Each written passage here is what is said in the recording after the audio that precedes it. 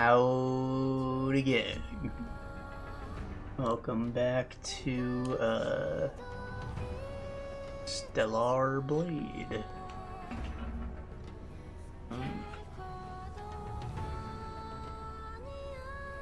Think? No. Quite. There we go. Perfect. Okay, so we are out here in the Wastelands. Up to go on my map. We explored like over here. We got all these wonderful checkpoints, but we can't actually do anything with them yet because we never turned on the power, which I meant to do, but I'm an idiot, so I did not. Maybe it's because I was tracking this and ended up following this one, went the wrong way, but you know, we need to go like this direction. The power back on so we can enable fast travel and spend our skill points, which I think we have a lot of right now. 0. You lose them all when you die.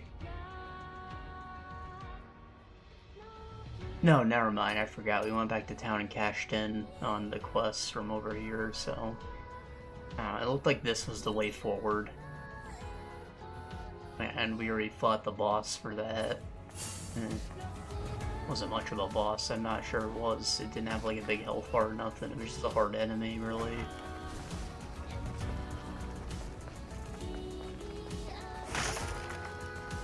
But we won't begin that for a little bit. Ah, fuck. As always, it's been like a week, so give me a minute to get back into the groove here.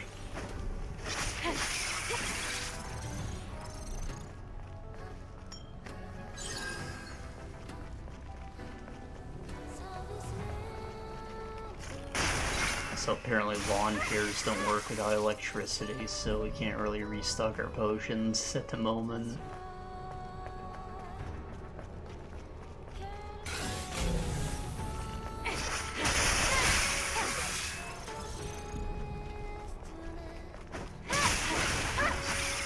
Maybe it's a good opportunity to use the consumable ones that I have, because I'm probably fuck that up.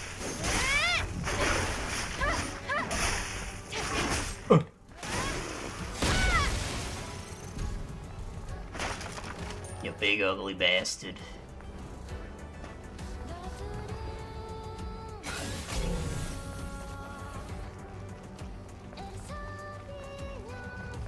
Jeez, I've kind of got a lot to talk about. I've got at least 2 games. Oops. And a couple shows I caught up on. And then, this was like the E3 week, so we got like Xbox Showcase, PlayStation State of Play, Summer Games Fest, a couple other small shows like PC Gamer and Future Games. Like, there's just a lot of announcements to talk about, or at least new gameplay of stuff that like you've only seen a little of, maybe like a little title splash screen before.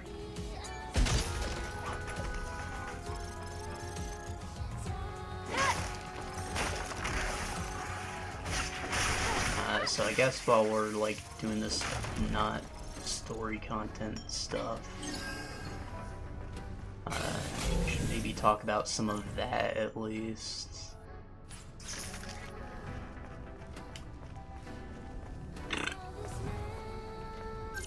So honestly, I wasn't too like enthused with most of what I saw on the first few days, really.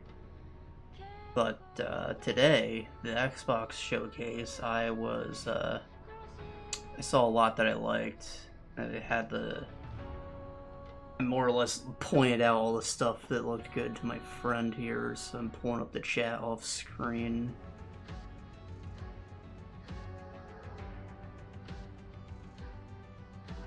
Alright, so... there's... Persona 4 Revival. You guys know I really like Persona 4. We talked about it maybe 2-3 years ago when it got ported to PC.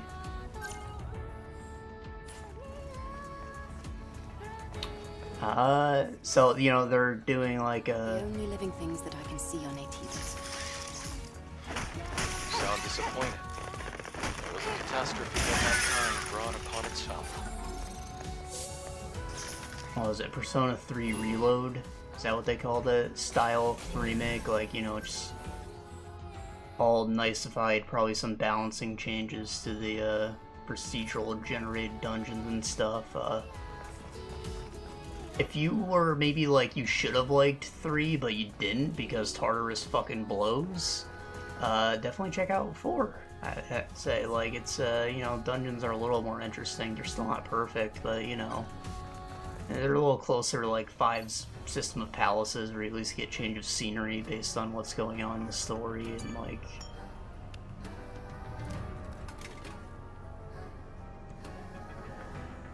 you know, there's good bosses, not just like upscaled enemies and stuff.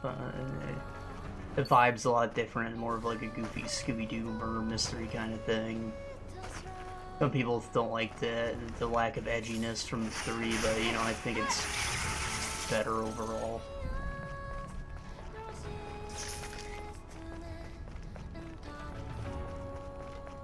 So, I mean, what they showed us in the trailer probably didn't really excite anyone. It's just like, okay, we got some different voice actors, and here's the guy running down the street, not even fighting anything. And the game's bloom looks pretty intense, like, it's extremely bright, everything's, like, very blue, which, like, the original was like that, but, like, you would think that was, like, an issue of the time, kind of like how Twilight Princess on the Wii has, like, crazy bloom, but, like, the GameCube version doesn't, because it just didn't support it, like... You're not a coward, don't talk about yourself like that. If you say that one more time, I'll kick your ass.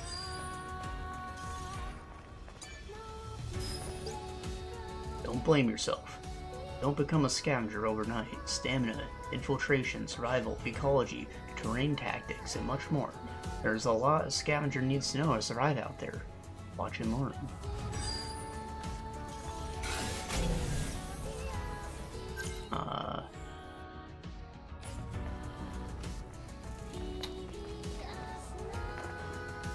What's weird is, you know, 3 and 4 were like in the same game engine, same sort of art style.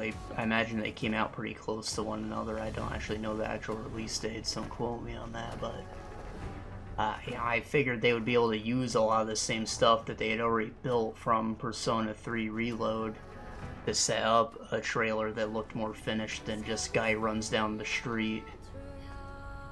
Because, like, it still had all the random enemies. It wasn't using Personas as enemies. There's just, like, the little arcana things, the black shadows of mass. Like, all those are recycled content. Like, it should have...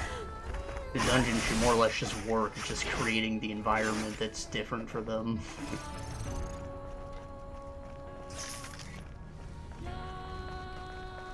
You know what I'm saying? Like, I don't know.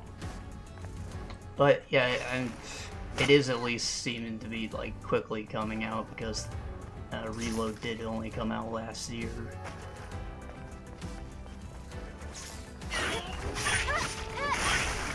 I don't know, I imagine it is probably a lot more further along behind the scenes. I just don't know why they gave us such a rushed feeling trailer.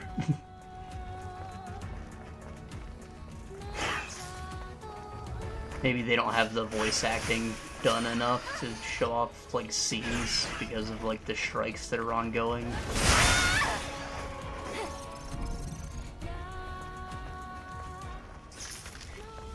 But, yeah, I hope for the best. I think 4 is a pretty good experience. It's a lot more doable than 3 was.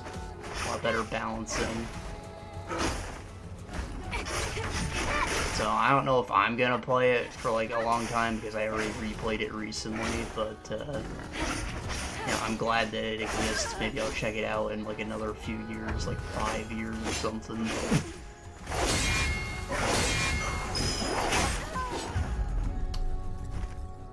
forget which one you're supposed to do on the blue again. This happened just before.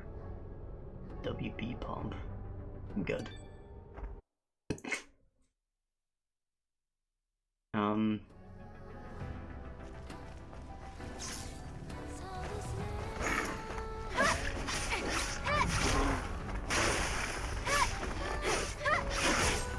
You know, they kind of said the same thing about, like, Persona 3 when Atlas released those. They, like, ported the originals to Steam, and then they're like, oh, wait, a couple months later, we're doing Reload. Like, I feel like you killed off a lot of your audience, unless you wanted them to maybe drop the original and wait for Reload after they've gotten a taste of it. Like, it was a weird marketing strategy.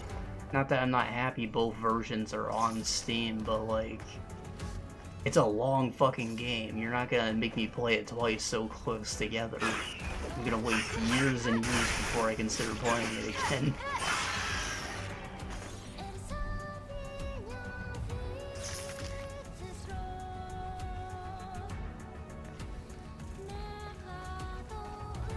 Jeez. Another one I saw, Super Meat Boy 3D. It looks cool, looks fun. I haven't seen Meat Boy in a long time.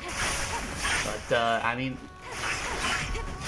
because it's not 2D, I think that it feels like a bit less claustrophobic. The levels look like they were, like, fun, like Sonic levels that are more open. There's still chainsaws and shit everywhere, but, like, you know, they look a lot less intimidating. I mean, that could be good. I'm sure it's still gonna be hard as fuck, but I don't know, it looks fun. I really like the look of it. Hope for the best.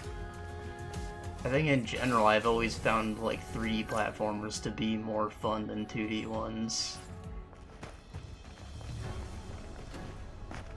Like even when they're trying to be difficult, they're just like easier.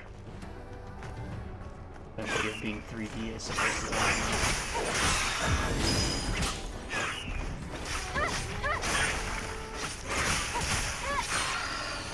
I feel like we haven't seen anything from Nicholas in general in a while. Like, they just keep releasing different versions of The Binding of Isaac. Which, don't get me wrong, I love Isaac, but like, it's good to see something new from them.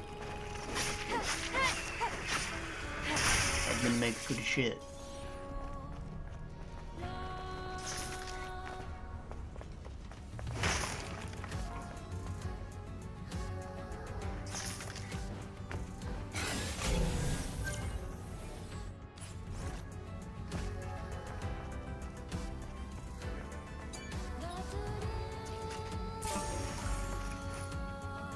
Diner pattern.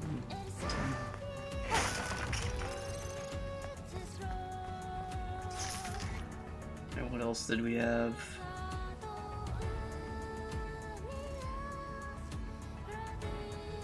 They showed like a lot of gameplay for something called the Mundang. It looked like some kind of Japanese Splinter Cell to me, but there's also like a second character that looks like some kind of pop star, like an idol, I guess. I don't know what her deal is, maybe like stealth without weapons. But, you know, the gun guy, the soldier man, he looked cool. And, you know, like, I don't think they make Splinter Cell anymore, do they? It's been a long time at least.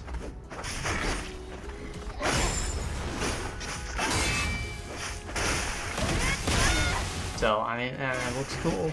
It was like Japanese as fuck. I don't think it has an English dub, but still the gameplay looked fun, so I don't care.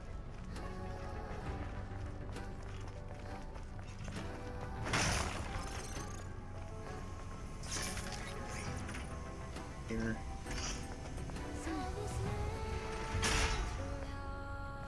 Freedom! Oh, it's a shortcut. Look at that.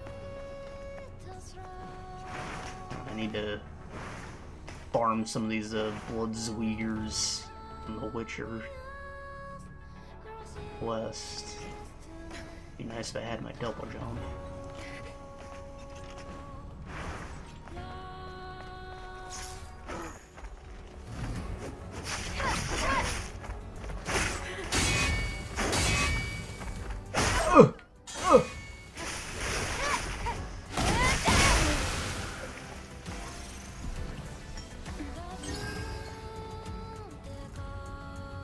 more list. There's a Plague Tale. It looked like it was maybe a prequel. I mean, I don't want to.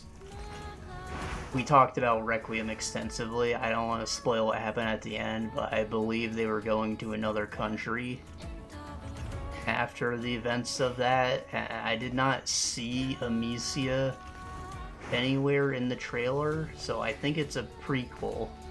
Like, it's called Resonance, the Plague Tale something, I don't know. Like, it looked like it was maybe like ancient times, maybe the first time the Prima Macula manifested.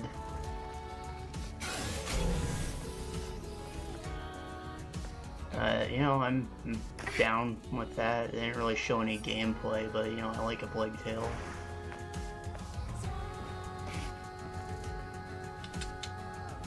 They showed a solo leveling game. I still haven't watched solo leveling. Like, everybody tells me it's pretty decent, except my brother. He checked it out and he didn't like it, but he's also not like super into anime or anything, so I mean, not that his opinion's invalid. I have a feeling that it's actually pretty mid too.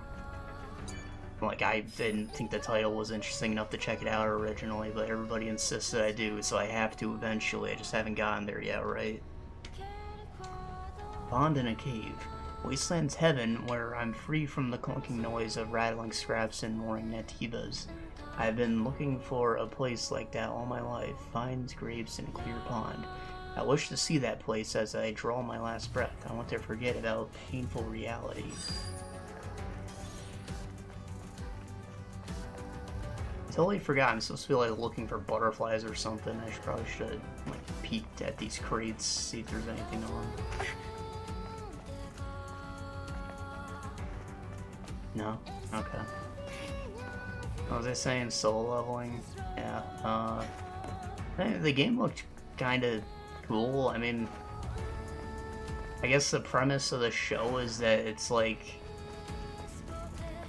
but it's Korean, right? So probably like Seoul, South Korea, right? There's like portals opening up, and people go into these for fat loots and stuff, like normal ass office workers and shit. They go in there, they pick up a sword and fight things, and they can level up, or maybe only the protagonist can level up, or like there's, you gotta like do shit or you get punished whenever you level up. So you like get to keep your power, like then you gotta do 100 push-ups or some bullshit. I don't know. Again, I haven't watched it. I don't understand what the show is, but I don't know, the game itself looked like something. I couldn't really tell what the core loop was. Like, I saw a lot of like boss raid kind of things going on, like talking like 8 people fighting one big monster. Like maybe this is a Monster Hunter clone or something like that. Maybe it's an MMO, I'm not sure, but like, I don't know, it looks stylish, I guess. Flashy.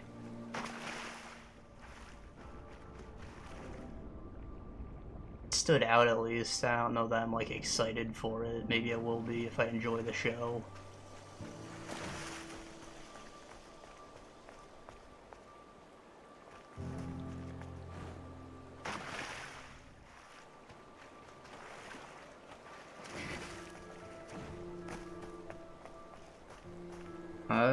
And speaking of Monster Hunter, there was Beast of Reincarnation. The combat looked like Sekiro, but then I saw just like the person fighting a bunch of big monsters, so like looking at what I saw, I got maybe Monster Hunter vibes from it. Like, is it Monster Hunter with Sekiro gameplay? I mentioned it to my friend, he also said something about roguelike, so maybe it's all 3. I mean, that could be cool. I'll keep my eye on it. That's another game that I didn't think had like an English dub, but something that's like just combat focused is not really that big a deal. Not that there's anything wrong with games being all like in an authentic language that works totally, but if you're trying to like sell a story to a Western audience, you're better off translating it.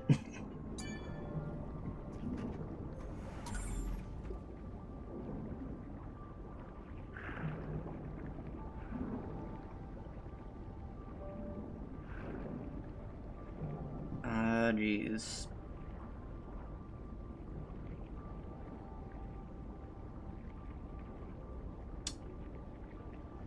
They had a weird game called Animo. I couldn't tell what the fuck it was.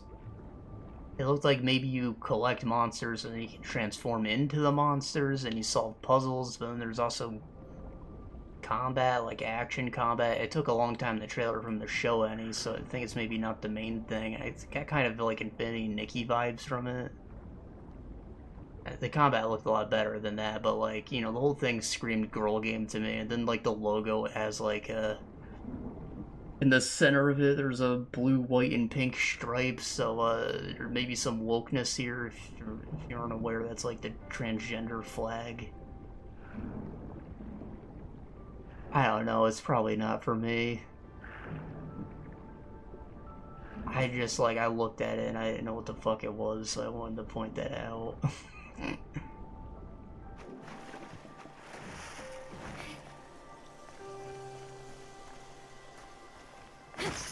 I don't hope for anything to fail, but like that one wokeness might get people to flop it. I'm guessing this is like quest related, I just can't grab these right now. Unless I can maybe shoot it down. Try that.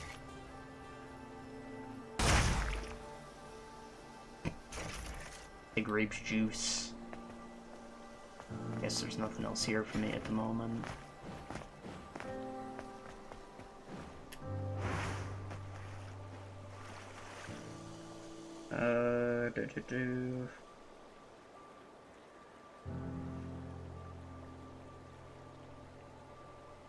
And I did like a quick list of stuff that like we've seen before, but they finally showed more of, which was price.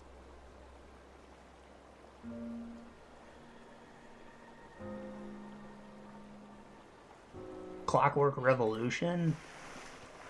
They showed like a little cutscene of it before, and I knew that it was going to have like some time manipulation bullshit in it. Like you can go into the past to change events in the future. Maybe like a Majora's Mask situation where you do this on repeat until you get things the way you want. I don't know exactly how that's gonna work, but the gameplay itself looks kind of like Fallout-ish. Like there's seemingly build your own gun kind of things. Everything's very steampunk with robots and shit, like kind of Bioshock Infinite-ish. Everything's very British. I swear there's a guy who looks like Reaver Jr. from Fable 3 in there. Custom character, and it's got stats and shit, so it is an RPG. I don't know, the game looks really fucking cool. Like, my expectations were high already, just from what I saw, which was nothing before. Now I've seen a lot, and it looks great. I'm super excited for that.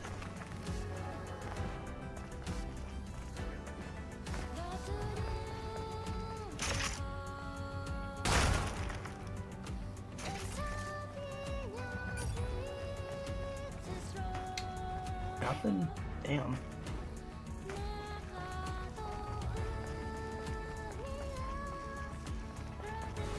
It just came from up there, right? Yeah. They showed Ninja Gaiden 4 gameplay. I'm gonna be honest, I never beat Ninja Gaiden 1. It's fucking hard. I've always wanted to go back to it, I just never did.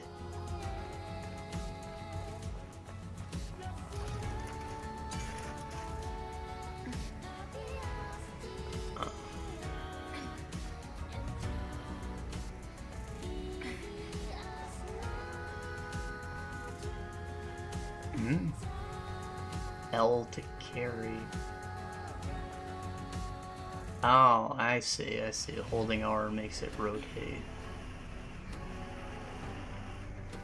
Yeah, it looked cool. It looked like it's made by Platinum. Not just Ninja Theory. Like, I swear I saw Platinum in the title, right? And the fighting looks like a Platinum game. Team Ninja is still working on it, so maybe it's just like a joint venture, but I don't know, it looks maybe more approachable. The combat's always been flashy, but I don't know, it didn't look like it was gonna be like masochism hard mode bullshit. And it's been so long since the third game that maybe it's gonna be a standalone story and I can just play that. And I don't know, I'll get around to playing them all eventually, or at least trying one again. I'm disappointed that they lost the source code for Black, because that's like the better version of one. It's never getting ported to PC. I need to like find it for the Xbox or something.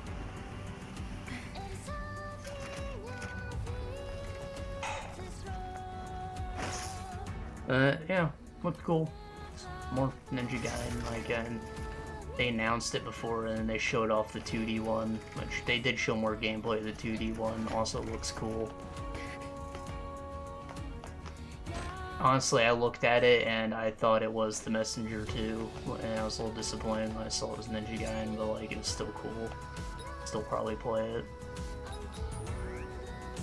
I see, so I need to activate all of these to open this box.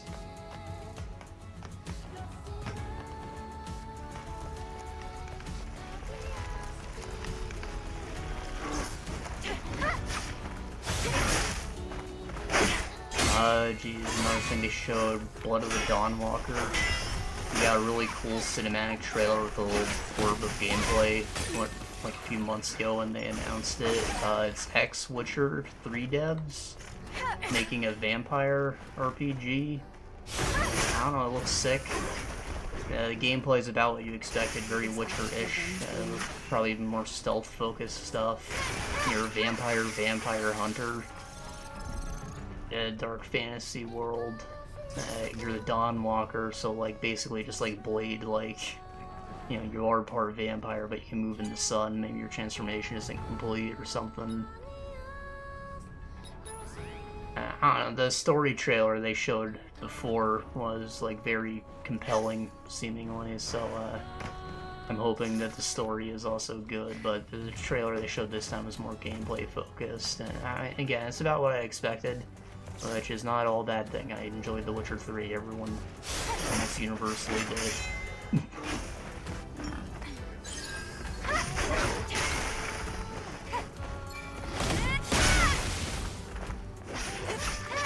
My only complaint, protagonist has Geralt's hairstyle, and like, come on, you can do a little better than that.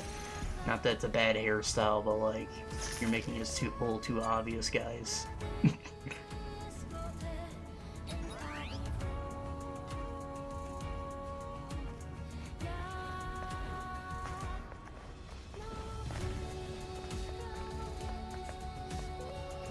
Jeez, I think they showed one more.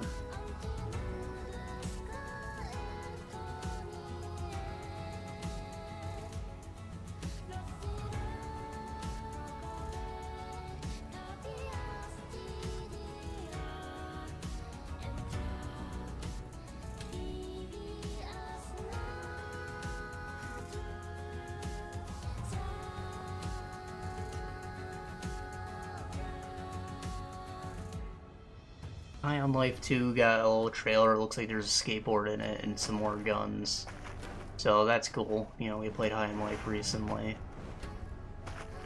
Obviously Justin Roiland isn't gonna be present. But, you know, maybe it being a separate game will make it matter a bit less. Like, there's a lot more Gatlians.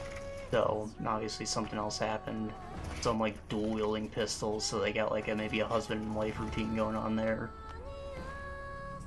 instead of just only having Louis. Could be funny. So I imagine he wrote a lot of the jokes in the game, so like the humor could suffer from his absence. I didn't play High on Knife, so then we'll see. How did I get up here before? Okay. Just works. They did like a whole direct on the Outer Worlds too. I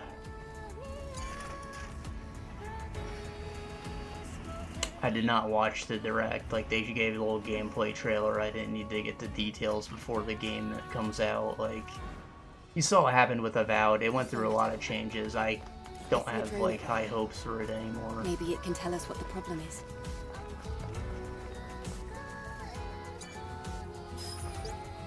Restart the solar tower? That's completely crazy. It's something more than a suicide mission. You're still gonna do it even knowing that? You're all out of your minds. Not that I didn't like the Outer Worlds, but, and it was alright. It could have been better, but it was fun for one playthrough at least. And no, the gameplay they showed did look good. It had a lot of like cool looking guns, good gunplay. It's like it's maybe a bit further down the line in the future. You're playing some like Earth Initiative agent, some, I don't know, something that wasn't around in the previous game. I saw something that looked akin to the BFG. It was pretty good. I like the BFG.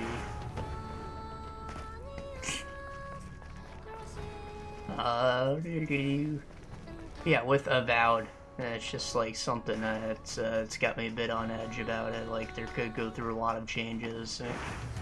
It at least appears to have been built as a single-player game from the get-go. Like NPCs in the towns are moving around; they're not just glued in place like an MMO.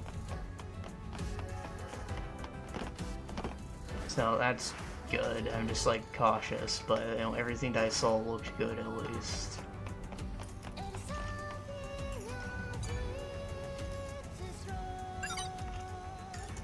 Beep beep. Hello. I'm Service 001. Standard service drone. Requesting administrator assistance. An error occurred in Solar Tower Orca A091078CQ. Reboot sequence status failed. Cover device malfunction. Requesting administrator assistance. The error cannot be resolved with the current service drone functionality. Stopping power supply to nearby facilities. Update, supply camp status, inactive. Administrator confirmation required. Hang on, I can't figure out what you're trying to say. Are you saying that the solar tower cover is damaged? Why does it need a cover? It's supposed to collect sunlight. Language capabilities limited. Cover device requires confirmation from administrator. Resolve error as soon as possible.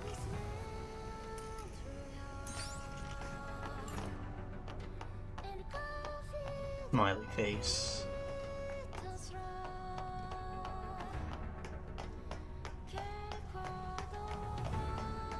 Alright, they showed more gameplay of Kronos rather than just a cool trailer and some information. You have to see some actual gunplay. It looks pretty cool. Looks kind of like a Dead Spacey, like you got like a... It's the one with the guy in the weird butt-face diving suit, right? Or you do like time travel to save people from the past and bring them into the future or something like that. But yeah, I mean the gameplay looked cool. It looked like very punchy weapons. I saw like a Dead Space stomp, very gory. I'll definitely check that out.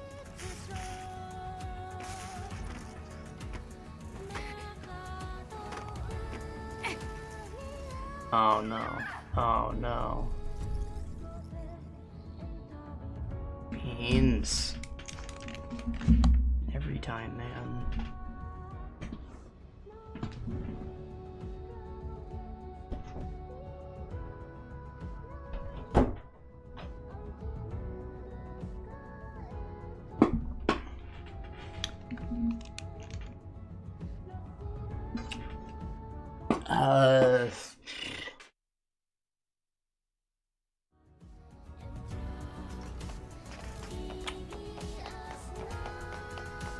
It kind of got overshadowed, but they showed off like the ROG Xbox handheld, like an ROG Ally with the Xbox OS, I guess. They said it was gonna like... It's gonna be able to play Windows stuff, like, you know, you're gonna have access to Steam and GOG, Ubisoft Connect, Battle.net, all that stuff, you know? and Xbox, and I don't know, it's just gonna have like an accessible handheld OS, I guess, and hopefully that comes to like PC as like a normal OS you can use too, because I think that Windows is getting like a little overcomplicated for a lot of people. I even hate Windows at this point.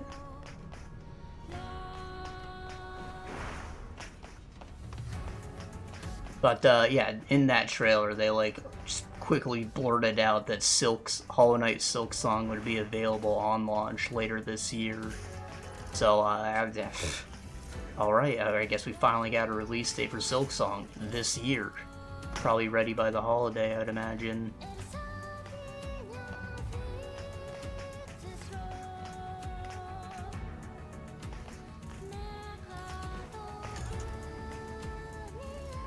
They named a couple other things to be ready on launch, but, you know, Hollow Knight's the one I cared about.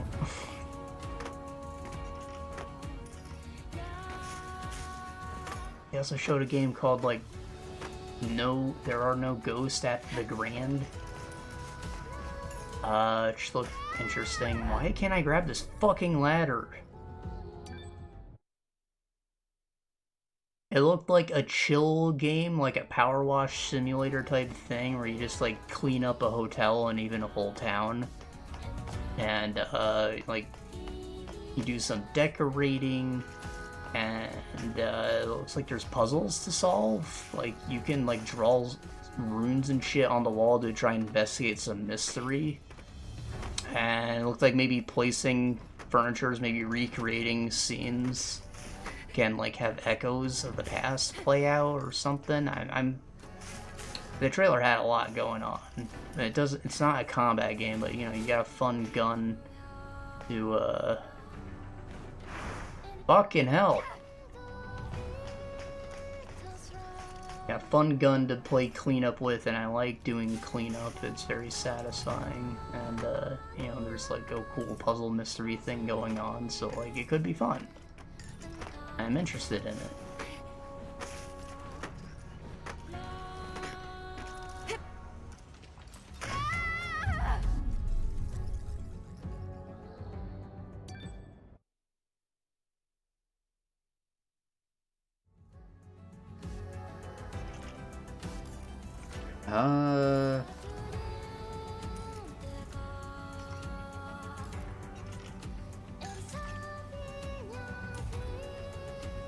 Yeah. If I scroll up some, we can get some of my thoughts from the Summer Game Fest.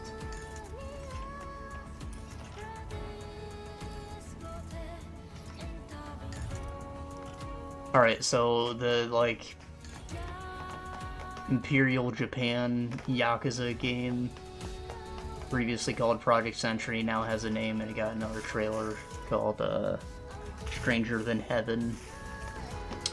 I mean, yeah, it looks fucking cool. Of course I'm gonna play that, you know, I like Yakuza.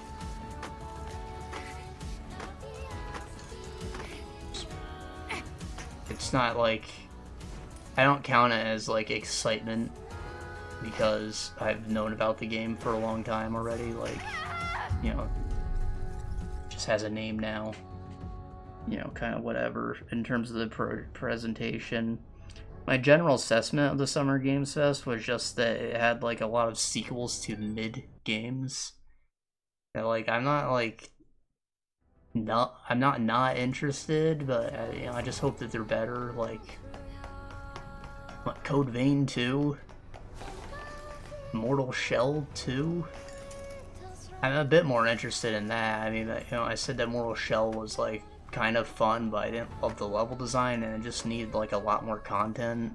I saw a lot more weapons and a lot more shell types. It looks like there's like more present story stuff going on, so I mean, that's all cool.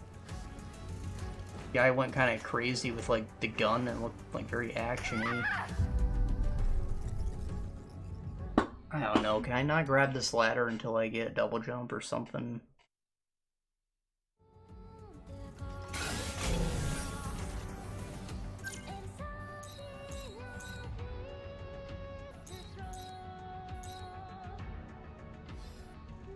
Hold on.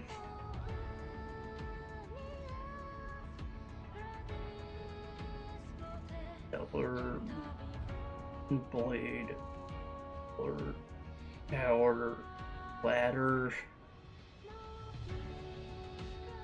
Everything in enjoying the game, but the ladder is bugged? Question. That's not the same ladder.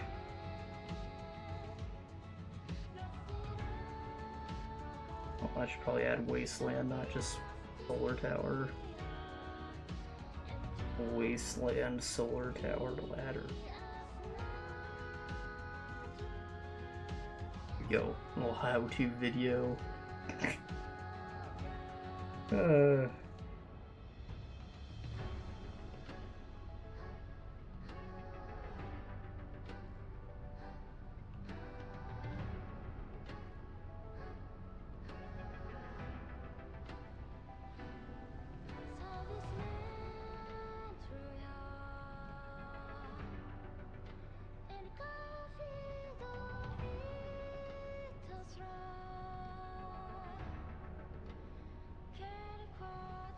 What the fuck? Okay, this guy, he's a nut job. Okay, shit. Let me go back to what I was talking about. The expansion for Liza P came out. They announced that there. I mean, I still haven't played Liza P. I have, what was it, Steel Rising to play, which has, like, similar vibes to Liza P, so I haven't got it yet. I'm going to play it eventually, but,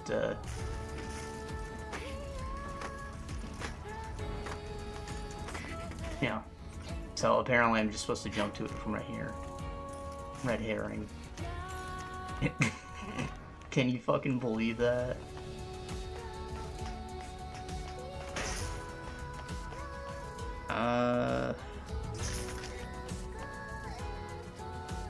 There's some Wu-Tang beat-em-up game. It actually looks kind of cool, but like, why do we have a Wu-Tang Clan game? I mean, why not? But also just why? I think it's kind of funny that you look at like Wulong Fallen Dynasty, like the sequel, and they're like, okay, what about Wu-Tang Fallen Dynasty? I don't know, like something like Shaq Fu was mid, right? And 50 Cent Blood on the Sand also mid, but it's also hilarious, so you know, it kind of gets a pass. Like, I don't know, is there like a good celebrity game out there that I don't know of? Aside from like, what was it, True Crime New York, where you get to play as Snoop Dogg. He was more of a bonus character, it wasn't a Snoop Dogg game.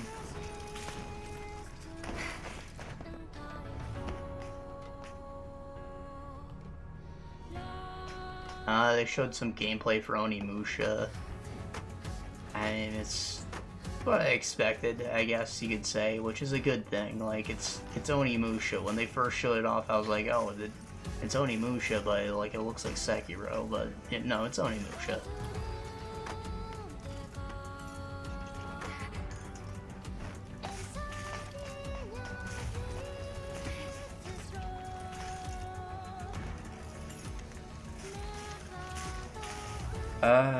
Jeez, Booba.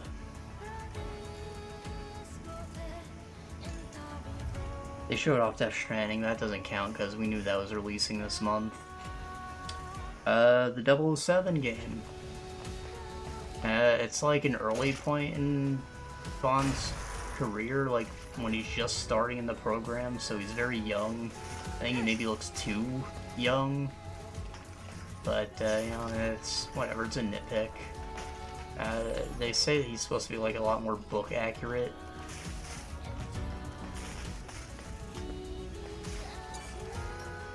It's made by IO, who does Hitman, so with that in mind, I imagine it's a pretty solid setup for just stealth gameplay. But the trailer also had like a lot of like cool Uncharted-ish action pieces, like car chases and shit, and like fun gadgets. I definitely saw a laser pistol. Looks like the service drone is stuck in the debris. And the game looks beautiful, of course, so I mean, I've got hopes. Got hopes. Hitman, it's like just a fun thing, but there's not really any story to it. If this is Hitman with a good story, I'm totally in. Thank you, Administrator. Thank you. System maintenance may now resume.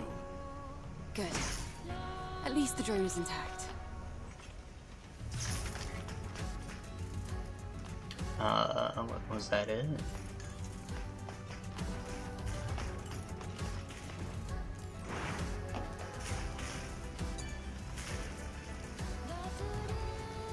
System is now all clear. Cool. Reboot successful. Ugh.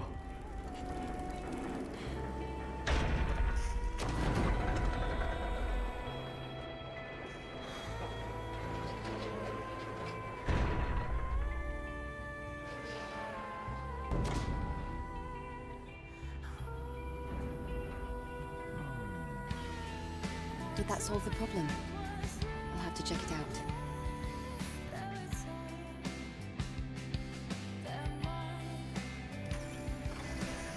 Woo!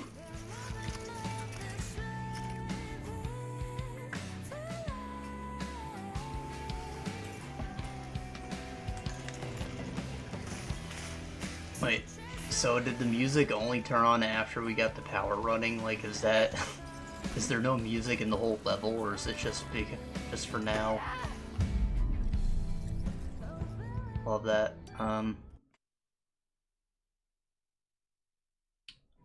Atomic Heart? I still haven't played Atomic Heart. I've heard it's got like some weird sex stuff in it, but was otherwise kind of mid. Yeah, I still intend to check that out someday, but yeah, you know, sequel. Sure. But then they also have a game called The Cube, which is apparently in the Atomic Heart universe, but is like more of an MMO. And it didn't really make that distinction, but it's weird that, like, you know, mid-game got 2 sequels at once.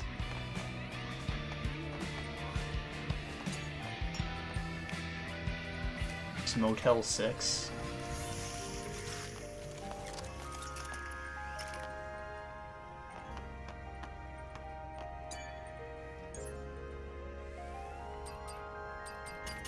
Exos. No.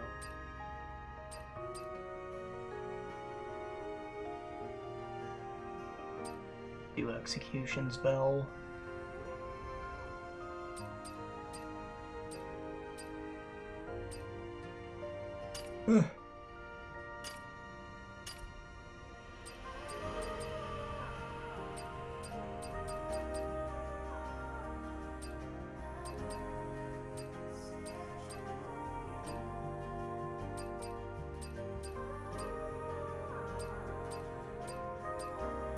Well, I can't craft a new outfit just yet, so we'll just switch to slut mode, right? Fun.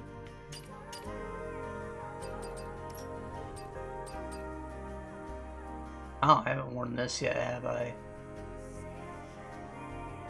It's kind of stylish. It's like lingerie, but you know.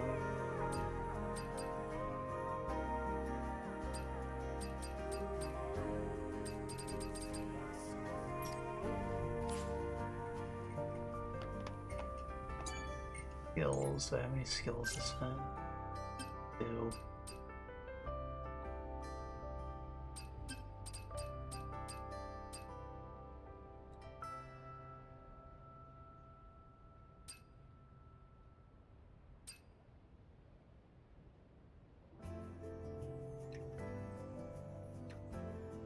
Sweeping attack. That's cool.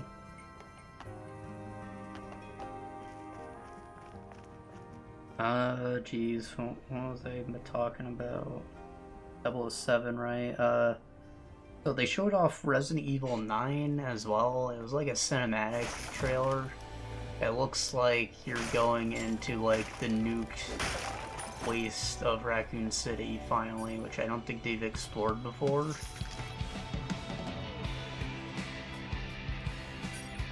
Maybe in like a side game they've done it, like Project Raccoon City or something.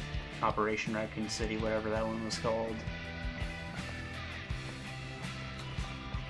But, I don't know, there's people are saying that Leon is going to be the protagonist, which, I mean, sure, who doesn't like Leon, but did they not set up playing Ethan's daughter like an enhanced superhuman in the next game, or was that like an expansion that came out for 8? I didn't play 8 yet.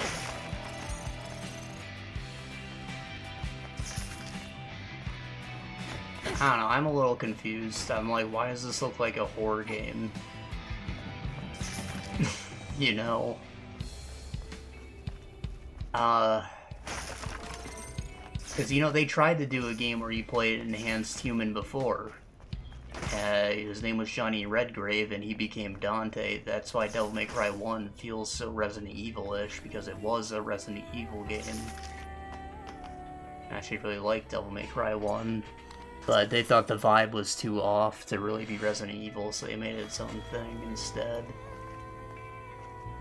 But, like, the whole setup with the fixed camera angles and running through a cool castle, and, like, you grab key items and run them all around somewhere else, and, like, the whole thing was a Resident Evil game, very clearly. Oh, I'm supposed to talk to the service drone, I should probably do that.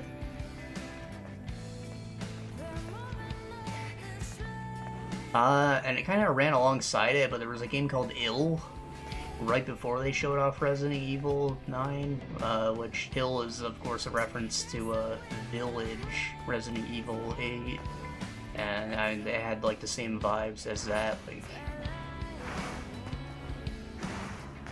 gothic setting, but then there's also robots eventually, like, you know, it's, you go all over the place. It looked very much a copycat of Village, so I'm curious if that's gonna go over well or not, but it looked alright, I guess.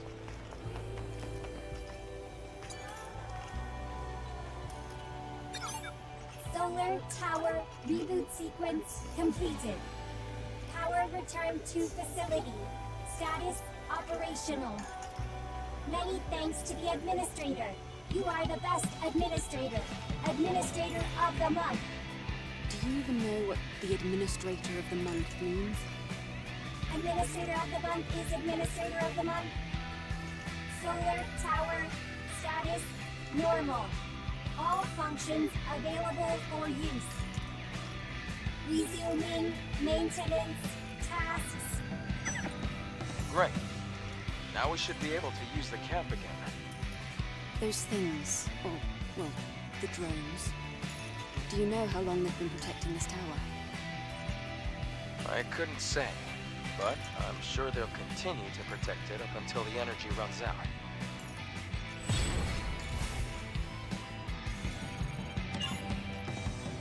Micro motor, microcoil.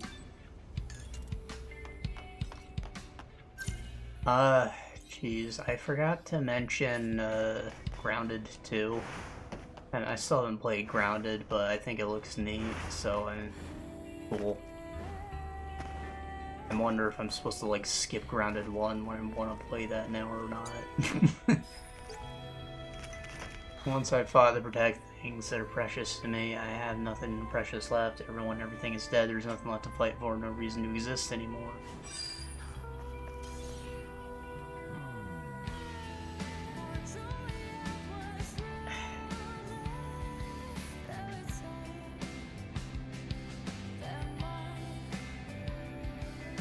It showed End of Abyss, which I guess is a split off of the people who made Little Nightmares. Because I looked at it, I saw a guy in a raincoat, I was like, oh, is this Little Nightmares? But you have a gun, it's like a top-down shooter, Metroidvania, and it actually looks kind of cool. I might check that one out.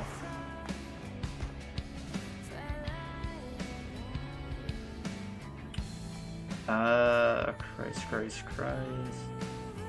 I think we're getting to the end of what I discussed with them. There was something like, I don't know, Sonic Racing. It's Sonic Racing, and it's alright. I probably won't play it, but, you know, sure. Got a lot of weird characters in it. Like, just general Sega characters, and, like, I think there's Nicktoon characters in it, too. Like, swear I saw like SpongeBob and Aang and shit. Like it's weird. And there's like another Nicktoons thing, like a Gauntlet kind of game. Which, I mean, I like Gauntlet. If it's good, I'll play it, I guess. But like, I'm a grown-ass man, so I don't know if that's like the vibe for me. Honestly, I think there's like a sect of people my age who are like stupid obsessed with SpongeBob still, and it's like it's a little grating at this point. I'm kind of starting to resent SpongeBob, even though I enjoyed him when I was a kid.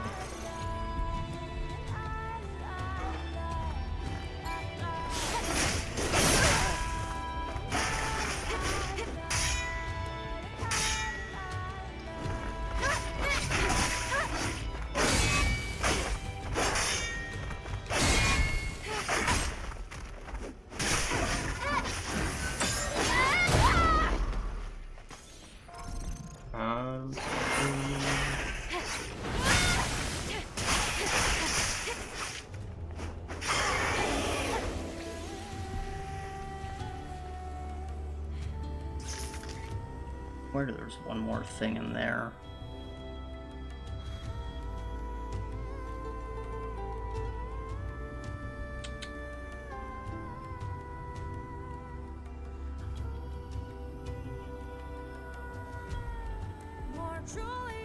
There's like an It Takes Two style game that's like Legos.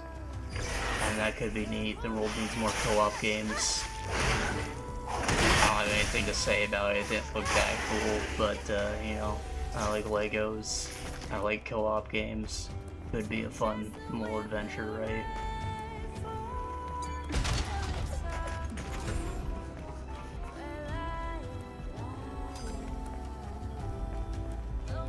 I forget what show it was at, but there was like Deadpool VR. Some people are upset that the voice is Neil Patrick Harris and not Ryan Reynolds. Ryan Reynolds made a video about it, actually. He's okay with it, you know, he thinks that Neil's talented and all. I just don't... I think it's a weird change. I guess maybe Ryan didn't want the role. Which is weird, because I'm pretty sure Ryan likes video games. Like, you know, he made that Free Guy movie with Jacksepticeye.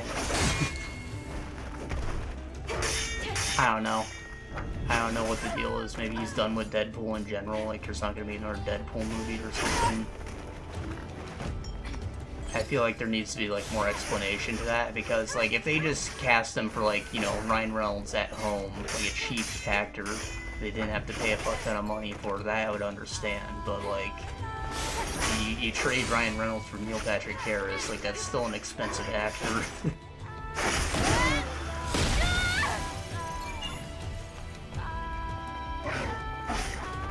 But, you know, I don't really play VR games like that, so...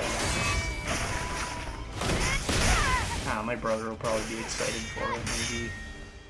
He really liked the Batman one.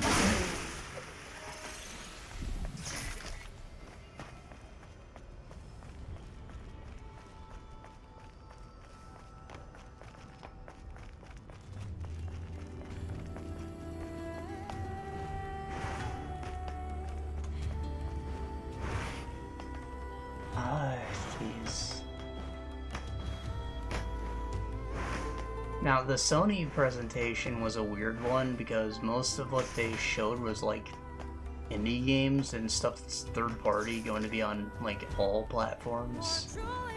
They did a quick little blurb about Ghost of Yotai. They're going to do a big presentation about that soon, but it was not a part of their thing.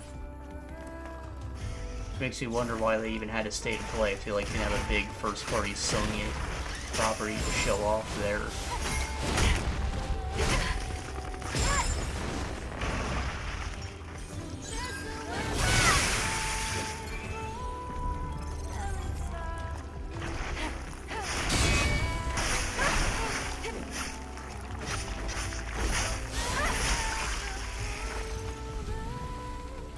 But they did show Pragmata, which is like some kind of space dad game by Capcom. Apparently it's been in development like a long time and like people thought it was dead. But it's coming out now. I've literally never seen or heard of it before, but it looks cool. I will play that. And I don't know, there was like a shitty QWOP game that looked kind of funny. I mean, the acting, your guy is like a bumbling idiot, and that's what makes it funny, I guess. Like, just bad acting, and the guy's a moron. Normally these, you know, QWOP, Getting Over It with Bennett Foddy, stuff like that, like, they're silent. Getting Over It had the narrator to make fun of you, but, like, they don't just acknowledge that the guy's an idiot. Even Octodad, the guy doesn't talk because he's a fucking octopus. Like, I think there's potential for comedy gold there. It could also be very cringe, though, so we'll see how that shakes out.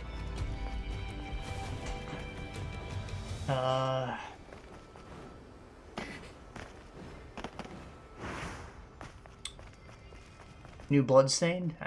Sure. I like Bloodstained. I'll play more Bloodstained. Why am I...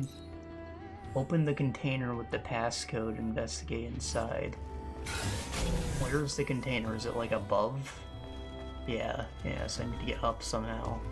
Uppies.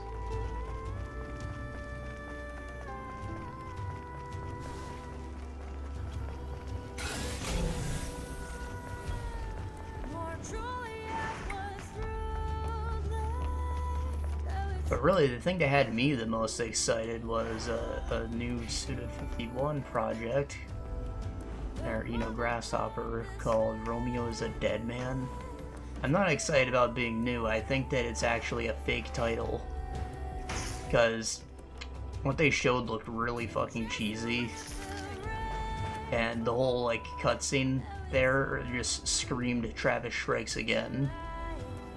Like, stuff that you'd see for the game trailers in that game.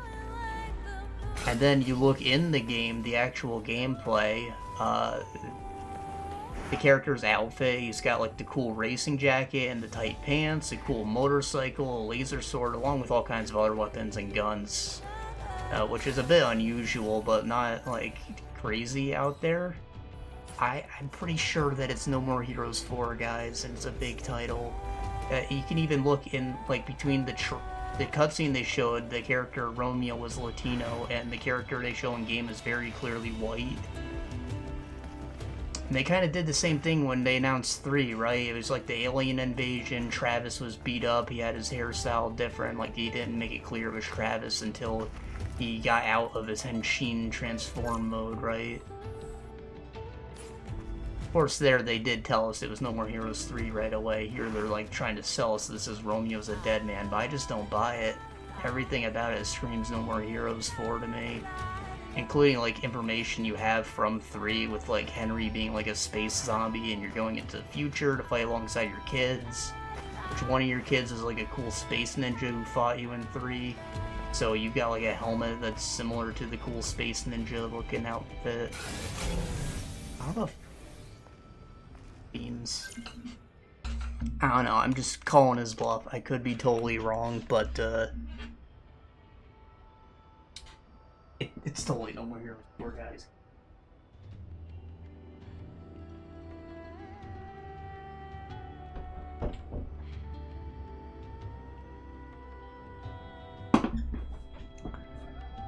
The gun's a cool addition, but my friend was actually telling me about the Blood Plus game, because you remember a few months ago, not a few months, it was like a year, like last December, I watched Blood Plus finally, and you know, I really liked it. He told me there was a game made by Suda51, and I was like, whoa, what the fuck? He sent me a video, and I was like, holy shit, this is like proto No More Heroes. Like, the gameplay loop of it was exactly like what you were doing in No More Heroes 3, actually. And like half of it you played as Saya, but the other half you had like an OC detective who has a lot of very Travis-like mannerisms, and he had a shotgun, so like, you know, the gunplay isn't like unheard of. That'd actually be kind of a return to form. And the game actually came out before No More Heroes. You can believe that. What the fuck do I get up there? maybe like I go around, right? That would make sense. Stop wasting time.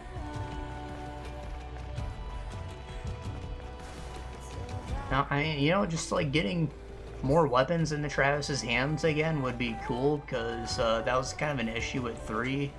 You had all the cool Deathman powers. That's another thing I forgot to mention. He calls himself Deadman in the game, right? Because he like got some injection in his eye to resurrect him after he died in the opening or some bullshit. Cheesy, alright? Too cheesy. In reality, in No More Heroes 3, Travis has become Deathman. He's like basically a superhero. He has all kinds of weird game powers, from, I guess, controlling an avatar of himself with the death drive in the CIA headquarters that he found in Travis Strikes Again. My understanding of how things are working. So, like, Deadman, Deathman, very similar. That's another hint to think about.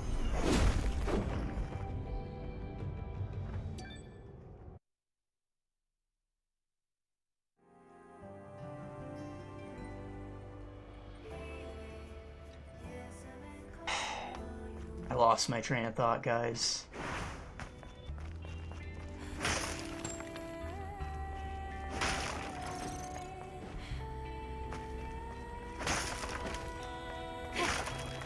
Right there, the weapons, right? So, you had all those cool powers, but then you only had, like, your one main weapon in No More Heroes 3, and that was kind of sad because, in 1 you can get different swords with different properties, and then in 2 you had, like, all these different weapons you could play with that were all very different. Like, you had the dual-wielding scimitars and, like, the big Darth Vader sword.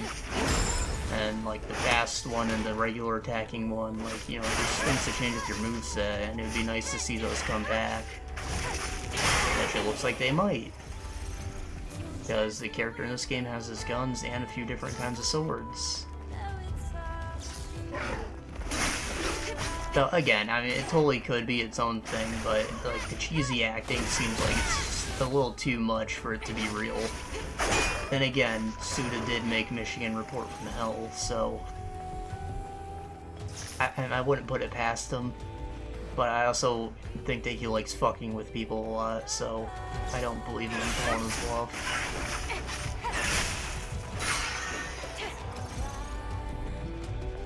And I haven't heard anyone online talking about it like that. Like, they all seem to believe they're just taking it at face value, and, they're excited for it. I'm like, guys, come on, it's a bluff.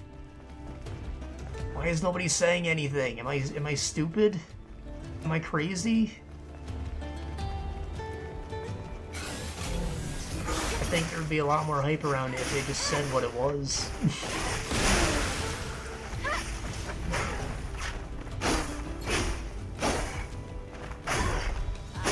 Holy fuck, that's a long chain.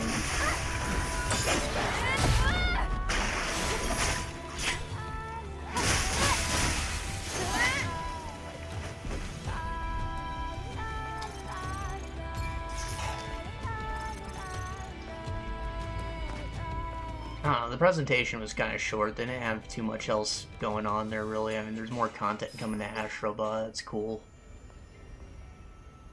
Mary, do you know why you're special? Because you don't give up. I failed you. You can succeed. I promise you'll live and make it to Zion. Thank you, Mary. Like, Queen of Scots?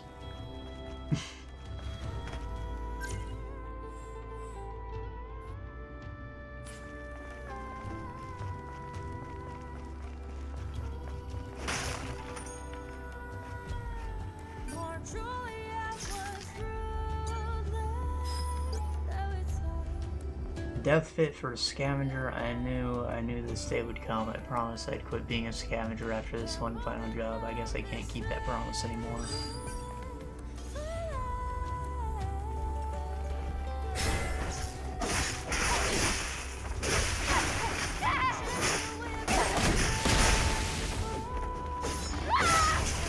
Fucking hell, man. I went for the charge and it didn't happen. Because I was in the middle of a combo, I guess. I feel like holding it should just override the combo. Those holds aren't really a part of regular combos.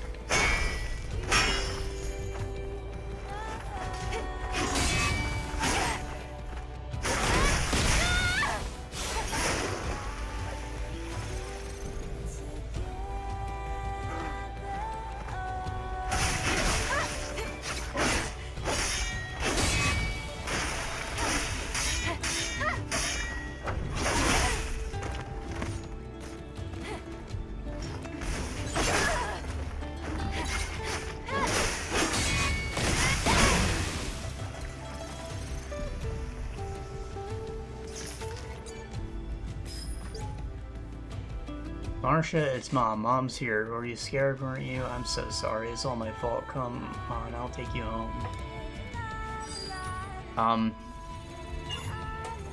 Another good example of Suda fucking with people was, he made, like, a video showing off, like, one of his artists drawing some cool skull demon monsters. But he was doing it, like, while looking at 3D models of a finished skull demon monster. And he's like, why are you drawing these after the models have already been made? Isn't that backwards? And the artist is just, like, awkward smiling at him, like, you told me to do it this way. And that was, like, low-key him announcing that Shadows of the Dam was being remastered. That's why he's, like, redoing concept art for monsters from the game that already exist. Like,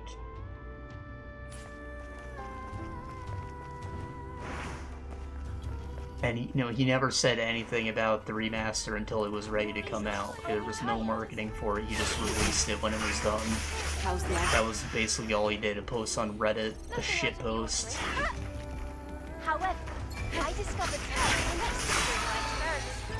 I guess he doesn't care about his success like that. The fans will play it. You'll be the first to know when I have results. Okay. I'll do it.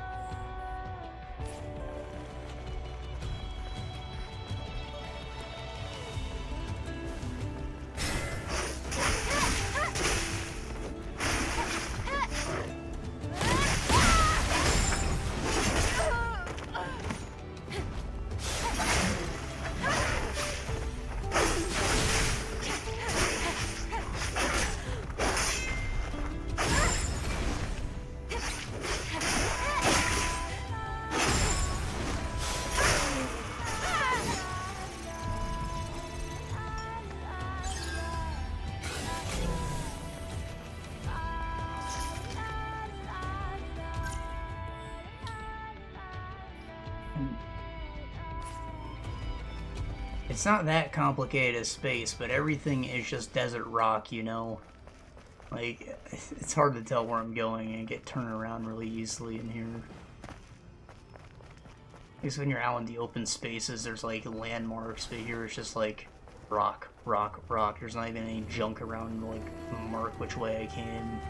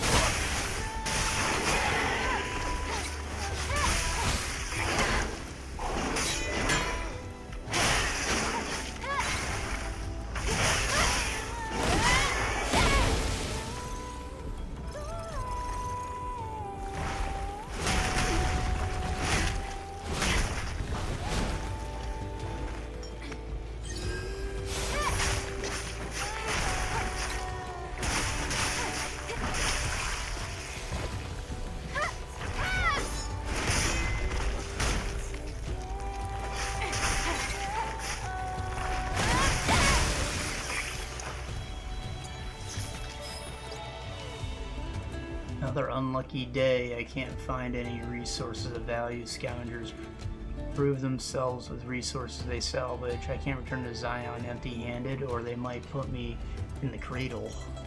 Oh no.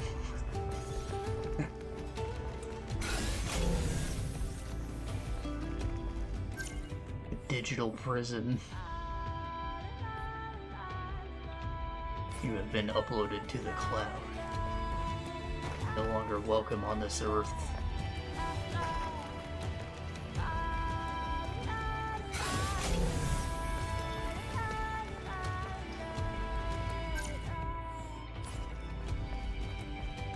The fuck? Where did you get here?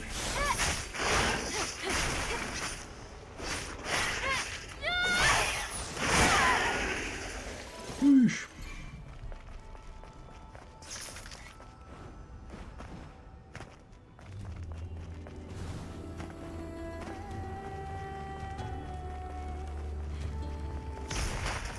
Okay, so I think I'm gonna lure him away because he's dangerous.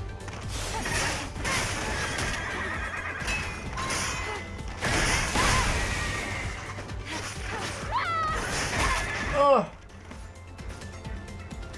Get up, bitch!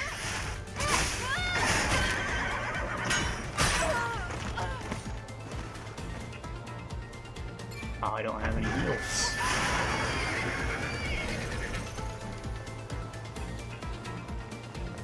Alright, 1 HP in a dream. Do it.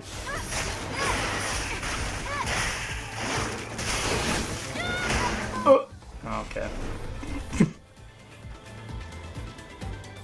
It's fine, the checkpoint's right over there.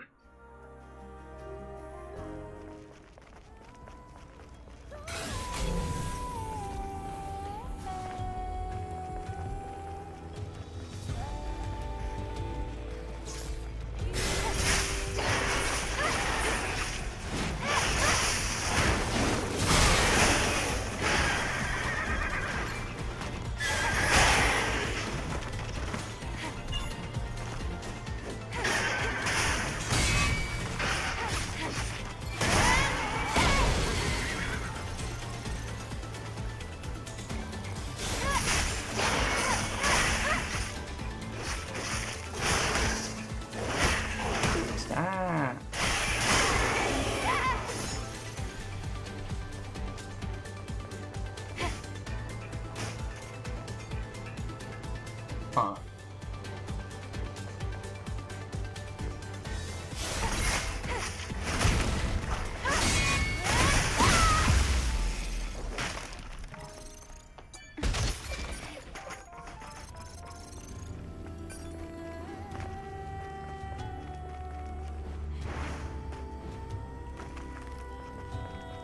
Oh, you know what? They did show off, I forget what it was called. It was like a water world kind of game. Apparently it's like a heist game, but like it's asynchronous multiplayer, so like the ghost of the previous player is going to impact like how people treat you while you were going about your mission in the town. The water world, I mean like the movie Water World, where like the world flooded and it's basically Mad Max with water.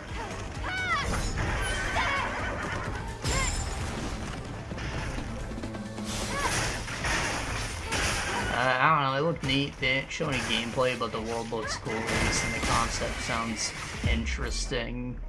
Hopefully it's like as interesting as it sounds, you know, not like underbaked or anything.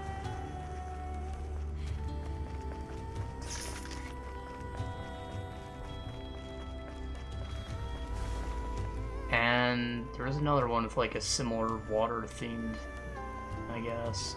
Oh, or these where the balls go.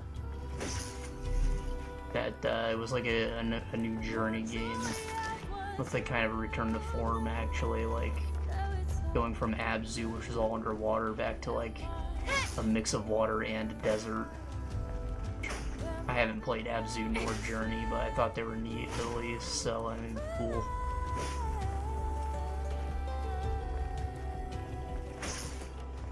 have Abzu on Steam, or my brother does. I could play it.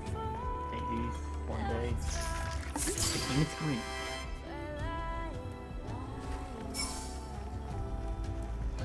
Soylent Green is people!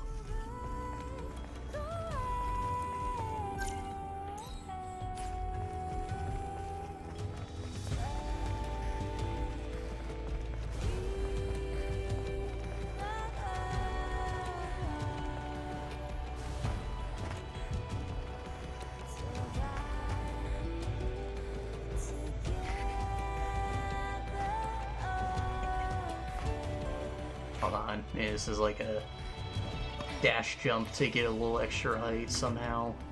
Yeah, like that.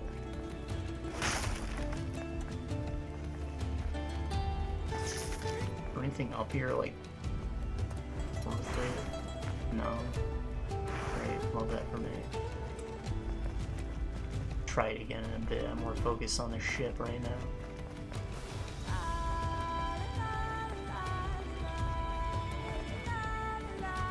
Alright, so with all of that, I think there's probably still some more show to come along, but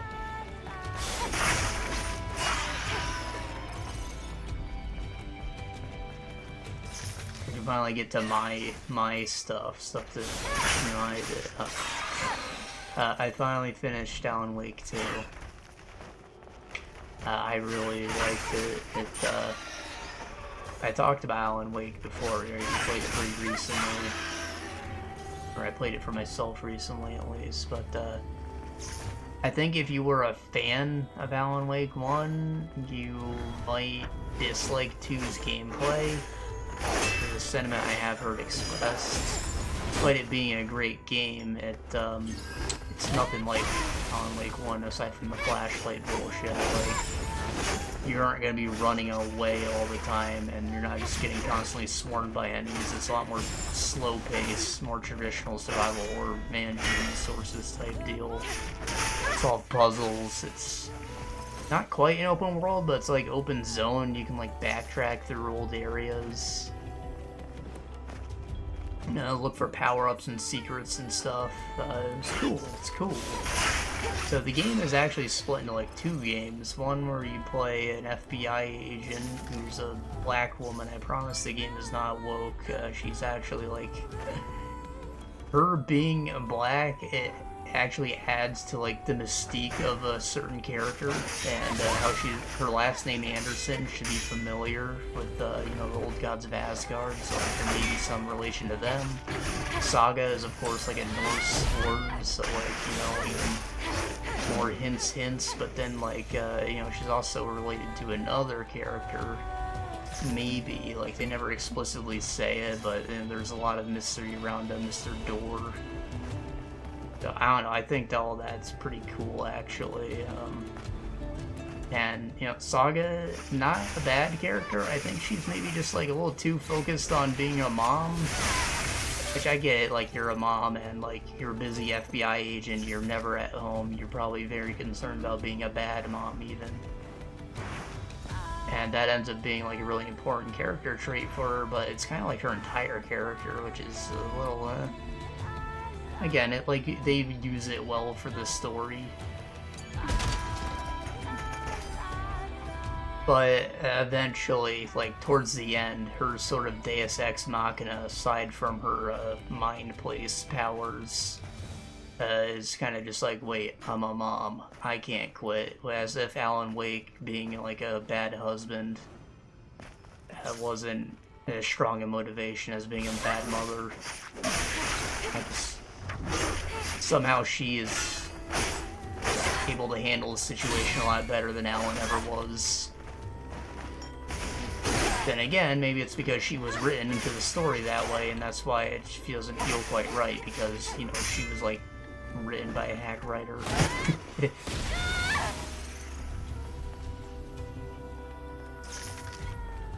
Yeah, anyways, the other game is you play Alan Wake trapped inside a dark place still.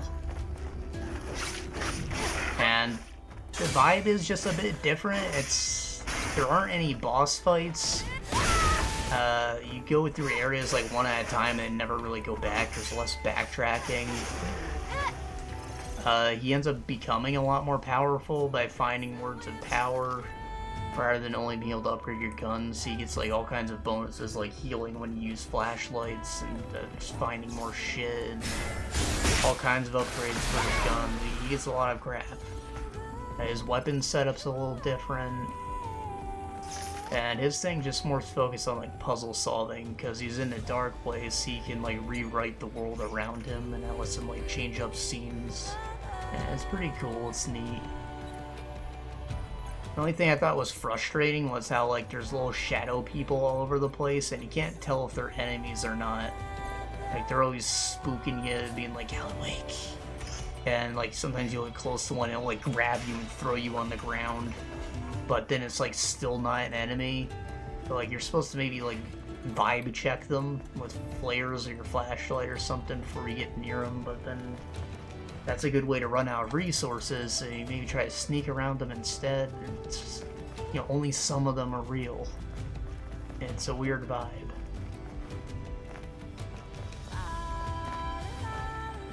Jeez. They do feel like two distinct games, and in the game they are two distinct books Alan wrote, actually. Initiation and Return.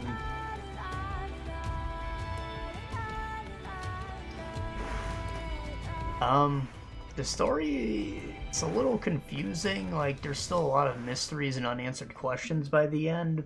Especially when you start to consider that multiverse stuff starts coming into play. And like Quantum Break and Control are also present here, as well as Max Payne being like a main character in the game. And Sam Lake is there himself in like multiple different forms. He is Max Payne, he is Alan Wake, he is himself.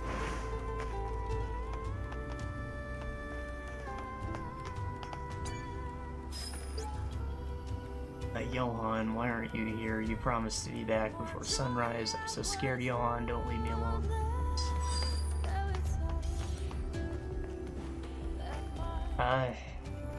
But I liked it. I feel like there was... It was a lot more conclusive. And a lot happened. It expanded the world of multiple game universes in a way that makes it feel like Alan Wake 2 is just a bad title, maybe? Like, I don't know what else they would call it. It is technically, like, that's the focus, but, like, it continues the story of a lot of different things in a lot of ways.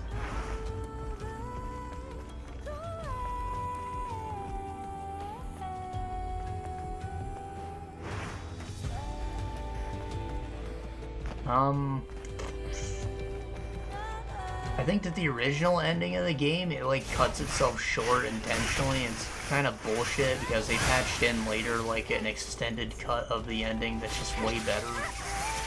But you have to replay the game in New Game Plus to get it. And in New Game Plus, there was just like a couple extra cutscenes and a couple extra manuscript pages to find. And, like, they do add like some extensive mind blows when you get to them, but like, was it worth replaying the entire game? I don't think so. Still, I did do it all in one go after I beat it. It took me like, what, 7 hours maybe to like speed run it, just going past most of the enemies, because I had most of my upgrades retained already. I didn't really have to go looking for anything. Like, Alan's section was easy because there were no boss fights. Saga's is a bit more difficult, but still not that long if you're running past everything, which I bet a lot of Resident Evil veterans are doing just that. My first playthrough though, where I like, you know, looked around and grabbed everything I could, that took me more like 30 to 40 hours. It's a pretty good length. Plus there's the expansions, which increased that, well, they added to it at least. I like how the expansions were implemented in the Deluxe Edition. The Night Springs episodes, which, you know, you find them on the TVs, they're just like weird sort of other universe versions of characters doing similar things in goofy ways, I guess.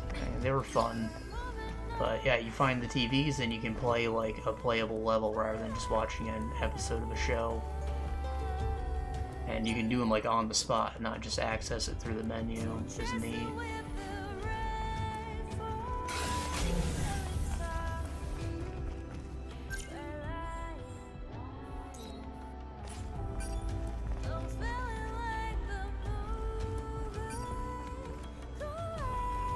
Oh, it said open the container, like it has to be this one, right?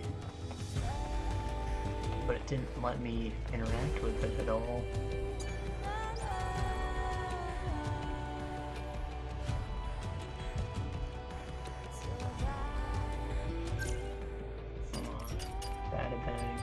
Codes,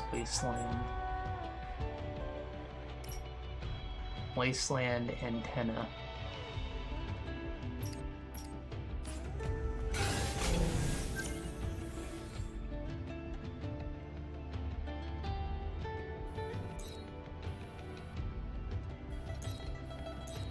Oh no, it must be for something else.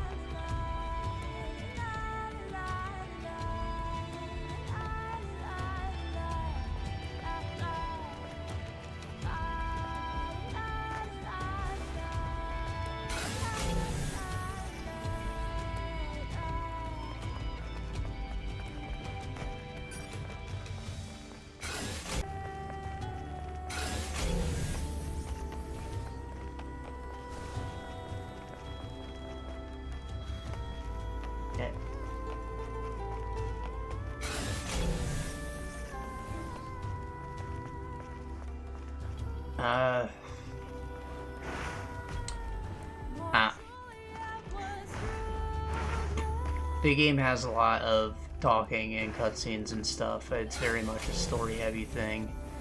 I would say that I liked it, but I can't really say much more than that without spoiling things. And I think it's like most of the reason that you would play the game. So I know it's good. It is worth it.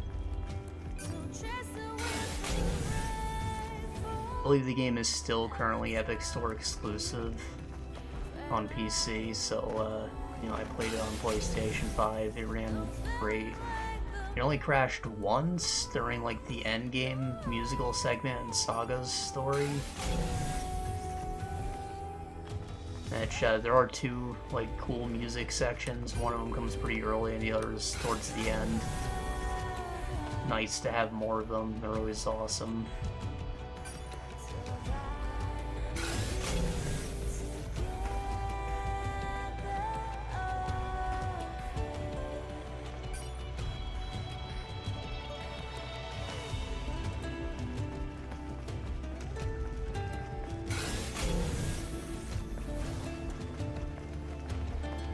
Did I leave a chest unopened somewhere? I don't remember it. It says antenna. Is that the antenna? No, it's the solar array.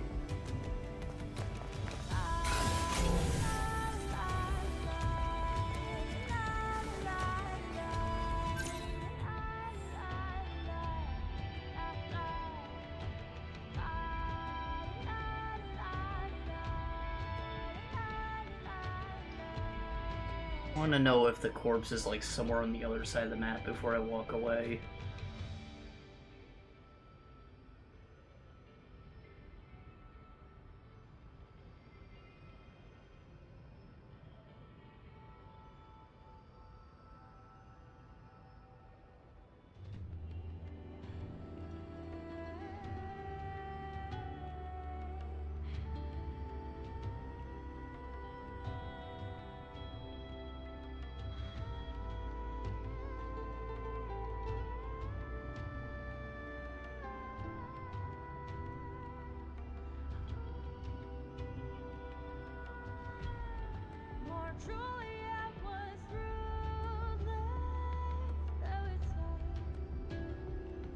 Okay.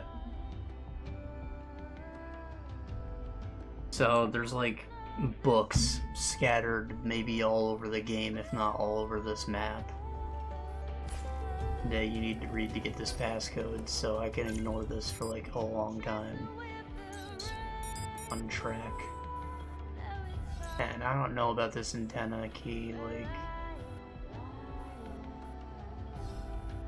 I don't know, I had it, I guess.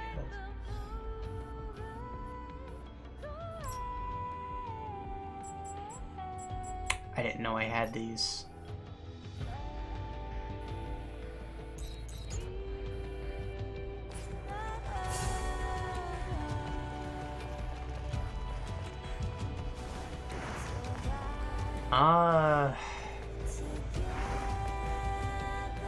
Anything to really say about the gameplay? I mean, you still just flashlight guys, and then you shoot them, you can dodge around. I think that on the higher difficulties, the enemies are like way too spongy. You do have a perfect dodge, so like, you know, you're kind of spongy too, I guess, but still, like, why does it take like 12 bullets to put an enemy down? That's kind of nuts, especially in a game that's trying to go for more traditional survival horror vibes. And the flashlight, it's kind of wonky. Sometimes it doesn't have the range that it should. Other times, like point blank, it will just fail you completely.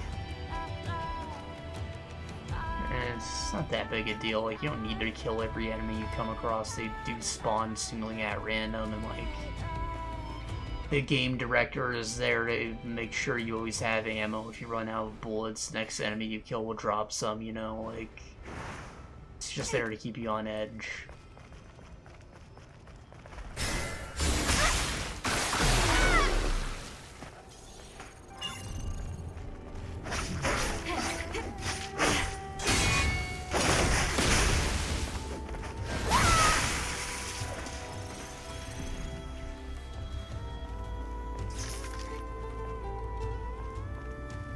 I think I need a double jump to get through that. Like, I need to gain more height.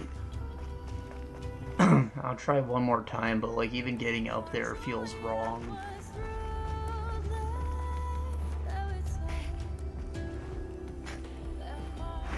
Maybe I'm even supposed to be like falling down when I go through that.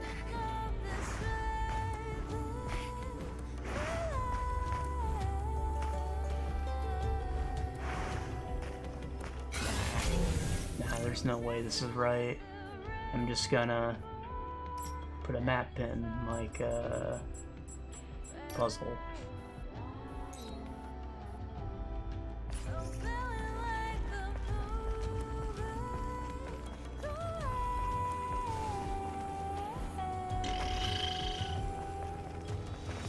Geez, there's also the Lake House expansion, which, again, they implemented in the main game. You get to a part where you run into an FBC agent, and she wants to tell you about what happened at their outpost known as the Lake House. And it's just like, do you want to hear about that now, or do you want to go to the menu and do it later?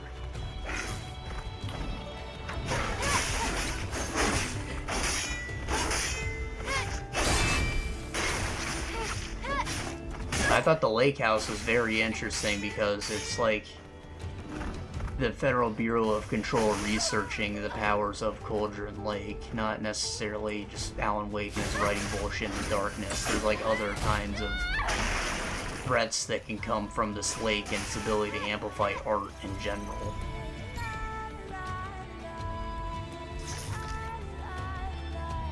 It also tells you how, like, confirms that the game takes place along the same time as Control, so the oldest house is kind of still in lockdown, and Jesse Faden isn't really the director quite yet.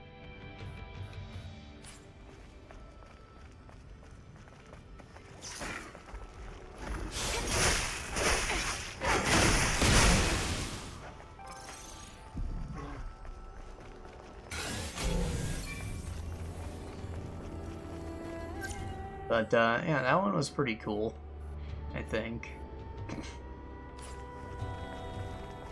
I didn't love Agent Estevez as a character, but, like, everything about the environment you're exploring was pretty cool.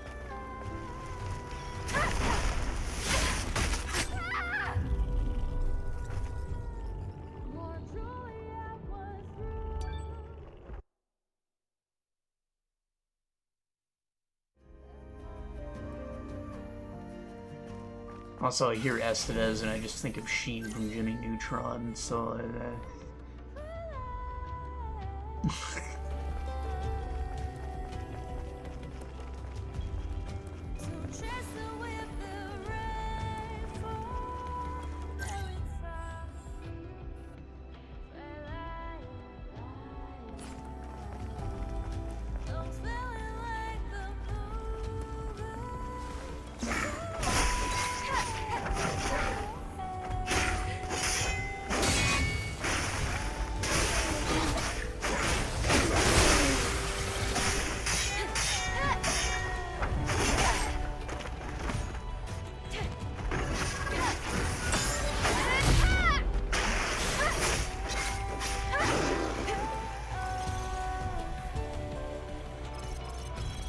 So, like, overall opinion, I'd say I enjoyed it a lot more than Alan Wake 1, personally.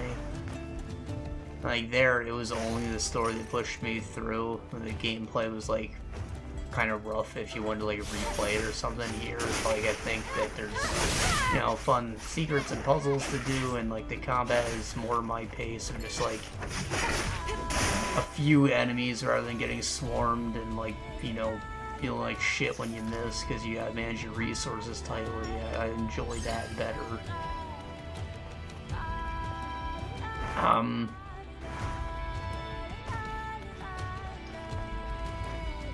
Though I'd be lying if I said that I didn't mostly play it for, like, the control stuff, the control times. I am more interested in control just in general, but...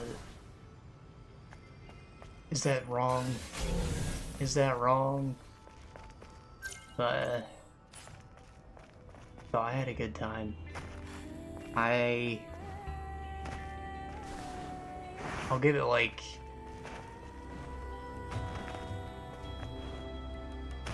an 8 out of 10.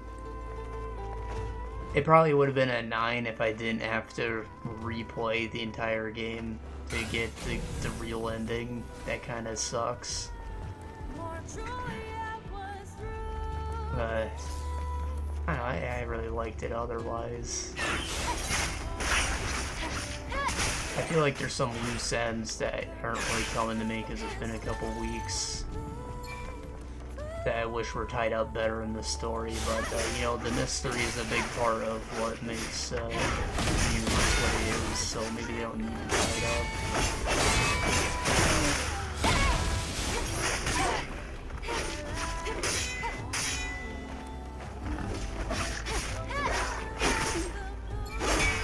And I do like, I thought Quantum Break was like just Microsoft owned. It was going to be its own exclusive thing, but they found a way to tie it in with like characters with other names, kind of like how they did with Max Payne being Alex Casey. Like, these are characters clearly from this other IP, but they have different names.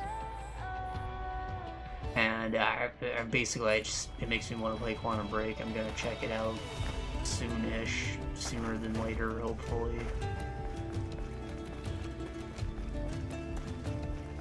And I don't have a ton of shooters in my to-do list, so, you know,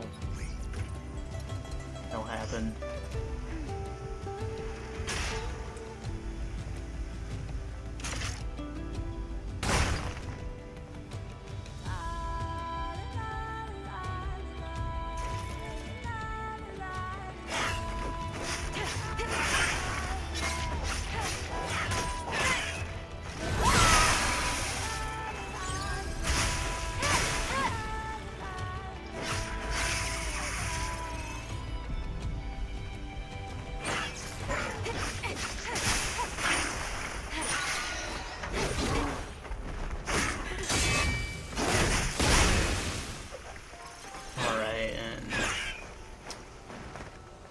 The other game, I played Knuckle Sandwich, a little indie sort of Mother clone, like, you know, Undertale style. You're probably not too familiar with Mother.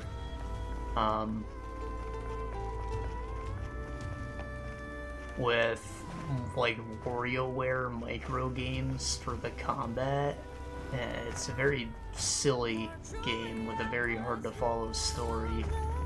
I had a good time, and it did kind of all come together in the end, but like it felt very like meandery up until the last act, and like, you know, it needed something to bring it all together, because until that point it kind of lacked like a driving force. Still, I think it's like a good thing to play in small chunks. It's always a good time at least. The music's fun, the mini games are all silly and fun.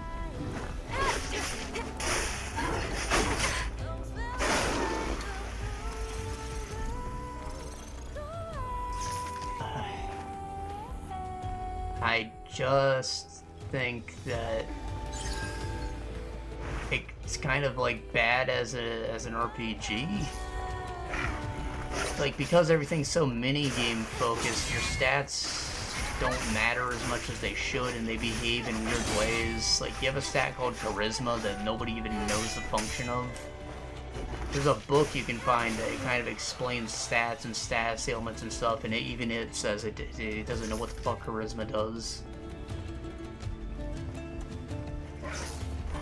Or like charms you can get to increase, like maximize the stat output you get when you level up for certain things, so I like maybe waste points putting them into Charisma, and like that's like a waste, you know? When you level up in general, your stats go up by a random amount on each one, so like it's entirely possible you level up and get 0 points in anything, and that'd be fine if you can grind, but you can't grind. Once an enemy's dead, it's gone forever, and there's a max level cap of 30 as well, which you'll hit like before the last act of the game, probably. Assuming you were farming everything like I was, because I was playing in challenge mode. Which is also a secret. The game has a lot of like esoteric secrets. Most of them are tied to achievements, actually. But to initiate challenge mode, before the first real battle in the game, your boss at Gorilla Burger gives you a knife, and you have to throw that knife out. And it's entirely possible you still have a weapon on you at that point, like the bug net, but you know, you specifically need to throw out the knife the boss gives you to initiate challenge mode and make the whole game harder. I mostly liked challenge mode. Like, every fight was pretty meaningful. It really forced me to get good at the minigames. And you can always, like, run back to a vending machine to heal yourself. You have to do that and save after every fight, basically, for the first few acts. And once you reach the mid-game, it kind of levels off, because there's, like, an exploit you can use at the fish and chips shop. You can buy chips, like the cheapest minimum chips, and they'll all increase your health by 5 secretly every time you use them. It's not in the description, but you just notice it. So you can do that to give yourself like a couple hundred HP, and like, you know, you're able to survive like at least 3 or 4 hits, and suddenly everything's a lot more doable. From then on, it's just like fun. I didn't feel like anything was too tanky. It just really forced you to master the enemy's minigames to survive. What I like about the minigames is if you like do them perfectly, you'll actually retaliate and it hurt the enemy. So like, even if your stats are shit, you can just do the minigames and hurt the enemy that way. But some fights are like endurance fights, and they kind of, you only really do good damage by countering a minigame. The way that your character does damage is very inconsistent, actually. So, like, I had the charm that maximized your attack growth on for most of the game, so I had very high attack stat, and I was doing about as much damage as any of my companions who did not have it and had much lower attack stat. It just didn't make sense.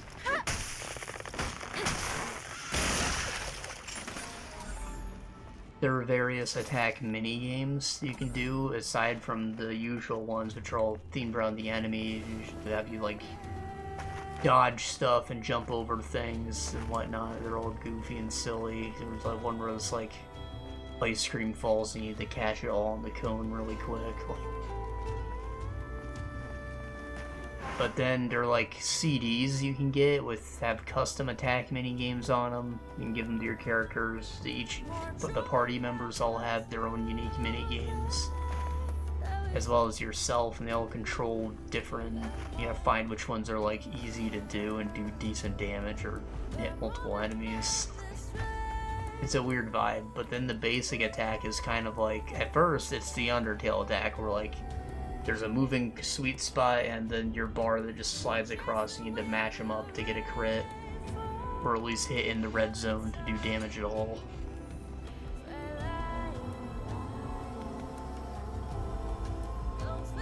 But then like each act of the game they add like a different mini game or another layer to it. So like eventually, instead of just one bar, now there's two paths that you have to dance between because there's bombs that'll hurt you if you touch them. And then there's another one that's like a ring that, you know, you do it in rhythm and you can basically attack infinitely, do infinite damage, but it does like 1 damage at a time. Which is weird, and there's one where like bars to do this rather than this, and like that one also goes infinitely. It's weird. The combat is very inconsistent and hard to follow, and like your stat growth is, it's hard to figure out what anything actually does other than health and defense. I definitely saw an angel. An angel was fighting. There was a group of nativists around her. It was amazing. In seconds, she dealt with all of them. Mother Sphere sent an angel for us. Mother Sphere would never abandon us.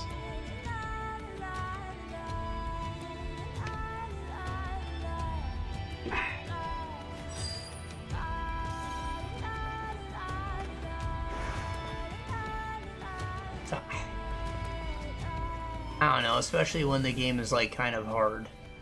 I feel like I should be able to understand the stats and kind of min-max things the way that I want, but like, you just can't. I think it's just kind of bad as an RPG, but like, it's fun, right? It's a fun time. The story is very goofy and wacky and kind of messed up at times, and like, the mini-games are all fun and goofy. There's a good variety of them. New enemies get introduced and have their own sets of mini-games.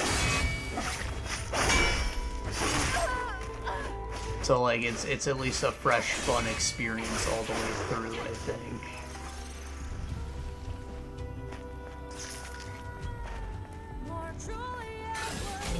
And again, there's just a lot of really fucky secrets and puzzles to solve if you're into that. It's all optional, but I think that you will get more out of it if you do them. It's one of those ones I can move. Okay, so where do I put it? Where do I need to jump up to? There, maybe?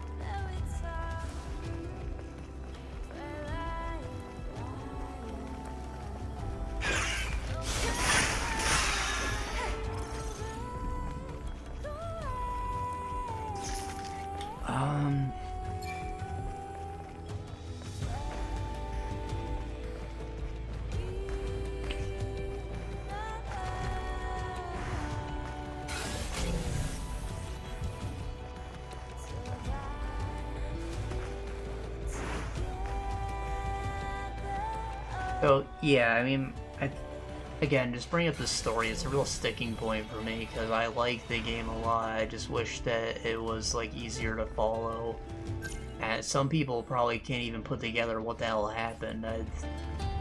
I've looked through the discussions, a lot of people just don't get it.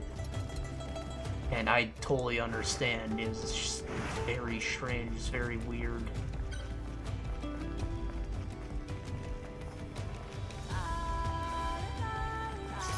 But I think I've got something to latch on to at least, and I had a fun time.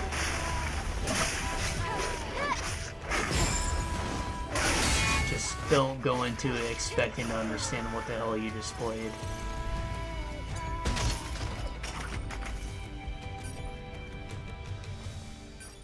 I'll give it like a solid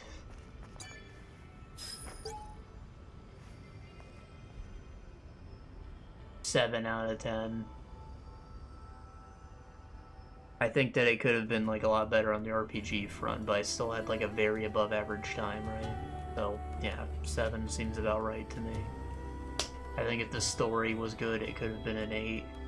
Not that the story's bad, but it's hard to follow, and I'm not entirely sure I did follow it correctly. I just, you know, we were tricked. The city of Zion doesn't exist. Let's go back to the Matrix. Okay, fine. Do what you want. I'll go find myself.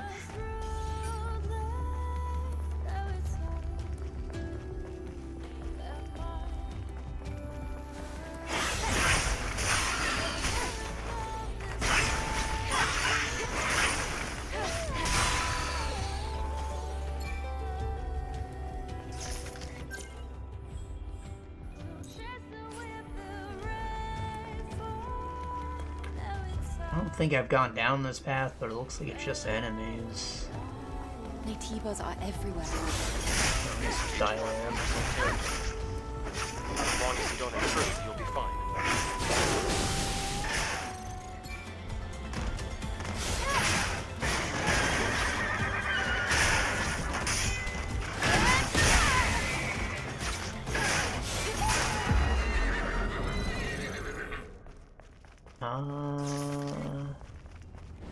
That's corpse. Oh, it's something. Not a corpse, but...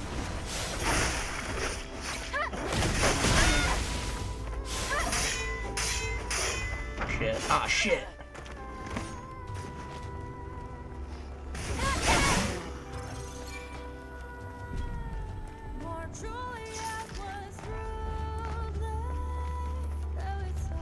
Alright, I gotta figure out what to do with that big box.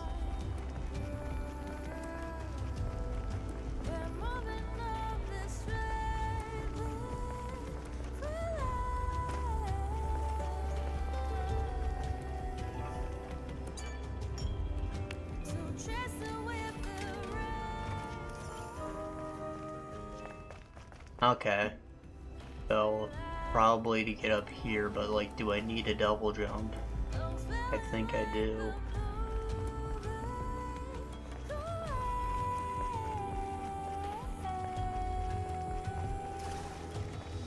I mean, I'll try, but I don't think I'll make any progress. Maybe I have to get up onto the tree rather than just directly onto the sign.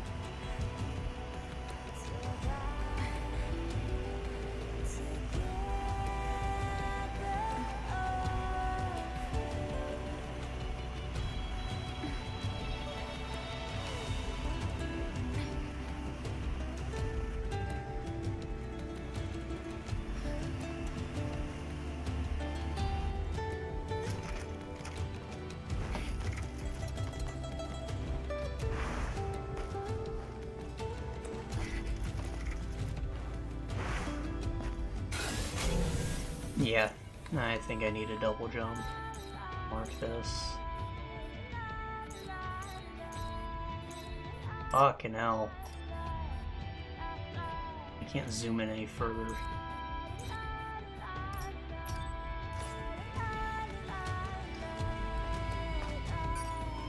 What did that say?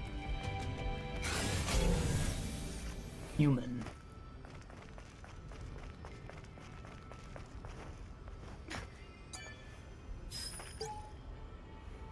No need to be sad. It's time for me to see my husband again. I don't have any more regrets. Let me go now.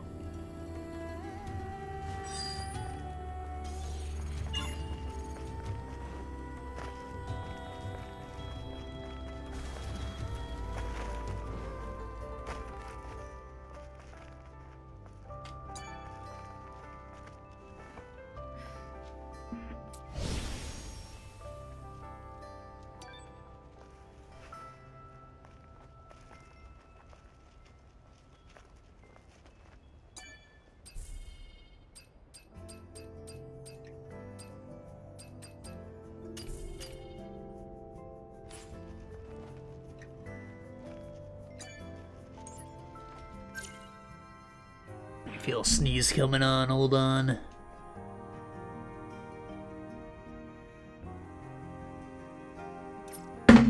Ah.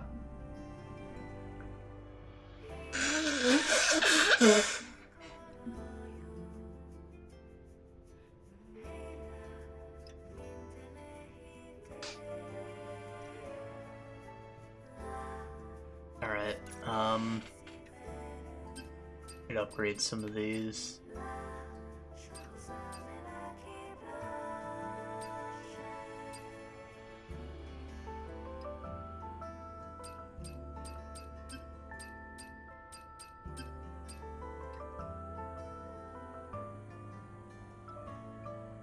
Recover energy when you use it, that's nice.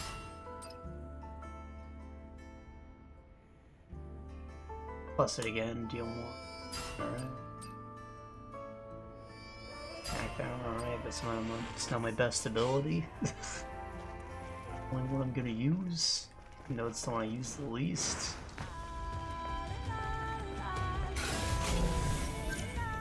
Okay, so I can follow this pathway to get my ass up there.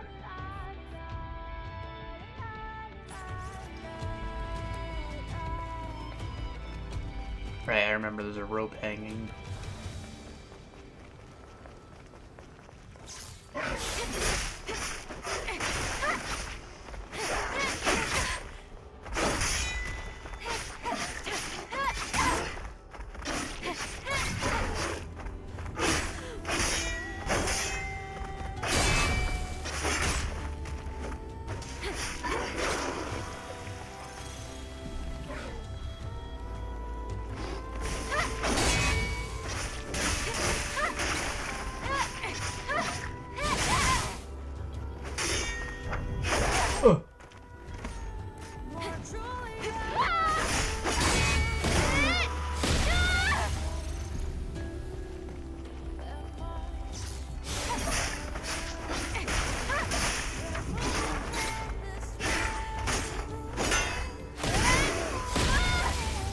That one's still pretty strong.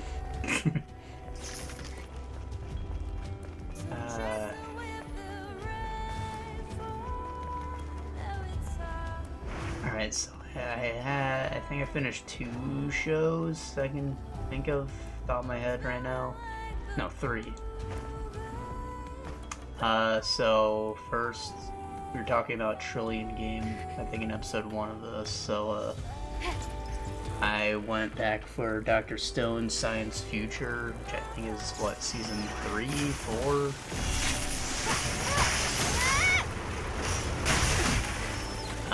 See, they took their bow and a small team over to North America, which I thought was a weird choice considering they're in Japan, like, why not go over to China, but no, they were going after corn, and America definitely does have a fuck ton of corn. So, you know, they went from Japan over to, like, California.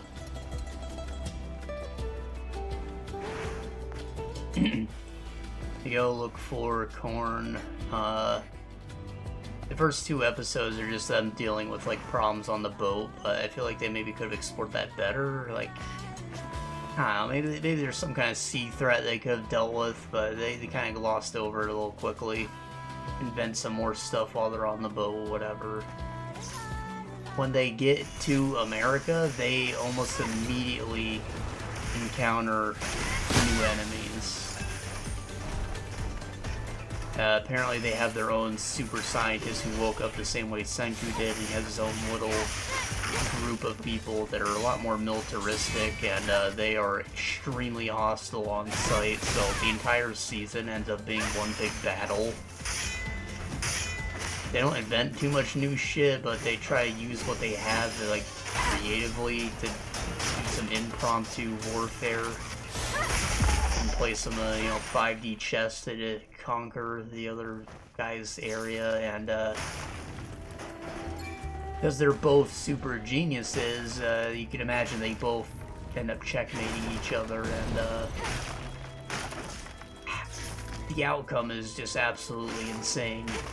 They're trucking on right ahead. Technically goal created, but like at what cost? A lot happened in a very short span of time.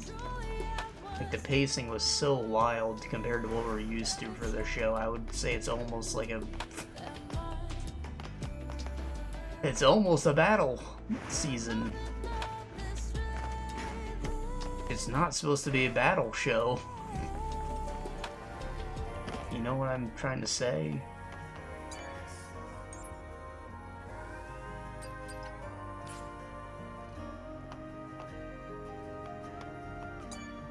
Yeah, it was pretty insane. It's only like 12 episodes. I wish there was more. They could have like not left me on such an adrenaline high. Their issue is not totally resolved. You know, they said they accomplished their goal, but they didn't like solve the problem entirely.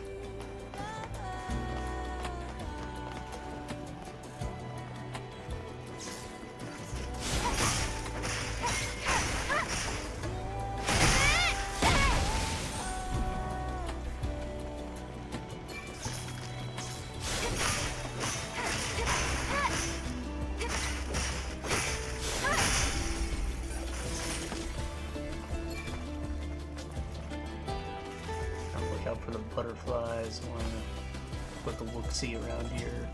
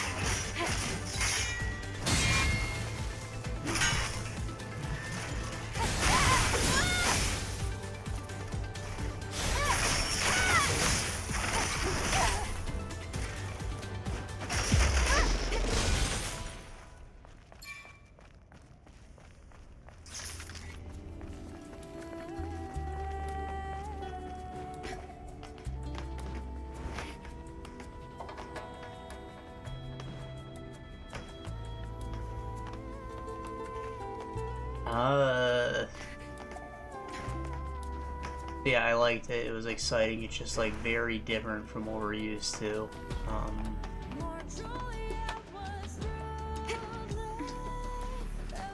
What else we got? What else we got? Sakamoto Days, right? I went back and finished the last episode. I can't believe I got the dick there. It's fine.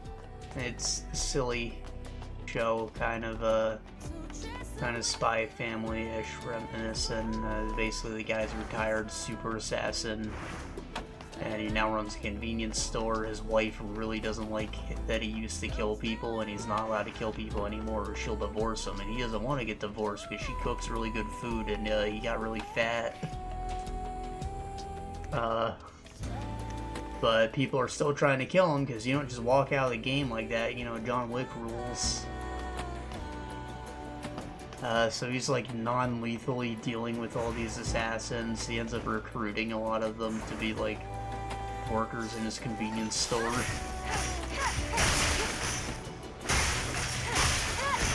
But you know, it's like a villain of the week thing with a lot of gags, a lot of funny solutions to combat. And there's characters with supernatural powers that appear that are fun, kind of JoJo's Bizarre Adventure-ish.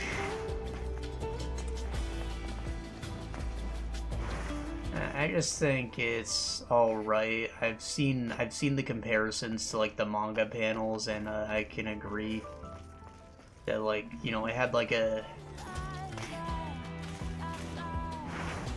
more old-timey cartoon aesthetic during all the, you know, the slice of life segments, and they got like a lot more dark and serious and cool during the battles, and the show doesn't have that same flip-flop. It like stays more consistent with the more happy art style, and it makes the action scenes a little meh. They could be better, but you know, they're still fun. You're just not as good as they could be, especially when you see the comparison to what they are in the manga.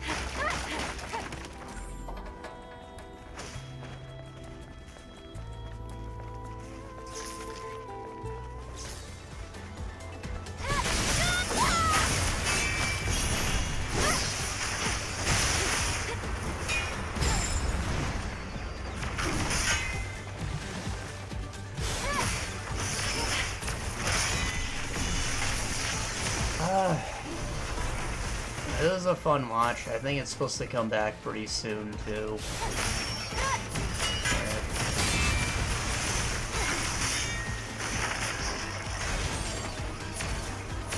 Which is surprising considering it's like a full 24 episode season.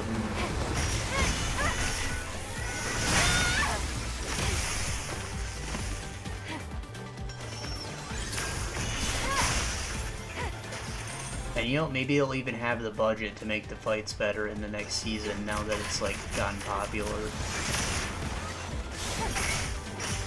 Which, you know, I've seen happen before. Like My Hero season 1 was kind of bad animation wise, and then they got really good.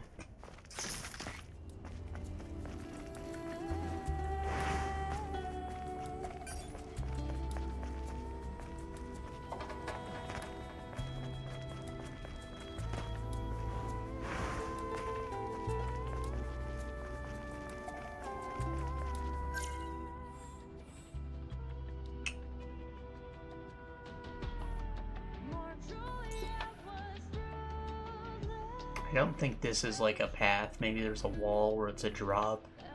But this is maybe the way around, so I should probably go this way first.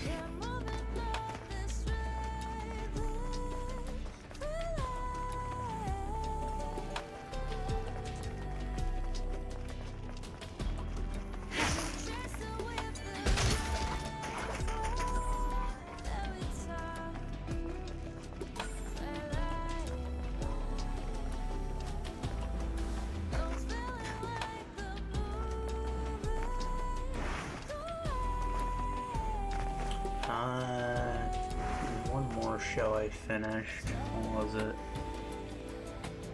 Tower of God Season 2. Or 3. I don't know. Some sites list the whole thing as Season 2. Others list it as Season 2 plus the workshop battle. But they aired like one after the other. There was no delay, so I'm going to consider it all Season 2. Well, I probably didn't talk about it before. Long time coming. The original Season 1 aired in like, what, 2019? So it was like a 5-year wait. And I think that they used that time well.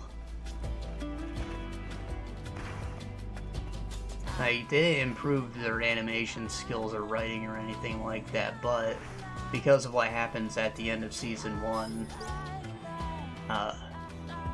my goal is to build the largest shop in Zion. Dreaming is a big crime, right? Damn it, I should have joined the Scavengers.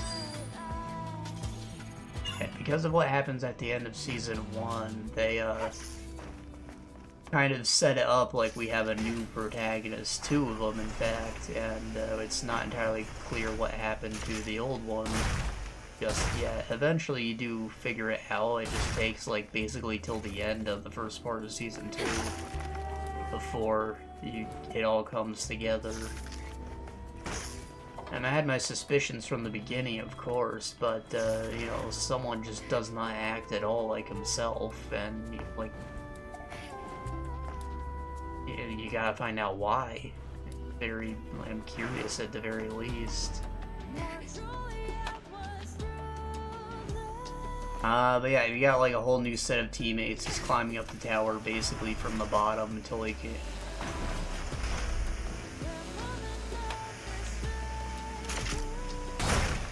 Why is this the way it is?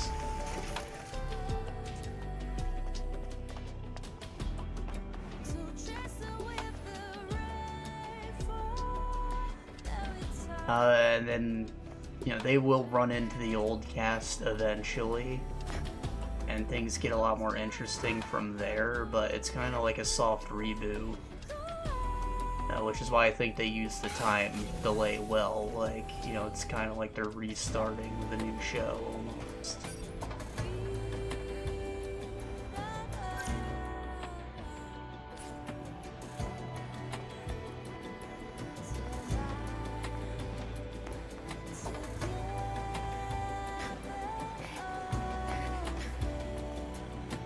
I think there's like a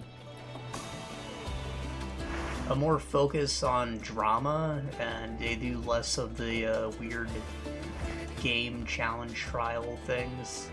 A lot more like straight up combat, which makes sense considering, but it's just weird how like you see the the ascent of the tower is completely different from how it was the first time.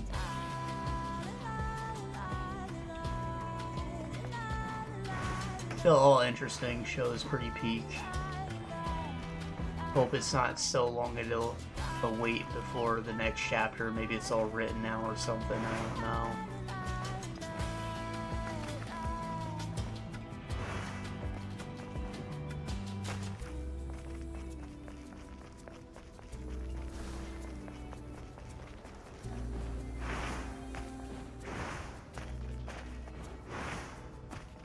I just think they say a certain someone's name a little too much. It's a weird thing that I notice in a lot of shows.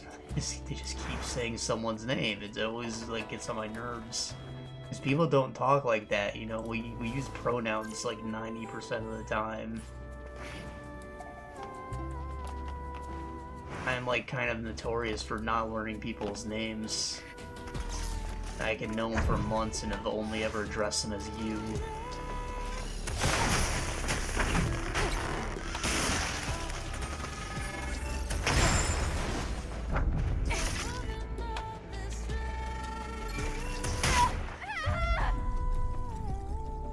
Damn.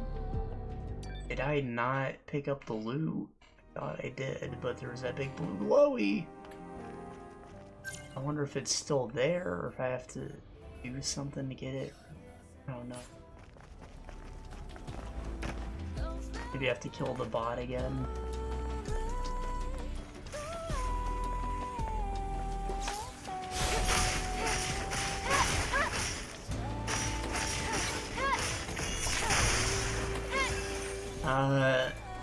Yeah, I'll just say it was worth the wait. Still, the vibe changed a bit, and that's like slightly disappointing, but it definitely makes up for it in like every other way. You know, kind of like how Kaiju number 8 was great, but I wish that they spent more time doing the cleanup duty stuff, because it was interesting. Like, if they wanted to do like a spin-off show that's just that, I would watch it.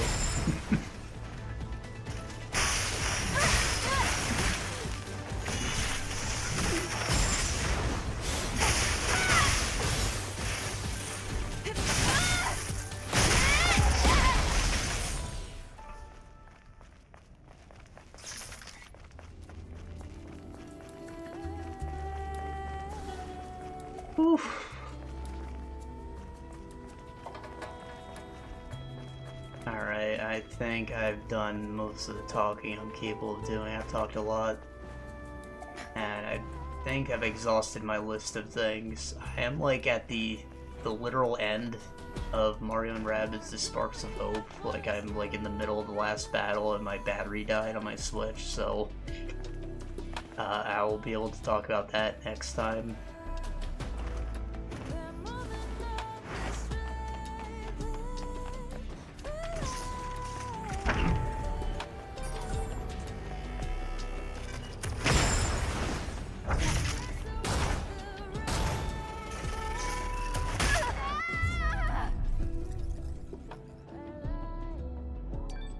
And I've still got more shows to wrap up, so I'll probably have another one of those finished, if not two.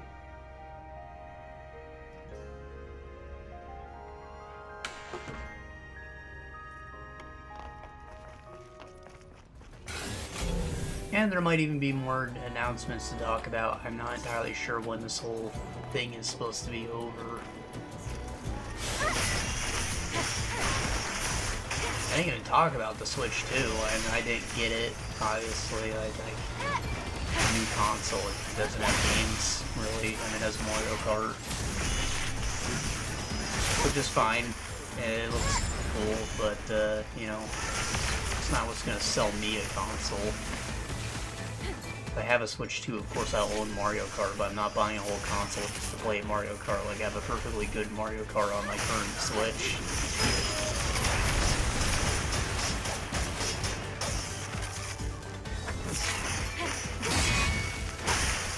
One that I hear is arguably better, even.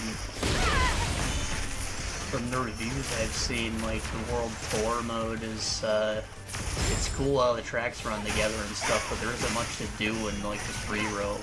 People thought there was maybe going to be like an RPG campaign, like basically any of the Mario sports games have, but no.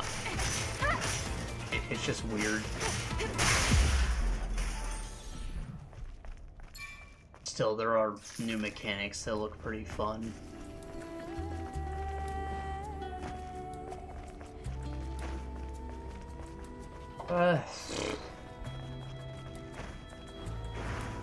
I just think it's crazy that everybody like went out and bought it day one like they did. Like there were lines out there since midnight to the next morning and people still waiting to get it. And I read an article about, I think it was a GameStop in Long Island, New York, that like they stapled the receipts to each Switch box, but because the packaging is so tiny, they ended up piercing the screens of the Switches with the staples, and these people all got ruined products on day one. Nintendo is giving them refunds, but it was GameStop's fault, so I don't know, they probably should have ate the L there. I feel really bad for those people, because there probably are not actually Switches in existence to replace them immediately. Maybe they can send them to like a repair shop and they can get the screen at least, but like, that really sucks. It's kind of funny, but it does really suck.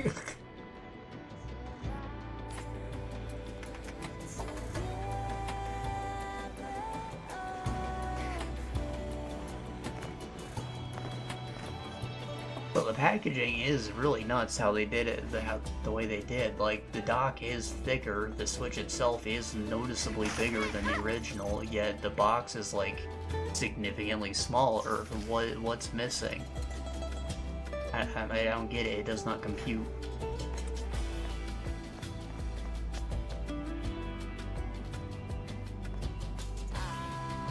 Maybe there's just less padding, and that ended up being their downfall with what GameStop did.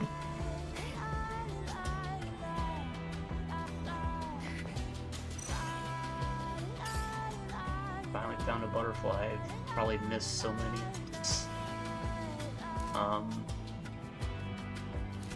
Come on. Alright. Damn it. There's a way to, like, first-person photo mode.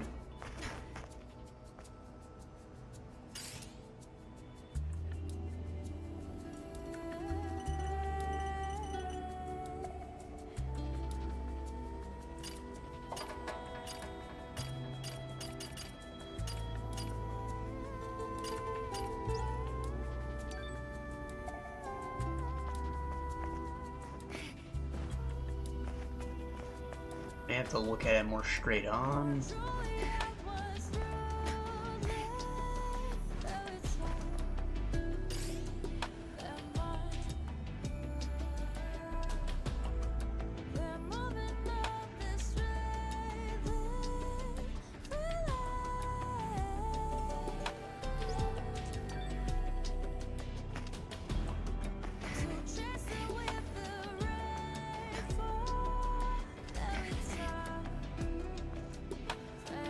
Come on. Activate. There we go.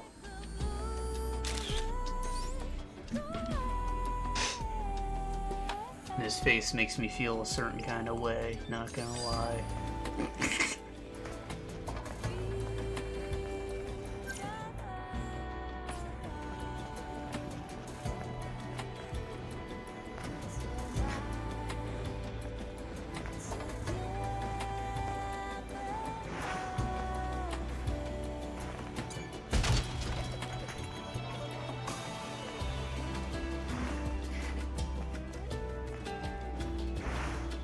So I need to look at what the Switch 2 is a bit more. Like, I don't think that they made it entirely clear whether or not I was able to natively play Switch 1 cartridges. And, you know, if it does, then it's like, you know, upgrade at your convenience. But it sounded like you maybe had to, like, purchase digital versions of them or something, re-download them, or, like... See, I'm a bit less down with that. Not that I wouldn't do it if I had it, but like, you know, I wouldn't just go and trade in my Switch 1, sell it to my brother because he probably wants to mod it.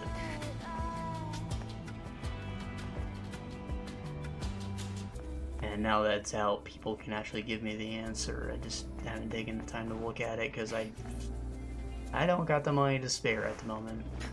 I might do, but like I've got plans, and I'm not gonna be putting anything to my savings account this month.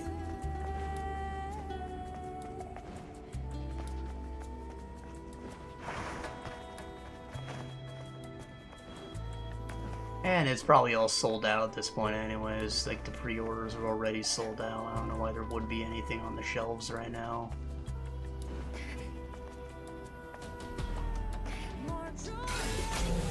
Okay, so I need to jump on that. Damn it.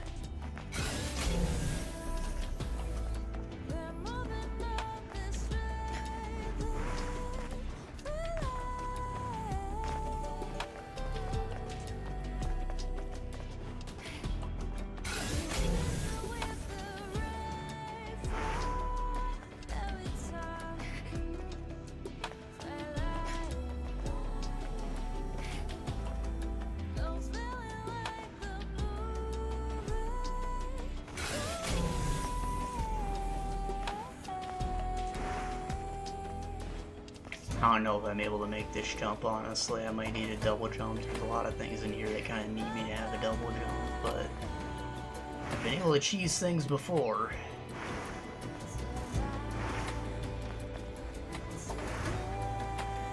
Honestly, the platforming in this game doesn't feel very good.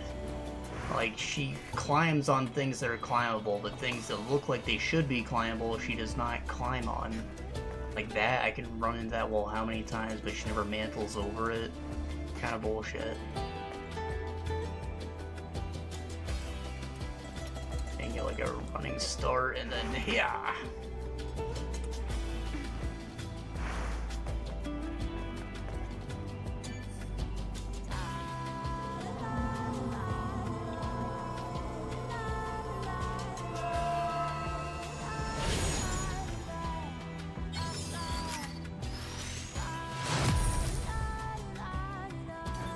Maximum Bay.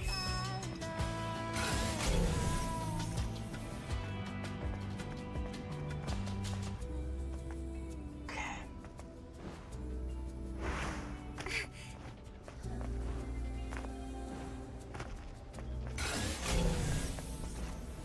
Oh shit, oh fuck! Forbidden area. Die instantly. That was kind of funny.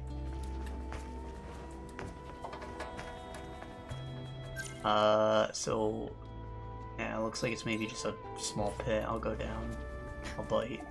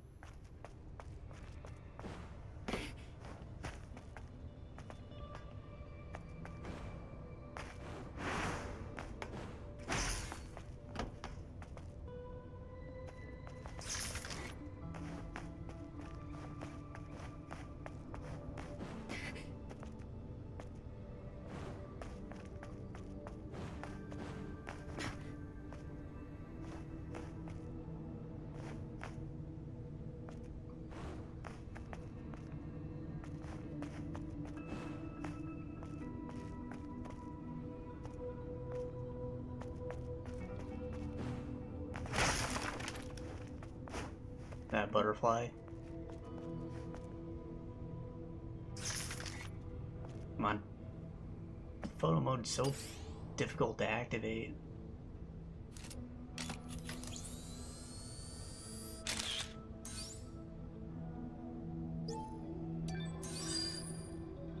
I wish it just had like a dedicated button instead of being my item slot.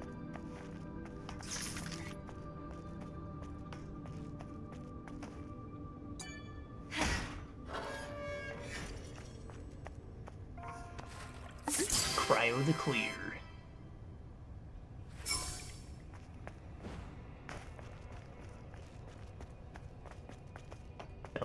Crystal Pepsi.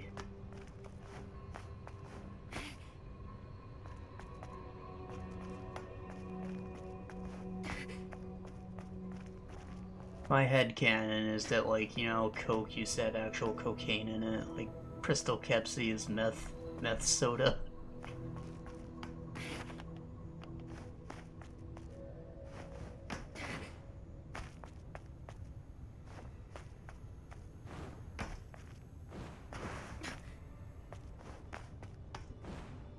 Not true, obviously, but I have no idea what Crystal Pepsi actually was. Like, only around for a short time period, and I guess nobody liked it, but now it's like a collector's item.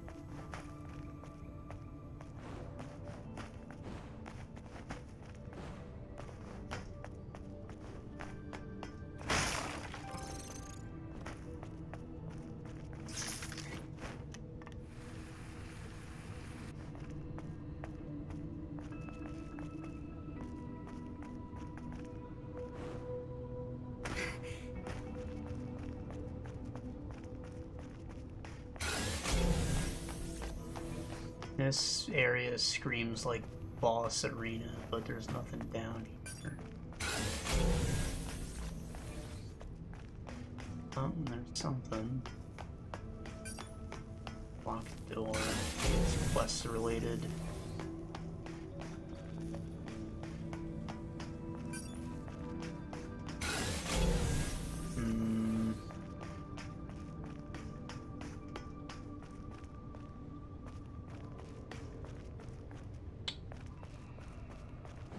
I don't know. Maybe I come out there from somewhere else, like the end of a thing. Maybe it's a shortcut between another level and here. Who can say? Maybe I'll leave a marker, like, locked door on my map. I like that I can do this. I wish it told me sooner.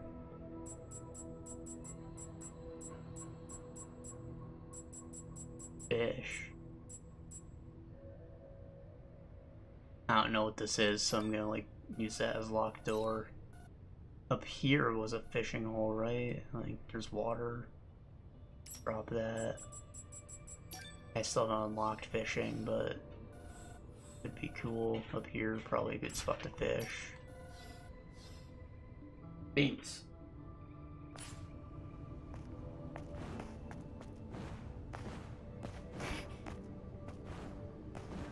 You know I am gonna fish. Like, I don't love fishing in video games, but you fish in like every video game, and I kind of just do it. Like, it's weird. I have a love-hate relationship with it. Like, I enjoy collecting things and getting all the fish, and sometimes there's really good rewards attached to the fishing, so I end up doing it, and I get good at it. I just, like, do I really like fishing that much? I don't think I do, but, like, maybe I do. Like, I don't do it much in real life. I've done it, like, once. I don't think I was very good at it, but maybe that would change now that I've done it so much in video games, even though it's nothing like... It's weird, man. Like, they literally just added fishing to Fallout 76. Like, that's how bad this stuff is. I know there was a certain programmer at Sega that was like, he will work on a game, but he has to put in a fishing minigame. He does that, like, every time, like, unpaid to do it. He just... The fishing minigame is in every Sega game because he wants it to be there.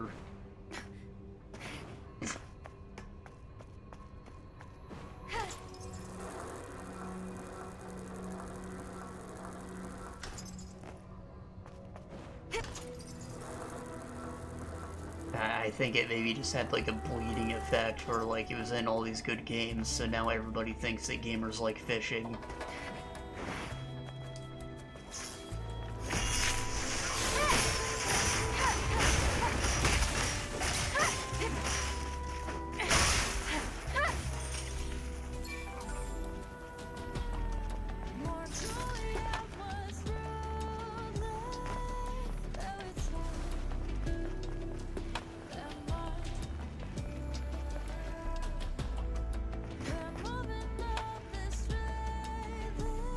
The thing is, in a lot of games, it's just like a minor frustration. Like, I'm not that good in Fable.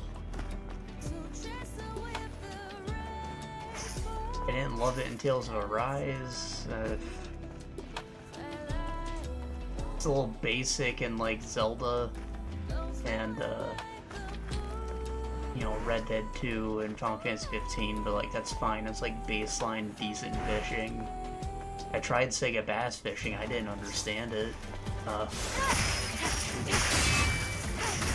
I haven't done it here. I didn't do it at all in Nier Automata. Like, you know, there's the one for the ending where you like eat the fish and die. Like, it's the only time I really did it.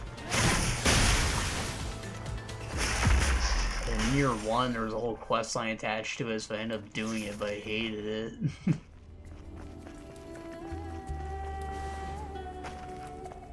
It was kind of funny how you'd end up catching like ridiculous massive fish on your little wooden pole though, like a shark or something.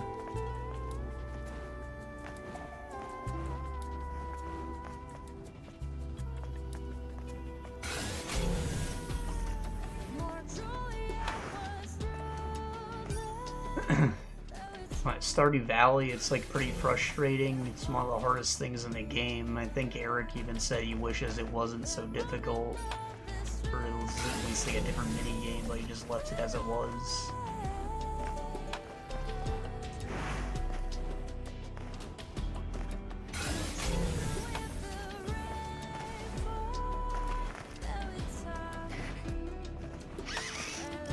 Ah shit! Ah fuck! I don't know if these guys like disappear or not. I'm just trained to like panic when I see them.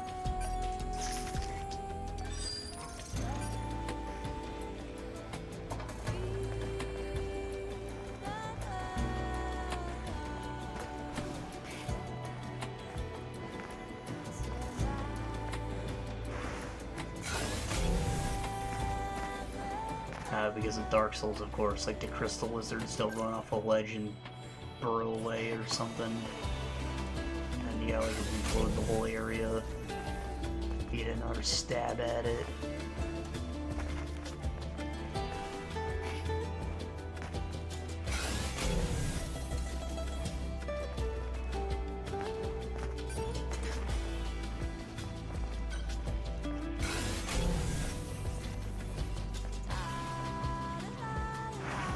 Elden Ring was a little nicer about it because it was open world, like you didn't have to go and reset the level, you could just walk away and it would respawn. At least in the open world, maybe it's different in dungeons, but you know, I knew better than to let them ever run away.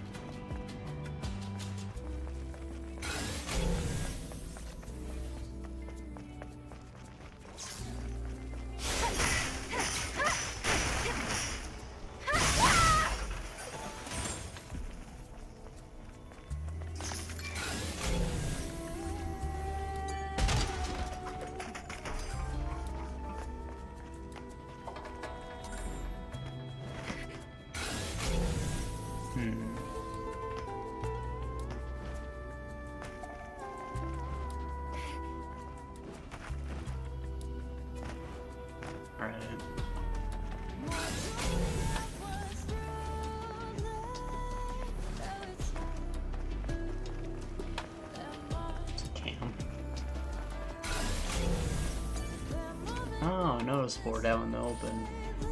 Kind of Borderlands-ish. Time for revenge. Oh, yes. That was the farming the fat boys.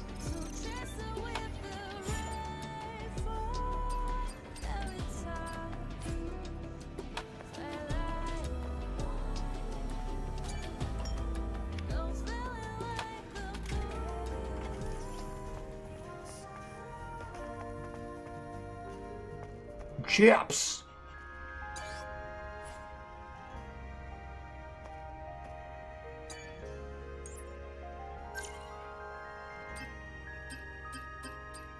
Oh. Sure.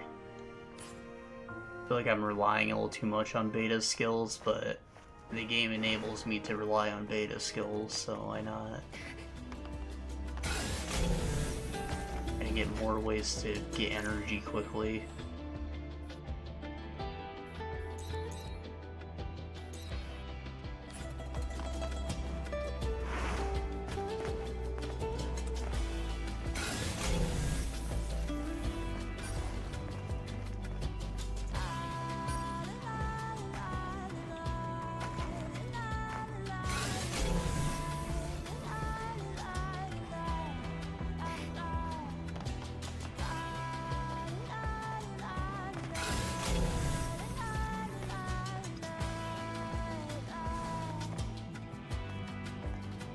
Ooh.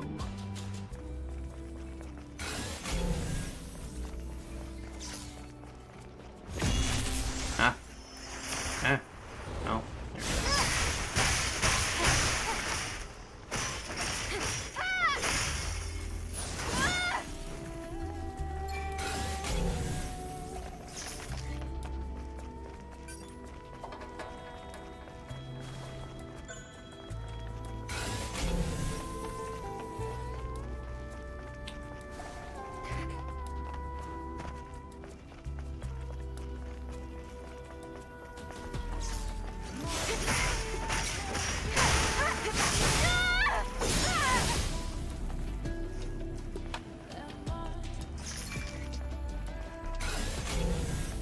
ABL. ABL for butterflies. EBDL. A weird kink.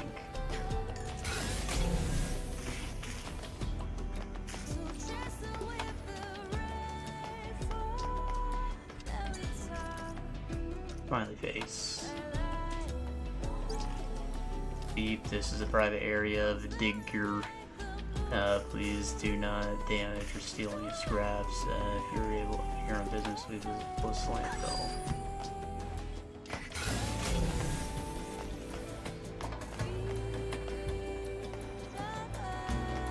Oh my god, beans.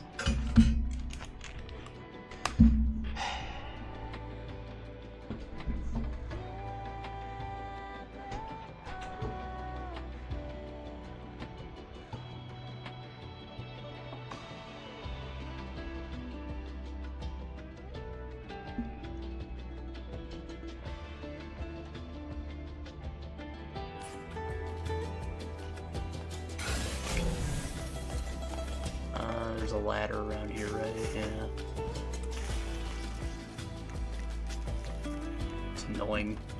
You can't just grab the ladder mid-air, you have to do it from the bottom. It's like hard-coded in.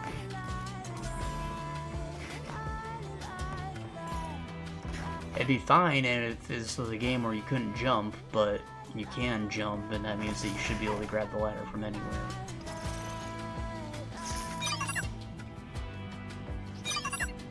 Beep. Beep. You look like one of the bots that can annihilate.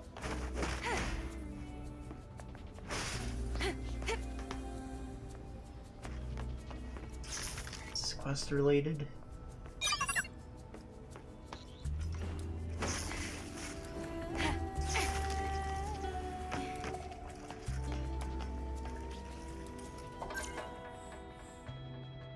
Find Aaron who went missing in the Wasteland.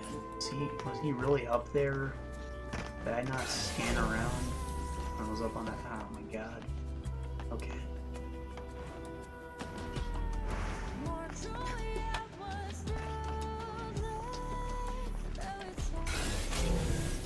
Oh, good. The news is all the enemies up there should be dead at least.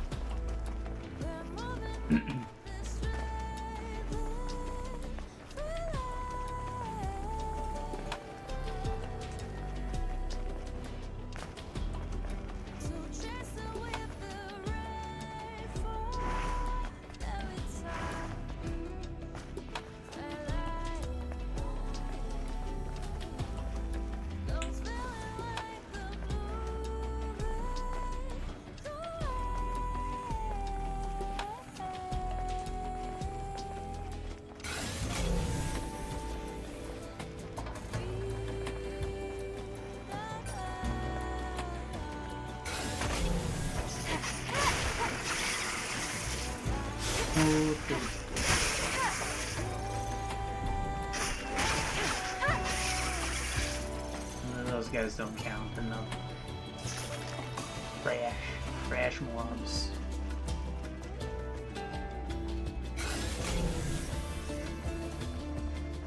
Okay, so where is human?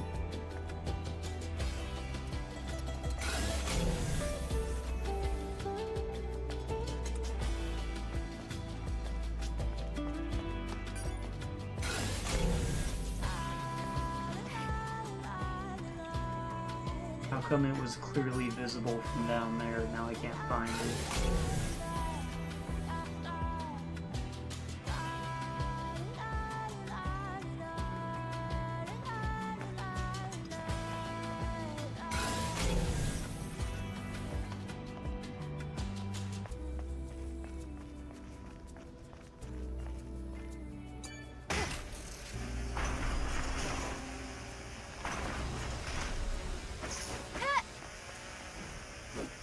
I never did figure out what to deal with that target thing at the canyon was either, did I?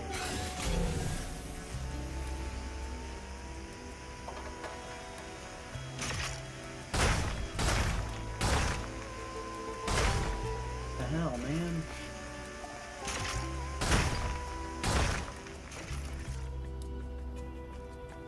Am I supposed to shoot them in a certain order?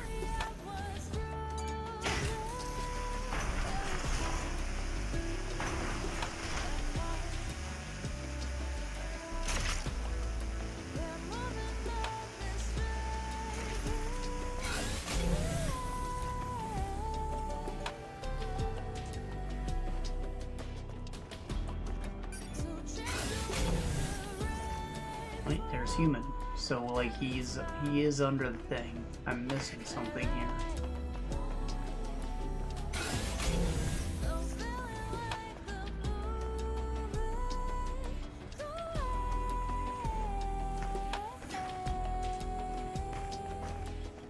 But like what is the cue to get this thing open?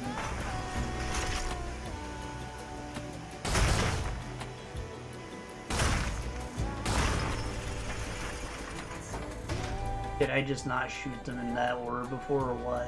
How many times did I destroy all of them? Articles, fake profit. Alright, personal link, please. I've never heard anything like that. He extorted the citizens. That's it. That's exactly it. What a crazy old bastard. Us free citizens have to win. United citizens will never be defeated, but still, I miss my sister.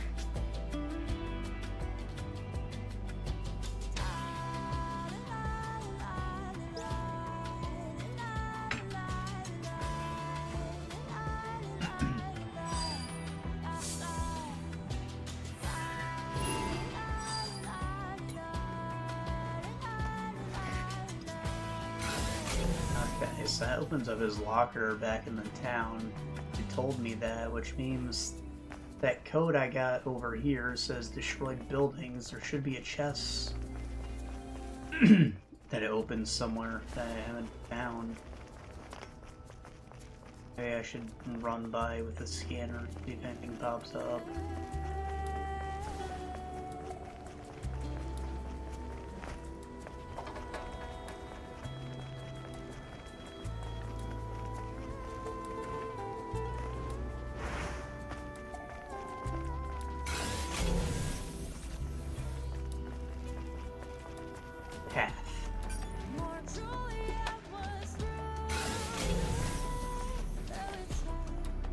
Oh, the rope.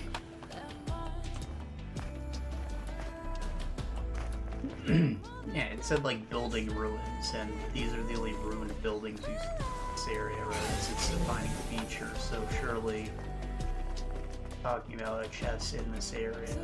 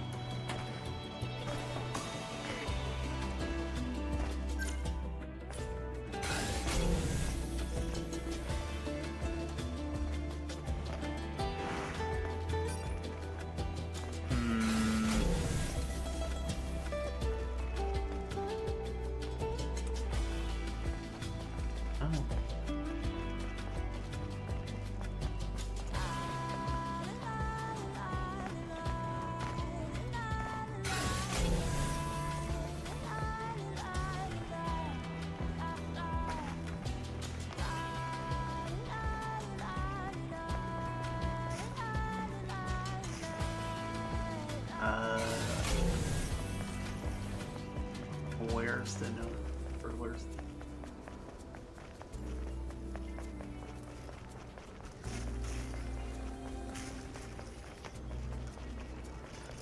Is it like not here? What am I missing?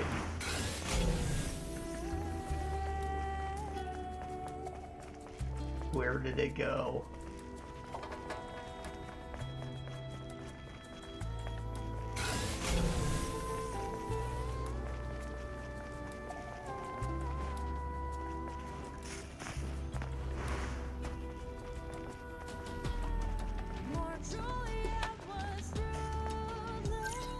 Am I crazy? I am crazy. Okay.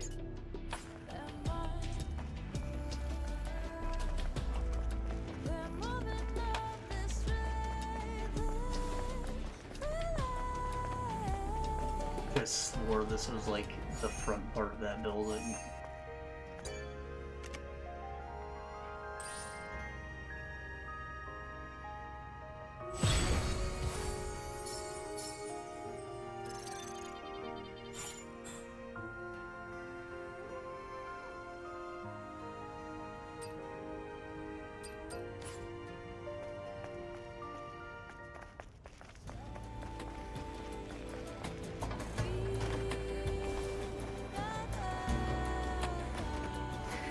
Am I ever gonna like find someone alive when they tell me to look for a missing person? It's weird. The game has plenty of NPCs, yet it still does the Dark Souls thing where everybody's fucking dead.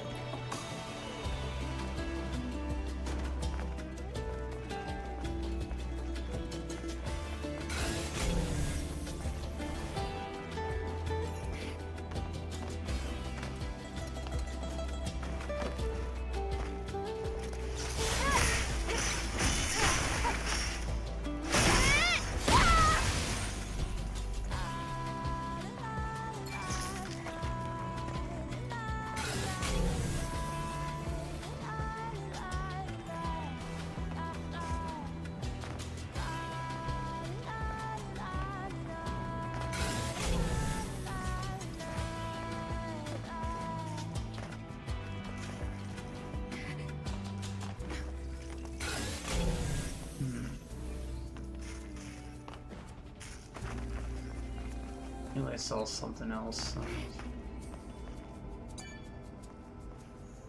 And through there.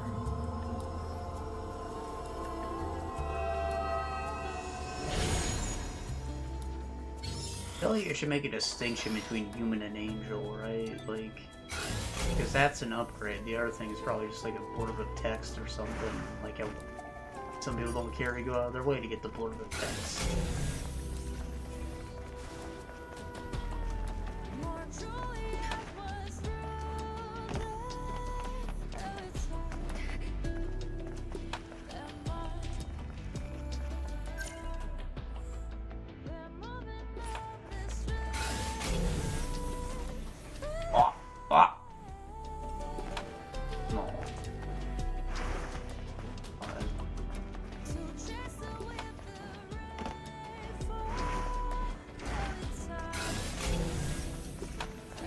Get up here.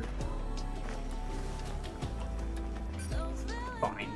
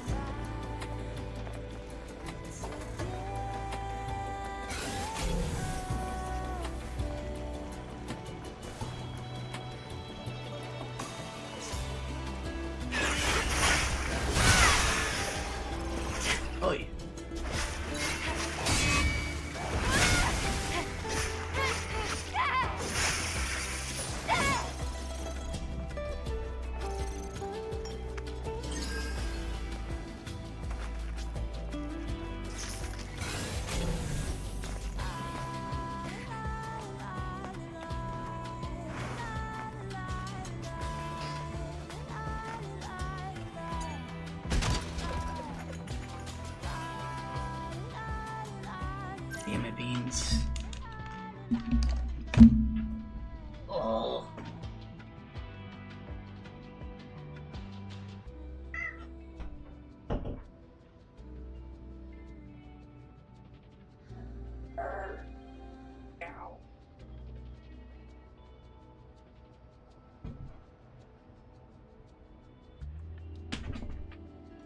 Ugh.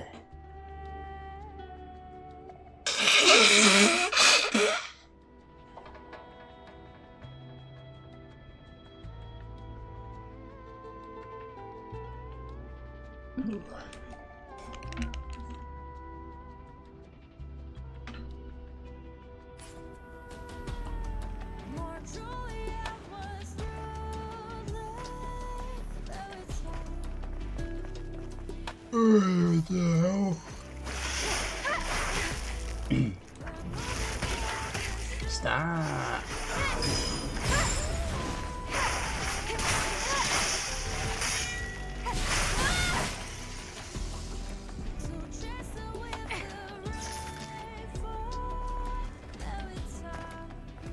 Huh? I'd like to inform you that my mobility, due to an It's accident, talking through the I controller. kindly ask for your assistance. What? Who's communicating in the airborne squad channel? Give me a sec. I'll check. It doesn't seem to have been intentional. The signal's being broadcast across several frequencies. In any case, I know what this is. The source of the signal should be at the dump site north of the scrap yards. You're gonna love this. It certainly wouldn't hurt to check it out. That is, if you're feeling inclined toward a little neighborly.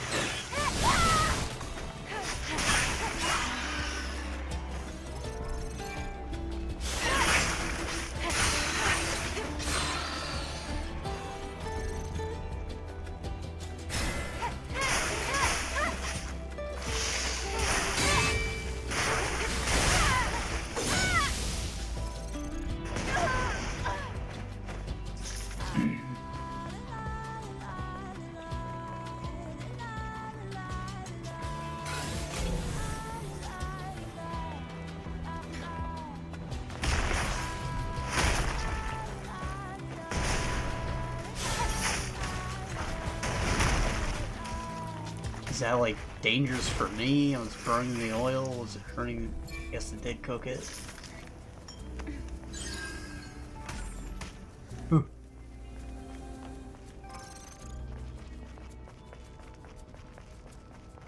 Wonder if I should like blow all these up.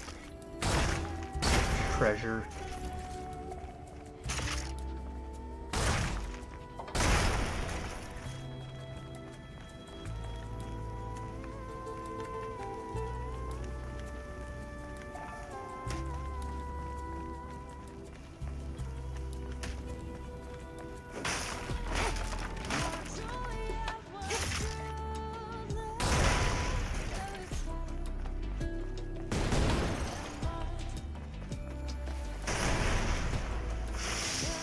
Oi, oi.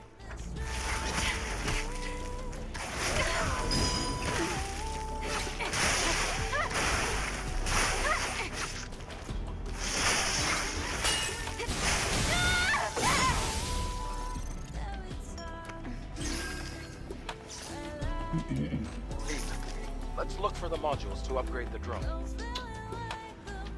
Locked up tight. But the hacking tool should get it open before you... Oh, you mean the thing that I accidentally didn't get? All that for me. I do have one drone upgrade part. I don't know if it's enough. Not just...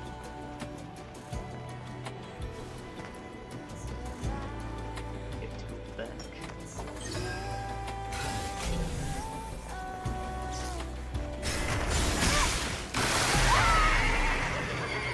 Yeah, that killed it? It was tanky.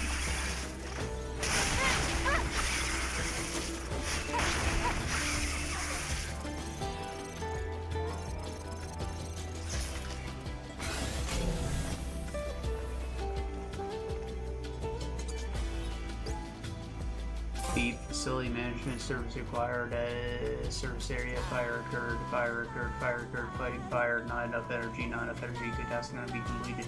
Collect an alert service shown in the area, coming soon, collect admin, called no service, no answers,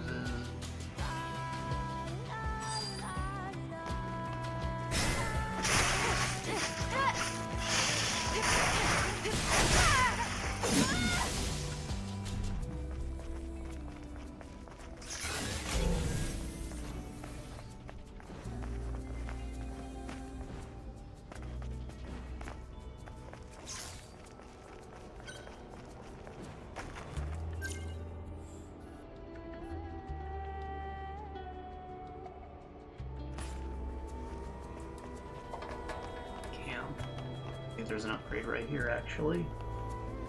In combat with what? With what? Fucker. There it is.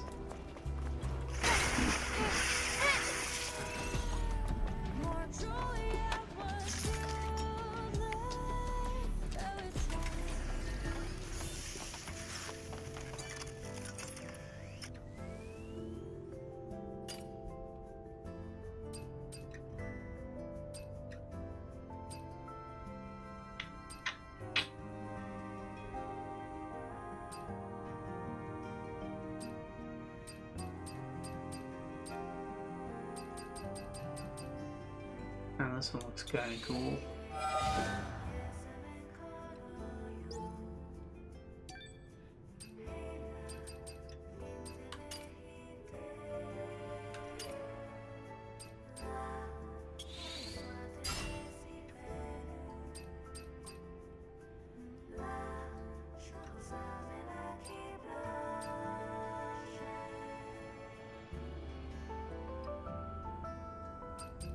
Can detector, silly.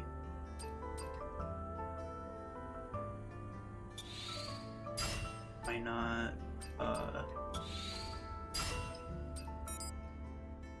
better scanner. Stinger missile pod. Why not?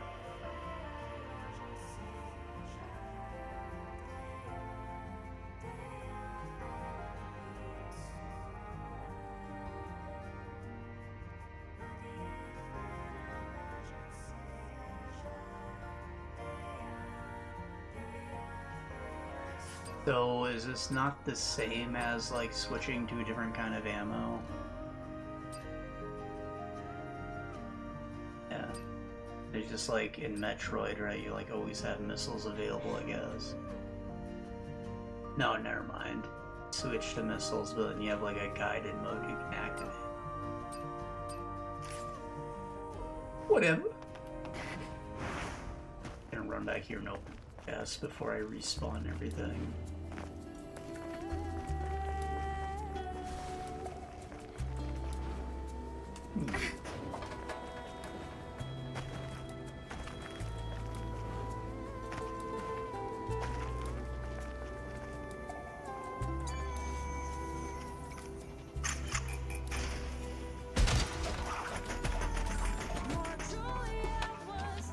Is it really necessary to make me go and like click a thing in a menu so I'm able to open this now?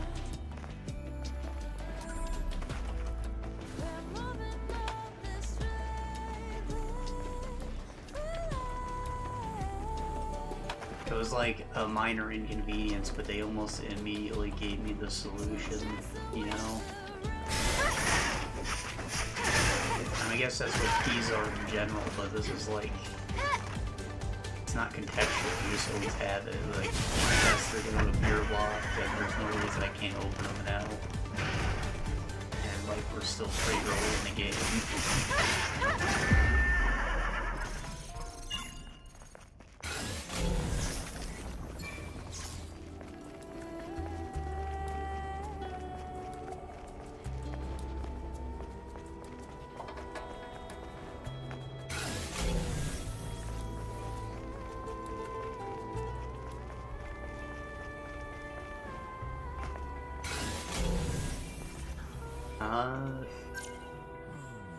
Yeah.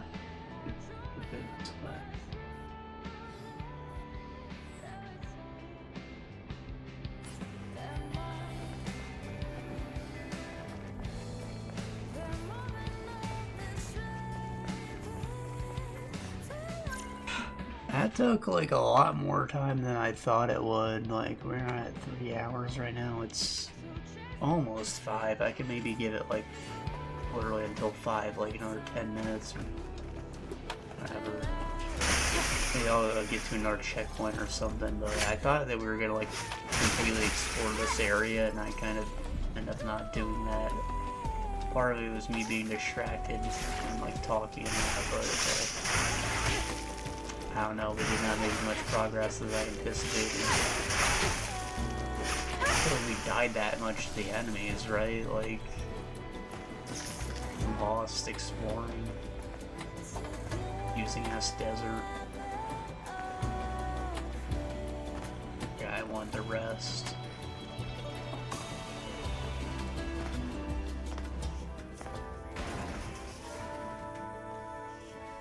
A zipper on the butts for sex. 100%.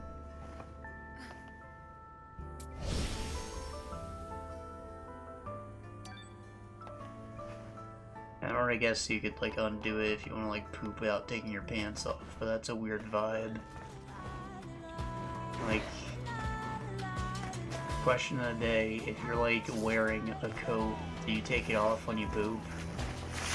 Like, technically only your pants need to be off this shit without getting anything in your clothes. Like, do you still take your coat off or not? Do you take your shirt off? I know some people like to keep completely naked.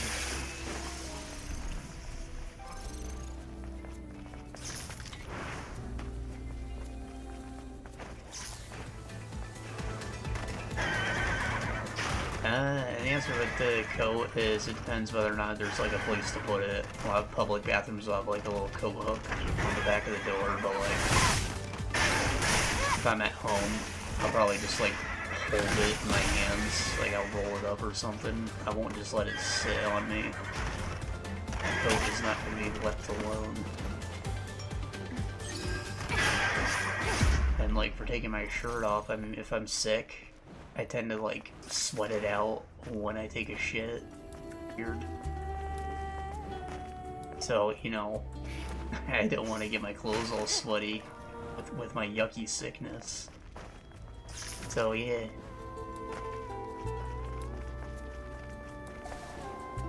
That's like a planned thing. I don't just do it casually.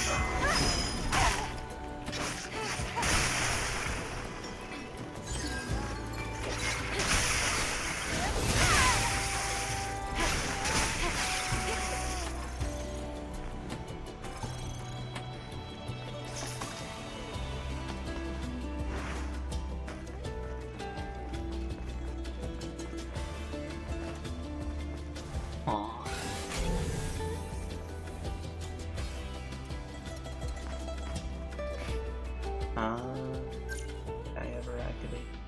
No, that's the way forward.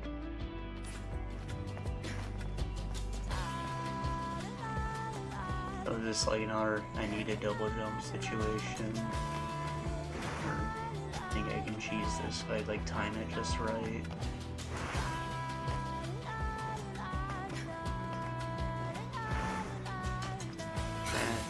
Alright, now what?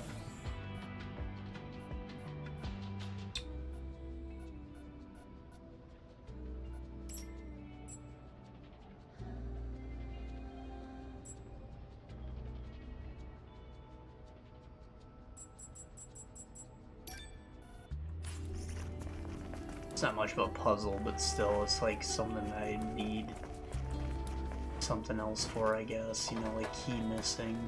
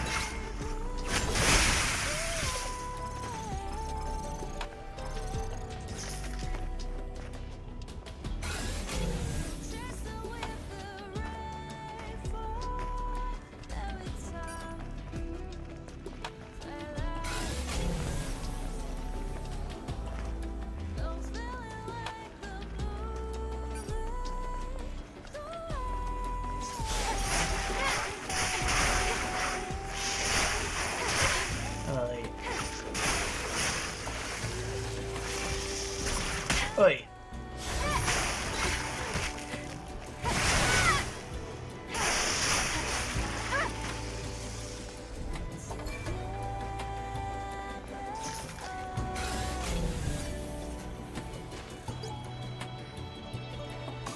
Eidos Company top secret project, the human instrumental. Oh my god, this is freaking Evangelion. Exclusive report in this paper, the plan categorized by human ranks advantages and improves them based on data collection. The mother sphere. Did the mega company cartel dream of a sci-fi dystopia? What's the link between human instrumentality plan and Eidos Company's CEO Raphael Marx? Innovative business must reach human instrumentality through technological and societal development. The spine-tingling truth behind this famous saying, aspirations to conquer the world by using Mother Sphere on the guise of innovation. Just what is Raphael Marx planning? An executive report.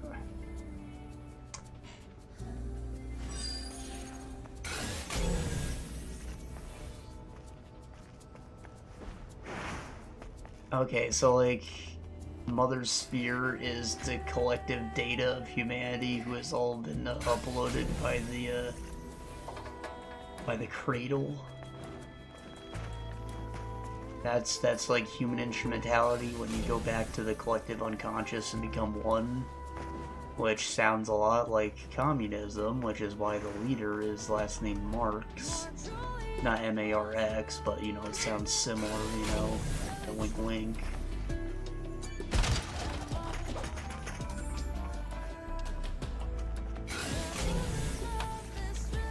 It's like if the concept of Buddhism, like you achieve nirvana, you like reach a higher state of being and you leave your mortal coil behind. It's like if everybody did that at once, and like we're all just living in nirvana now. That is the real world because everybody's there. That is human instrumentality.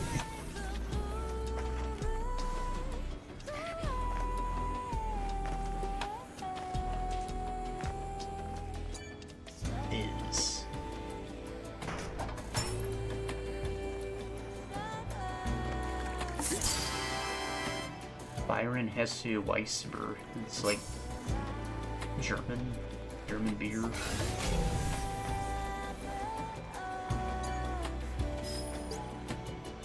And before I meet you, I was nothing. I was living in the sewers. You saved me. I'm glad to be able to repay that debt. Please arrive safely in Zion.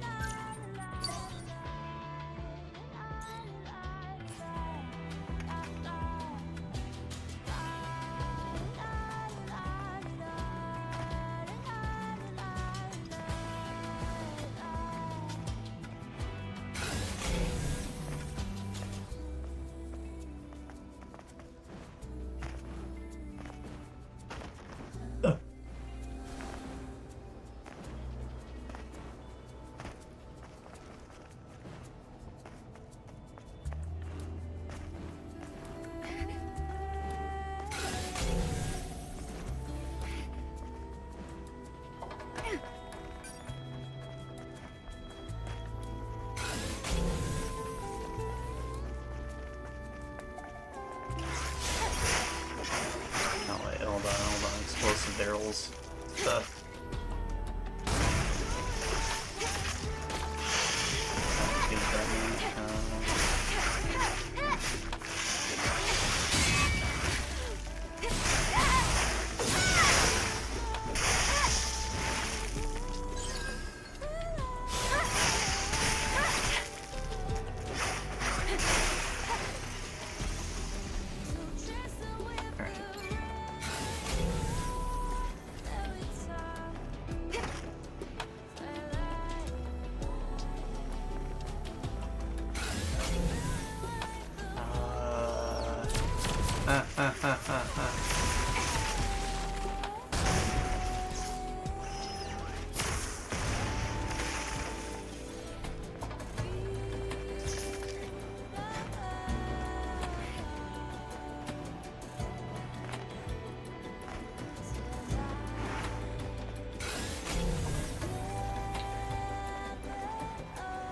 These like pressure plates? Yeah, I got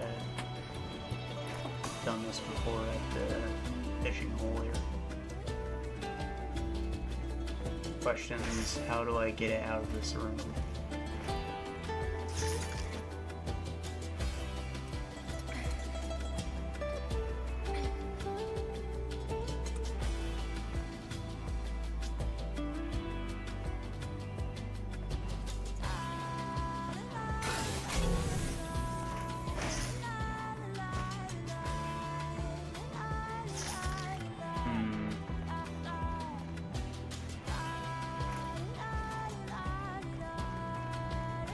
Maybe I push that one down and that frees up that one.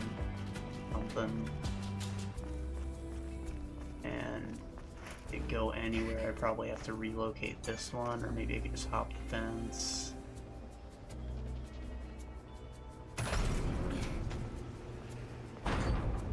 That's an actual crate. I moved this one here to do this now, actually. I don't know why that thought didn't occur to me the first time.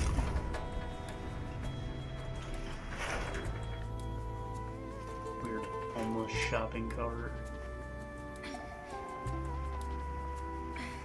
You know, this is probably what scavengers use. I guess is what homeless people are.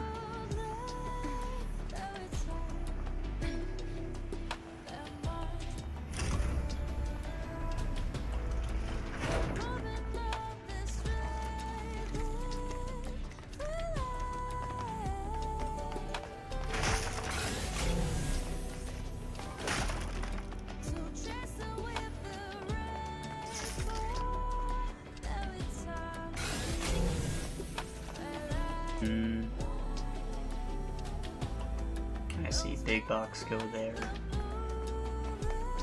But why do I want to come up here? For what reason? Have anything to do with getting over there?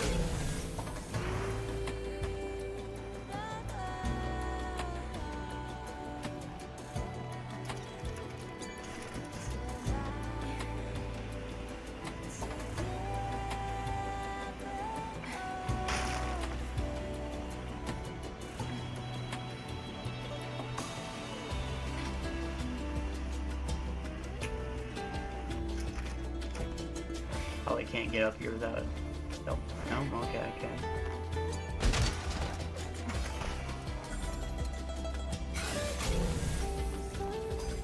Alright. So...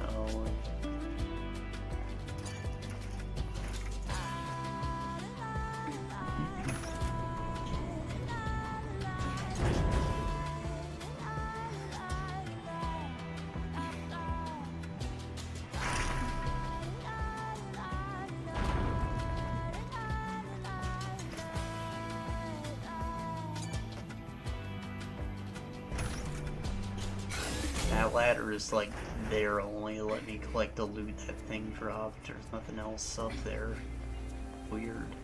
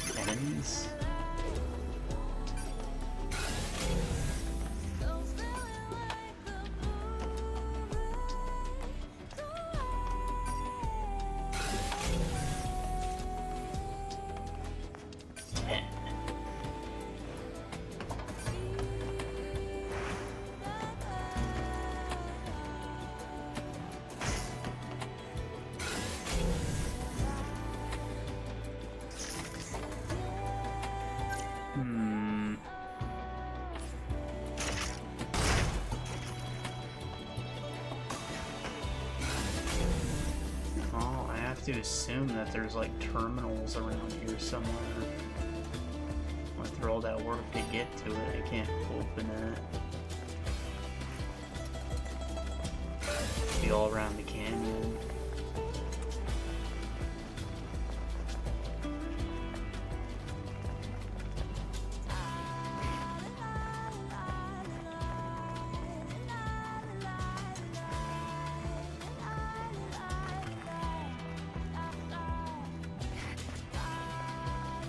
I need to shoot targets?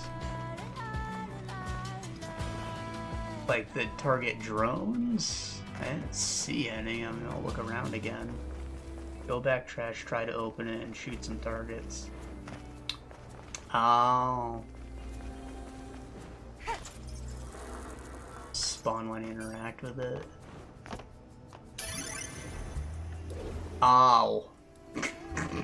Alright.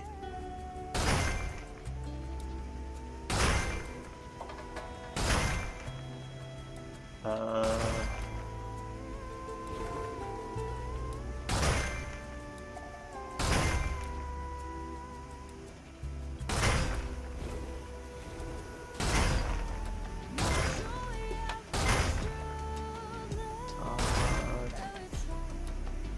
feel like I've shot 10 already.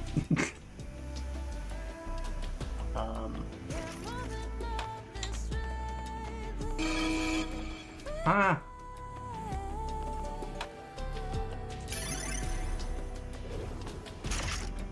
One, two, three, four, 5, 6, 7, 8, 9, 10.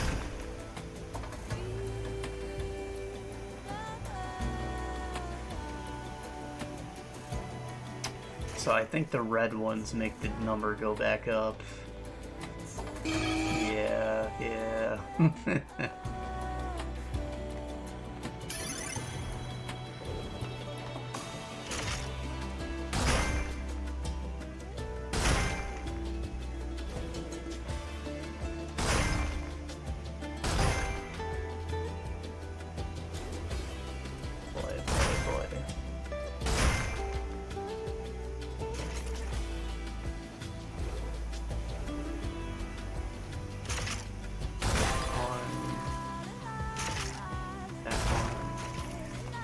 Sound. There we go. Alright, thank you, friend. I don't know how I missed that. Update for more outfits on the 11th. Is that the Nikkei crossover?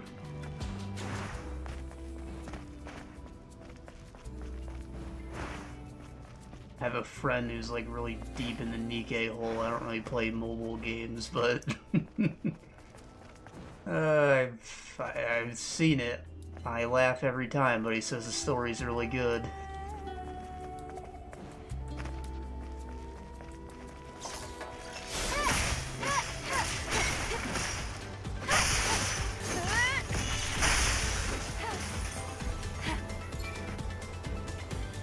$25 more, holy.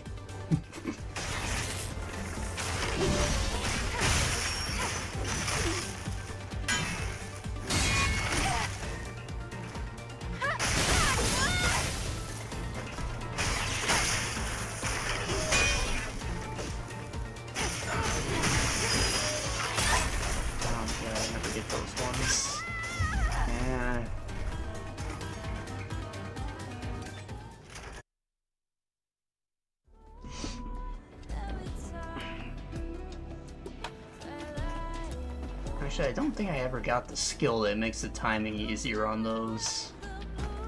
Probably do that.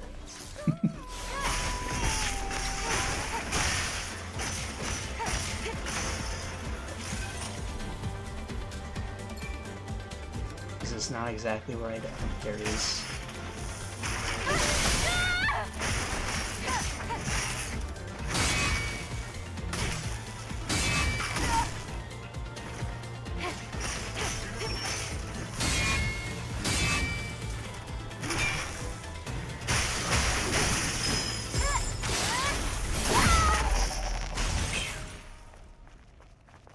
Yes, this is my first playthrough, by the way. I do not know much about the game at all. I just... Same friend I mentioned told me to play it. He doesn't like Souls-likes, but I do. But he does like Nikkei, and we both like titties.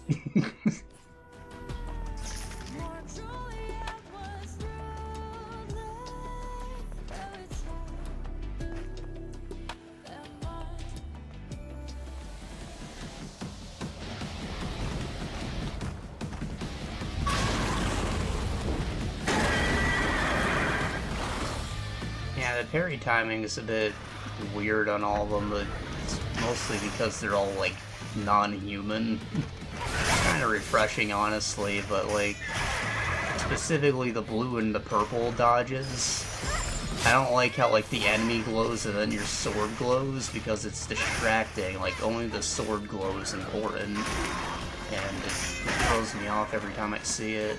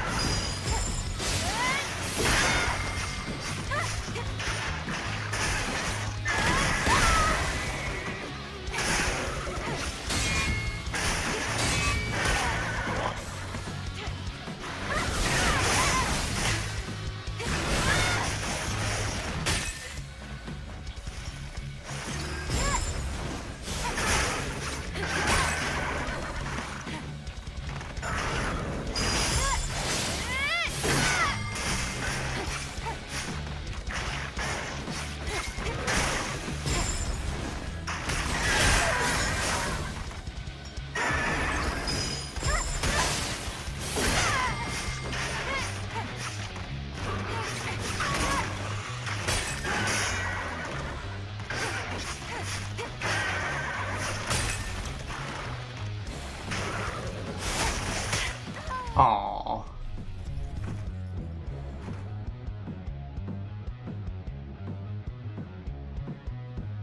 I can take him. This guy's a little more beefed up than the first time we saw him.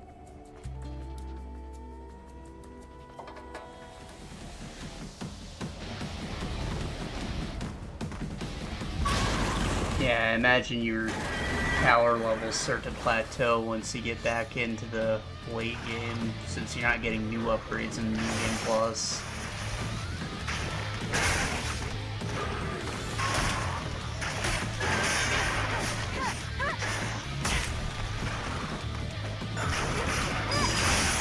Damn it.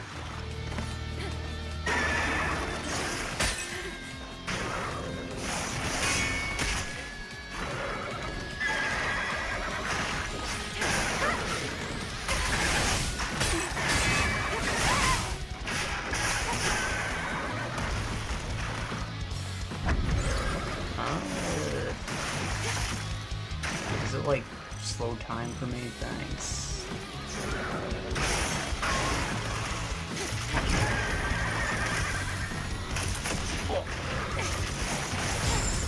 Did I mess that up?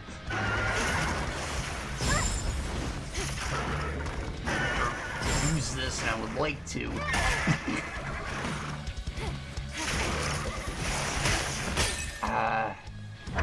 Oh well.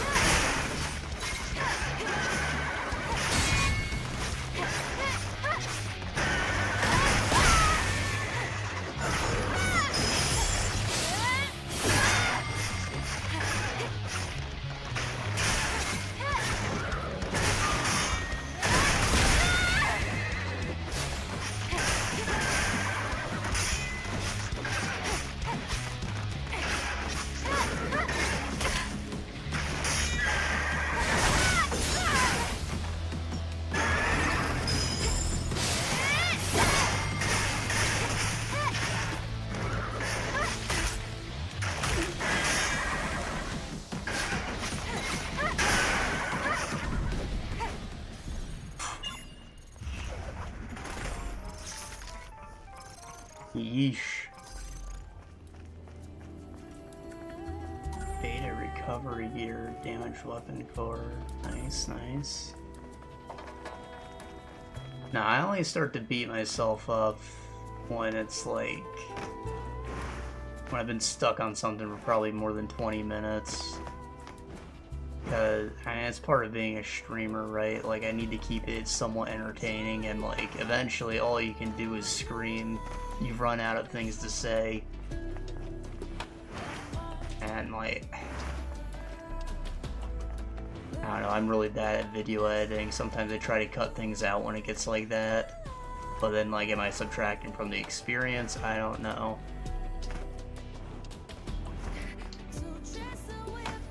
I've been stuck on things for several hours before, like, off camera. I've fought bosses for...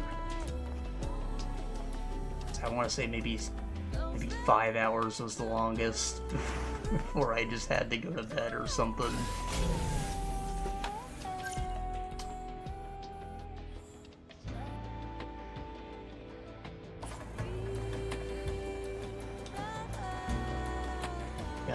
Jeez. Sans from Undertale. I gave up. I never killed them. I said, I'm sorry, Sans. I didn't like killing all the friends anyways, but Jesus. That one I tried like multiple days for several hours each time. I just never got it.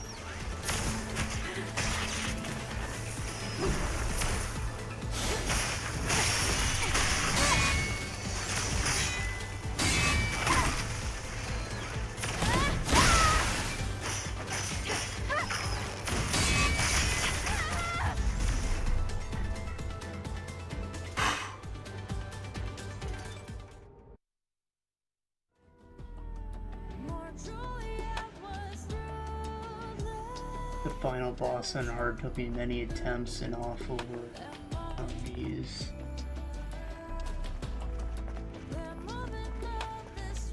Sometimes you just have a bad day. Like, I remember when I played Sekiro, I got to the final boss on my first playthrough, and I couldn't beat him. So I just, like, took off. What was it? Tales of Arise, that came out, and I played through that entire game for like 80 hours. Came back to Sekiro after beating it. I was still at the end of the game, no practice, and I just got it, like, not first try, but like maybe 5 tries. Like the hell was I doing before?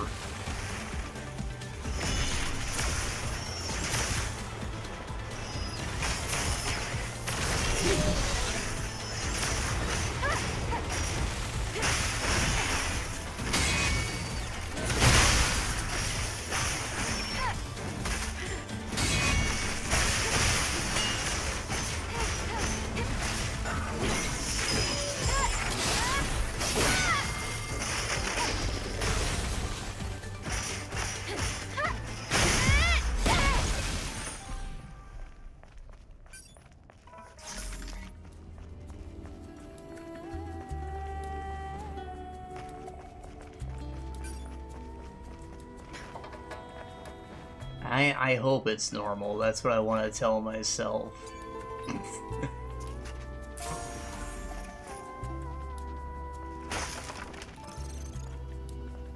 Still, it's just like a pressure thing, you know? The camera adds 20 pounds, as they say.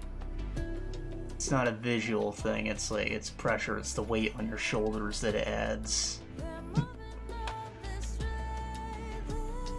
I'm not sure it was around here. Damn it, all I see is damn the TV. Just hang on, I'm going to save you.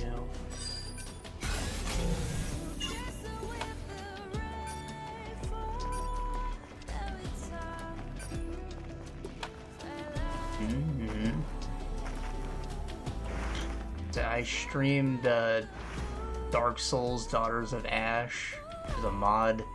I got like hard stuck because I accidentally sequence break to around the end of the mod's end game.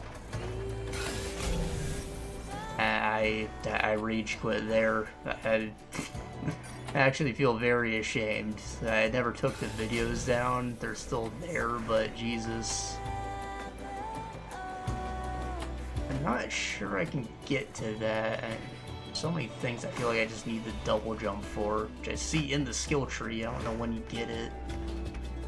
Oh, okay, okay.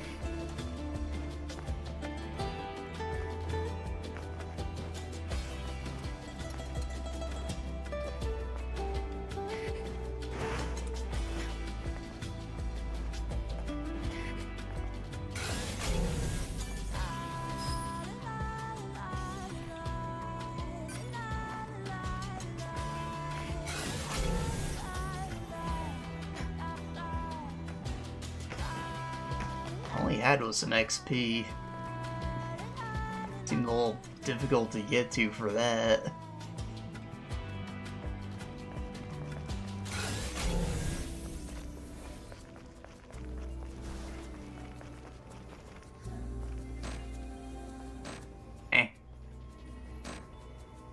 Why you lock?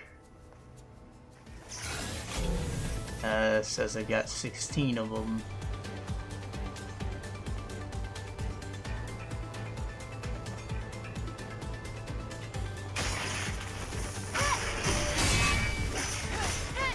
Outfit reward for the cans.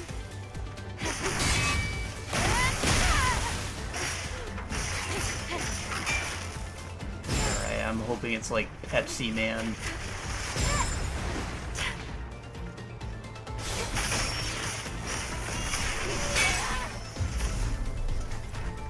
That's fine, that gate's locked. I probably have to open it from the other side.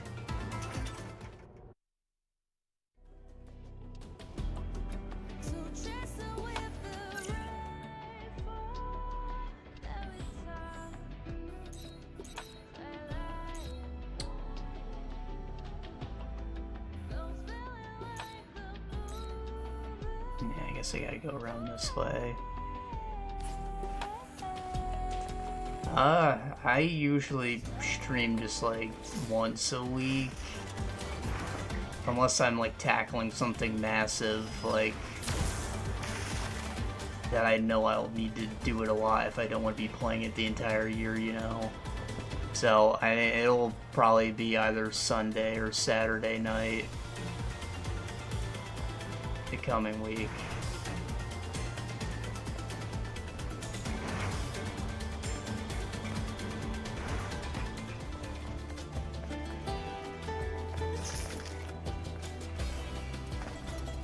I don't like do announcements on any socials or anything. I mean, just catch me when you find me. It's nice. It's no big deal. I've been streaming for like years and years to myself. I just treat it like a let's play, really. But it's always fun to have viewers.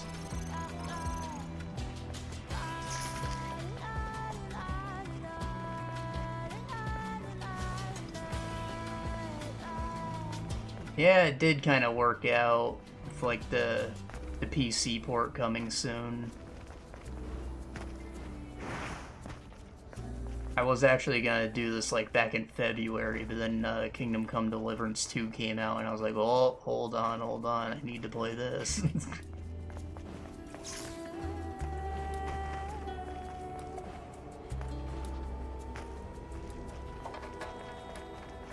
I am a lot of mine have one view at least, but it's my mom.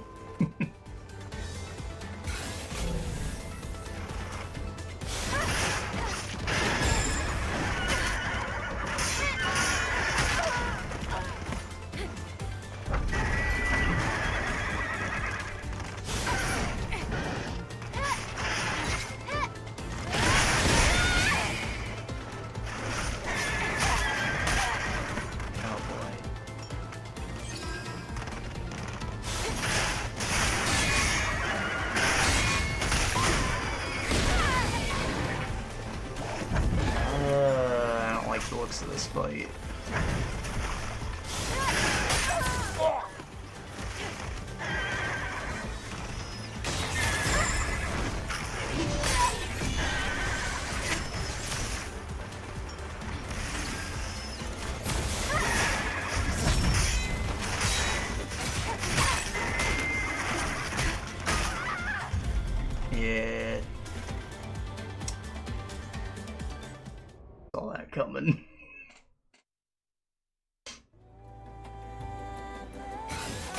here?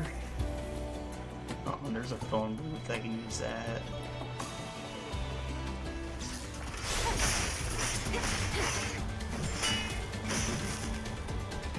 Whiff?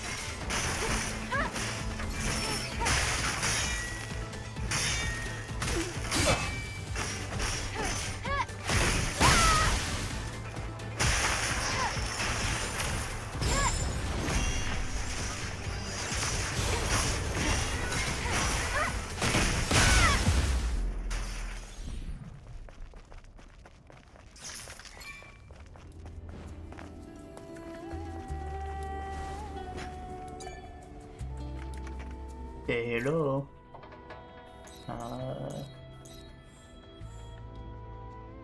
This one.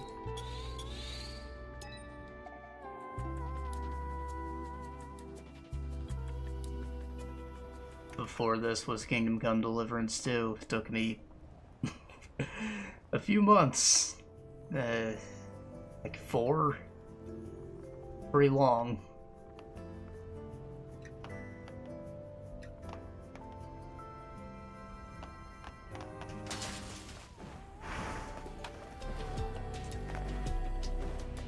I honestly feel like big RPGs like that are probably not like great things to stream, but I think that Kingdom Come is like a little unapproachable that there's enough people that would probably rather watch it than play it. Like there's kind of a niche there. I happen to play a lot of like really jank games, like I've done The Witcher 1 and Deadly Premonition 1 and 2, and all the Legacy of Kain games. I don't want to say like jank is my specialty, but like I definitely play a lot of jank things sometimes just because I think they're interesting. I'd like to tackle like Drakengard one day. And Nier, of course.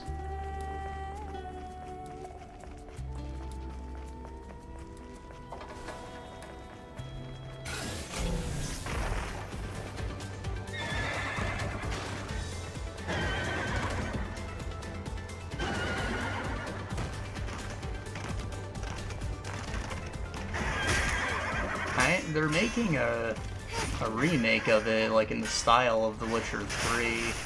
They announced it a long time ago, and it's not the first time they've tried, but hope that comes out, and I like the original at least. I think that 2 and 3 just don't have the same atmosphere. They're good games and all, but the vibes, they just don't get it.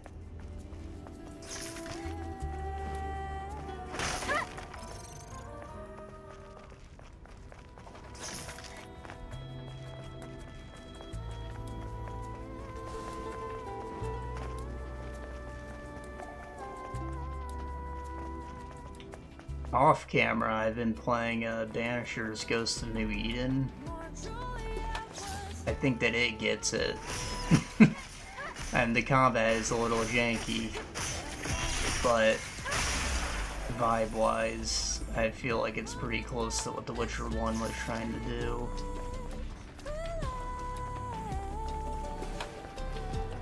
It's not particularly scary or anything, but like it has the horror atmosphere down.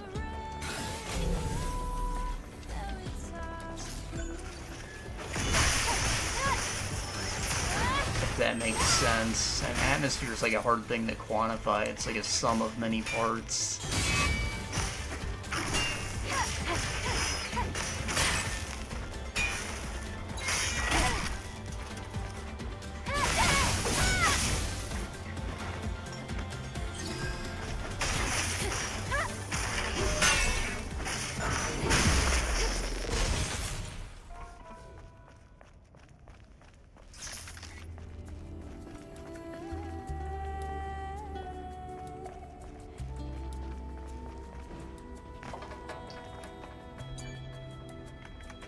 Oh, I activated this already. No, I did not actually. Sheesh.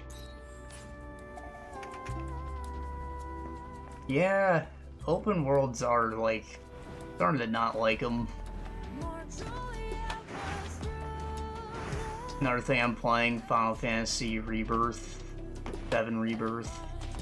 I just don't like it as much as I did Remake Part 1 because of the open world. It's just like a lot of busy work and like it's easy to get lost and like there's nothing to find at the same time. At least in The Witcher 3, like every little camp gave you like a new recipe for something.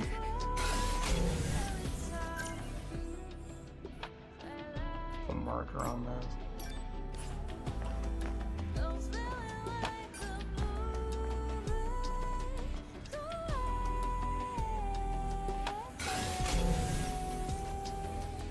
Yeah, I definitely took like a pretty long break in favor of Kingdom Come when I started playing it. Like, the grasslands, I think they're just boring. You gotta get out of the first big open world. The other spaces are honestly like a lot smaller and more linear. And there's like big stretches of just doing story content. Then there's also long stretches of being stuck doing a crap ton of mini games at certain areas. It's weird. The game's very strange.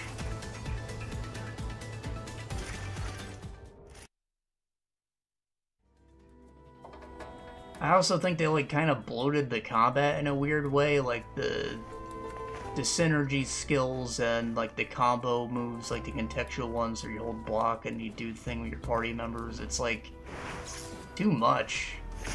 I forget to use it, or I just mess it up when I do try to remember to use it.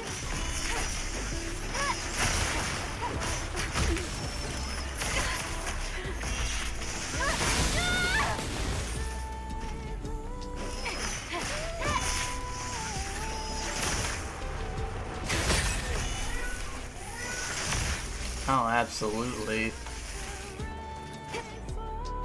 Now I have money to spend on quality products. I don't need something that lasts forever anymore. I just want it to be good.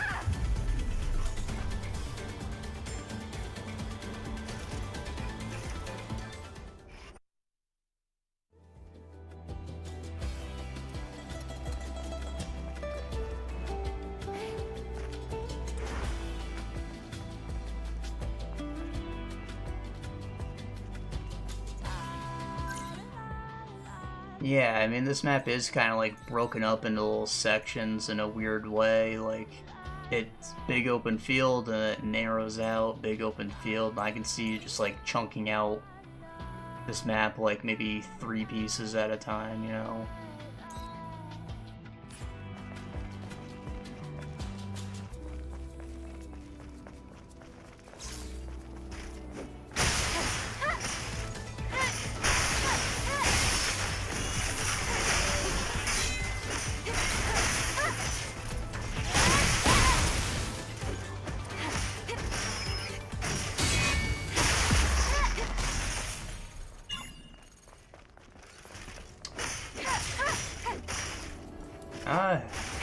I think this map's a little confusing just because it's all desert rock. When you're in the open spaces, there's landmarks, but like... when I was over here earlier, and it's just like pathways to walk through in a canyon, I got so turned around so many times that I didn't know which way I was going. I was constantly opening the map.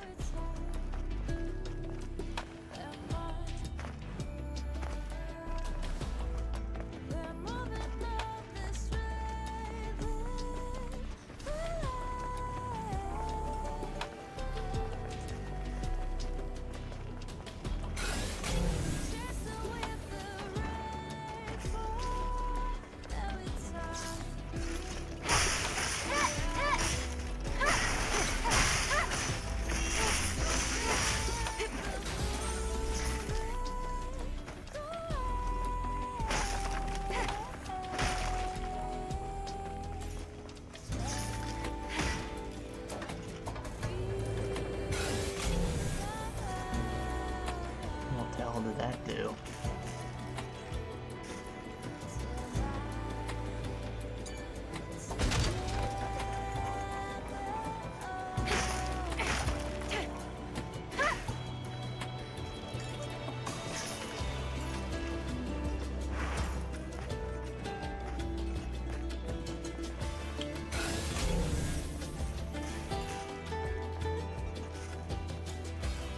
I missed when you'd hit a button and it would just give you a quick little cutscene of a door opening somewhere. Tell you exactly what it did. They're just leaving you confused. Ah, shit.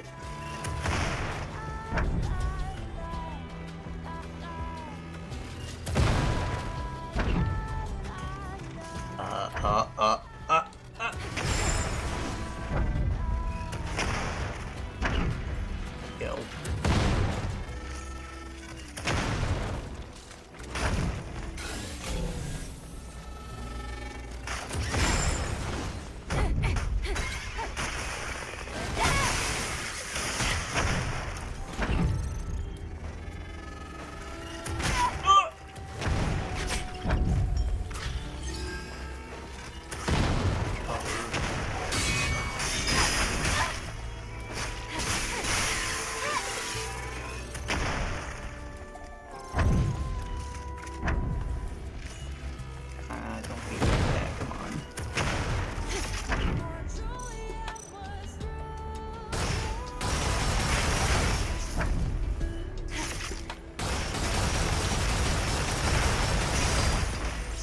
Damn, that's a lot of bullets.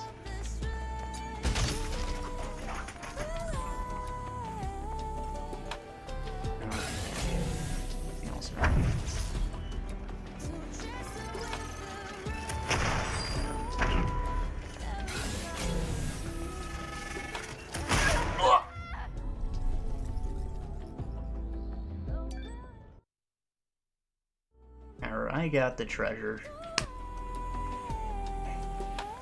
Actually starting to really like that this game doesn't have the corpse run.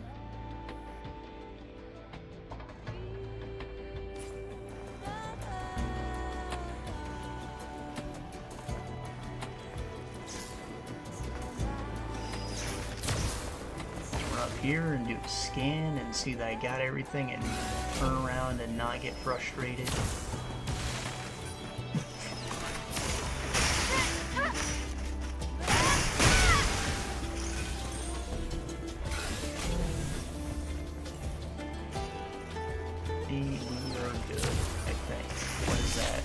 Crate, shoot.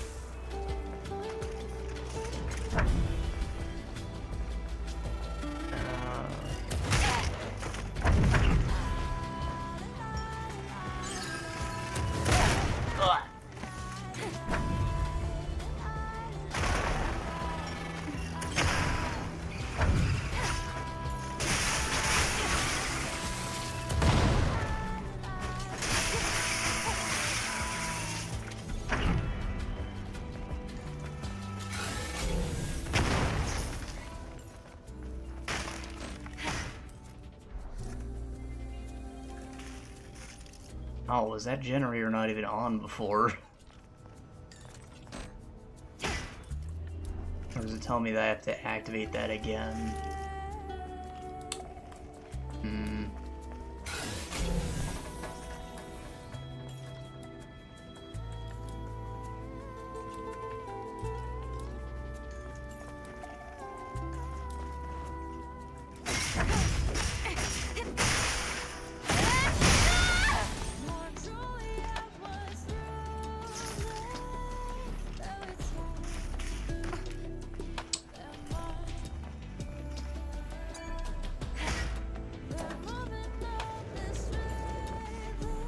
If it's on a timer,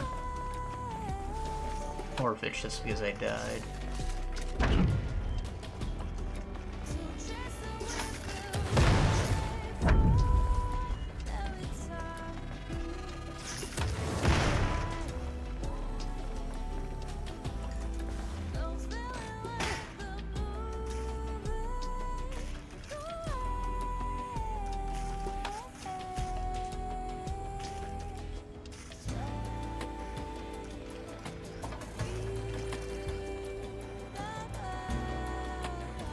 Does it want me to shoot them?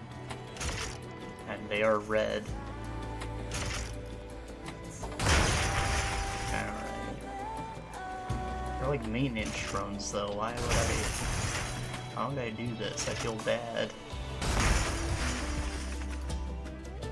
That one's yellow. Maybe he's a good guy.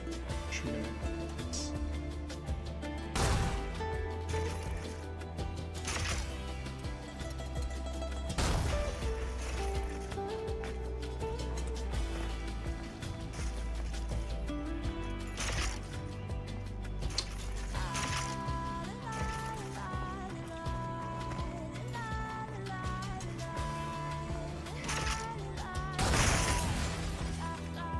Perfect.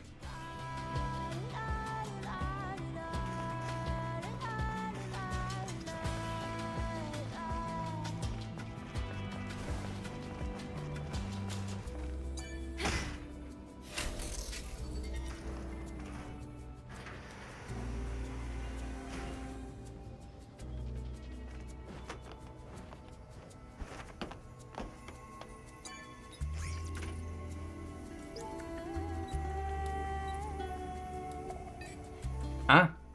Oh shit. Oh god. Oh boy, this is... My OCD is ruined.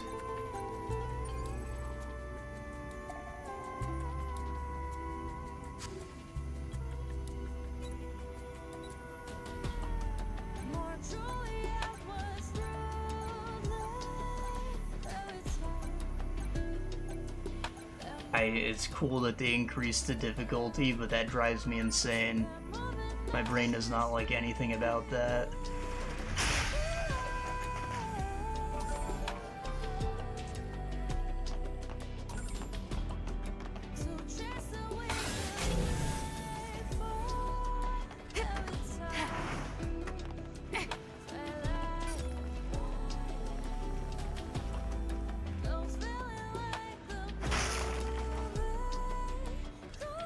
There was less time for that before.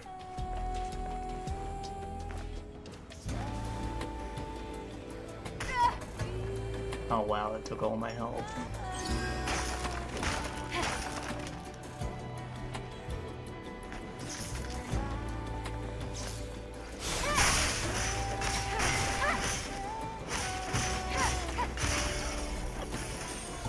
So you're saying I would have failed.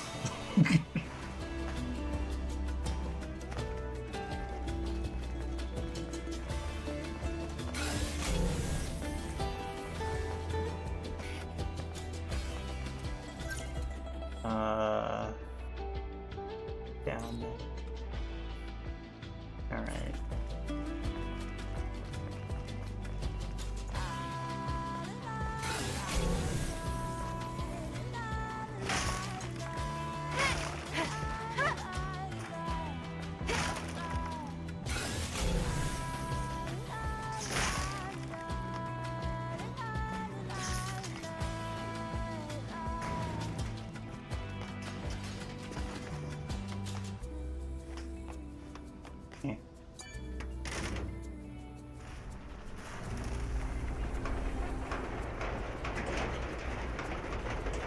See, that's exactly what I was talking about. Pull the lever, it shows you what it did.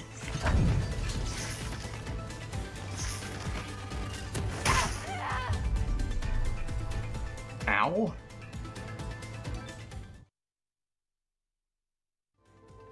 The hell shot me?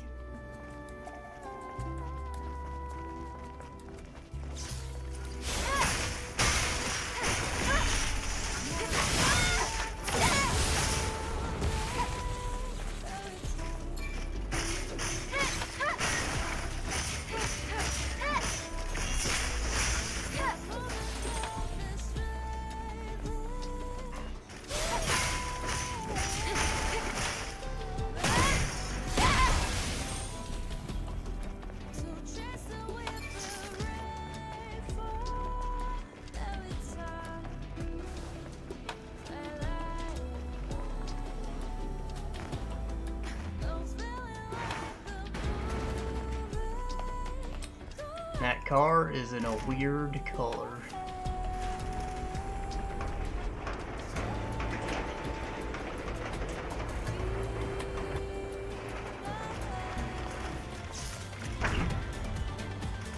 Oh, oh, oh. Oh, I see they spawned with the lever. Oh. Oh.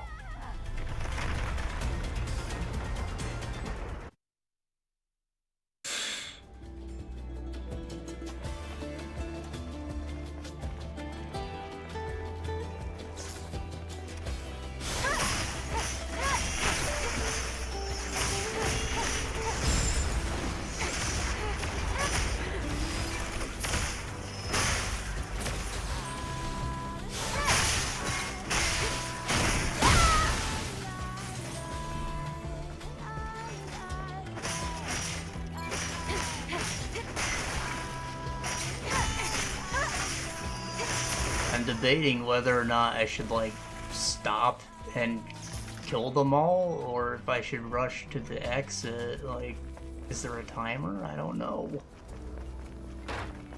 I feel like there has to be a timer, because the platform needs to rise back up for me to get to the chest.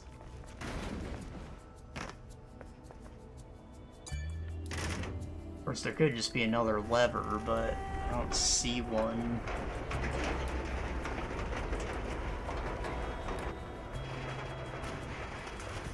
Okay.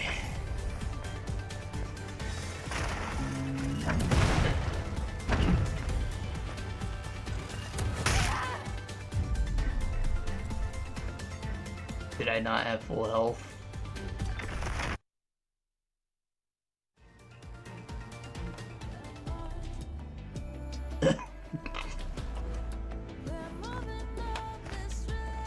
Sneaky boys. These guys aren't gonna snipe me when I get past everything else, right?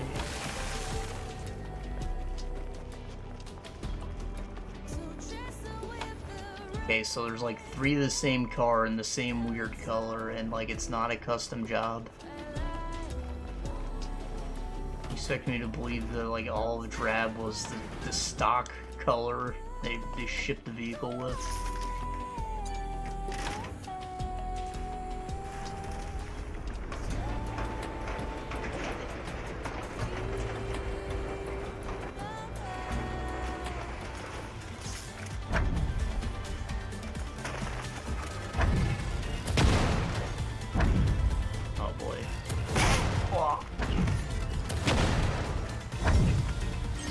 Okay, they have some crazy range. I got stuck on a rock, and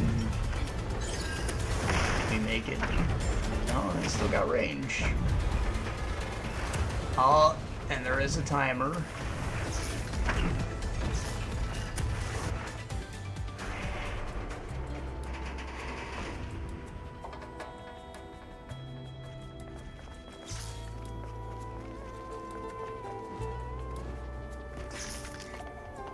Okay, so like, it's in an open enclosure. Does that mean that I can shoot it before it even comes up?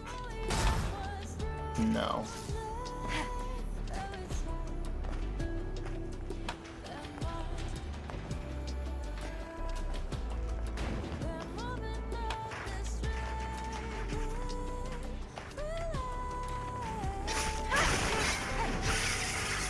This'll help.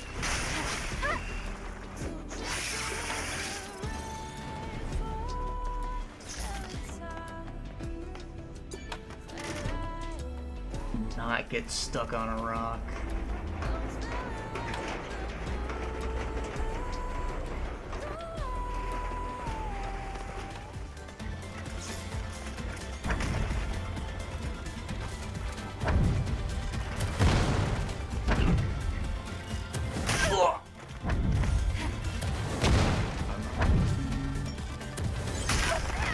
Ow.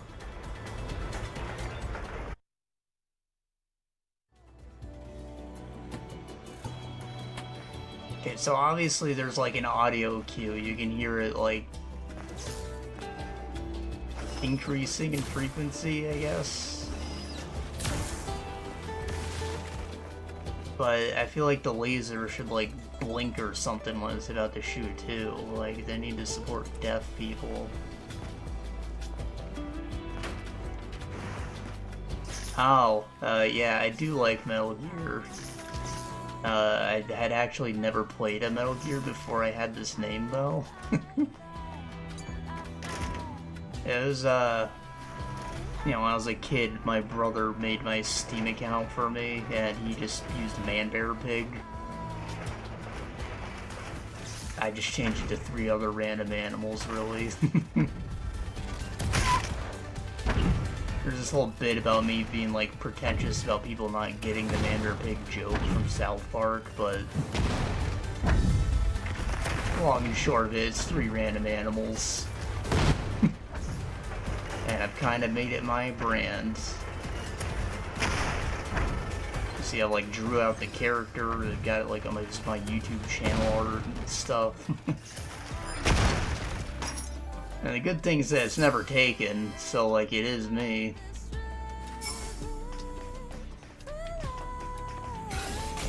Until I get famous and then it is taken and someone tries to sell it to me.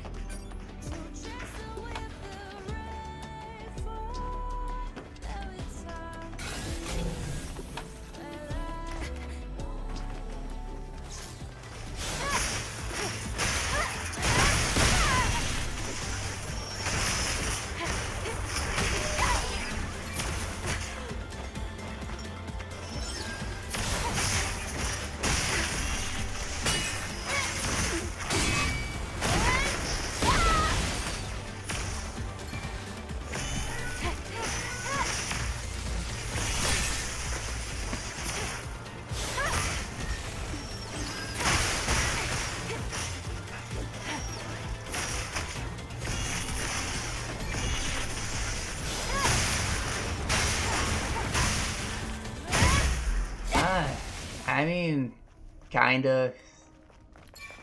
There's things that I feel like I can maybe deal with as someone who just plays video games all day anyways, like...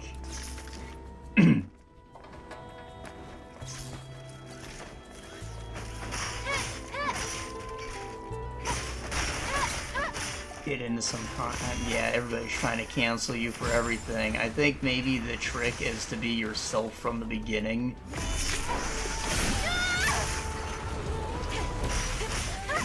Kind of like Critical can basically say whatever the fuck he wants at this point because everybody knows he's been a weirdo from the start.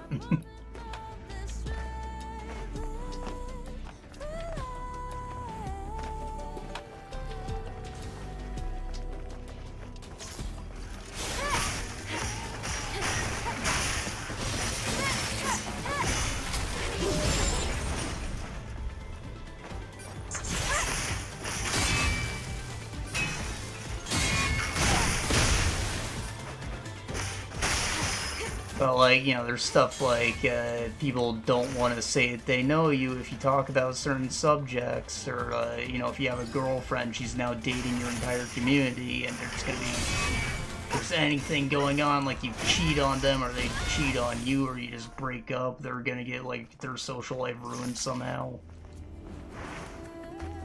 And, yeah, all that is problematic, but, I don't do any of that.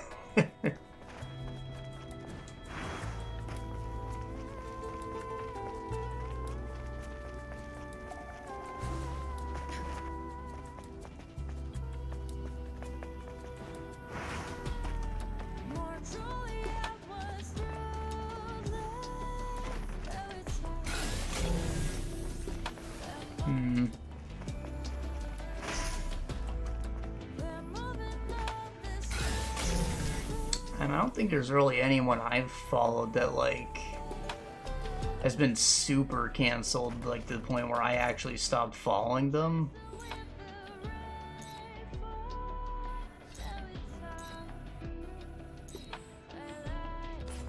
No, of course, I mean, you have people worshipping you, you're obviously God, right?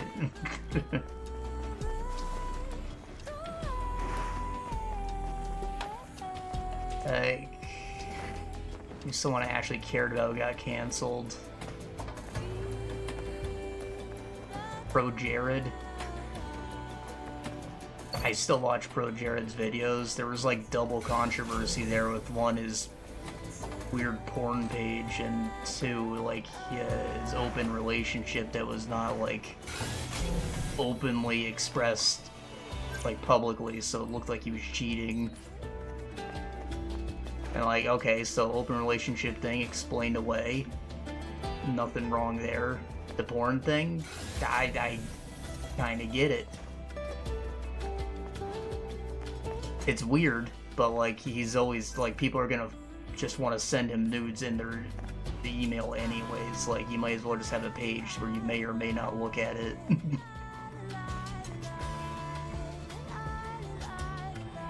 Jump up from above? Like, climb these trees?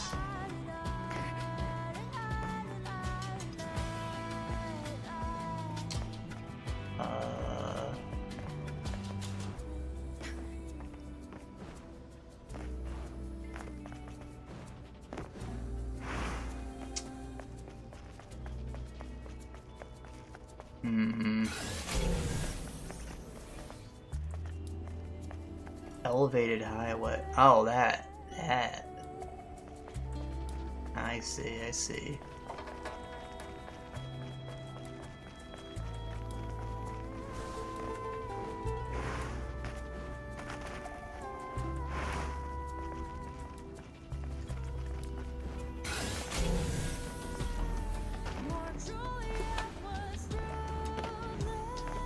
I think there's some things that we can maybe actually hand wave away with, like, the times, maybe.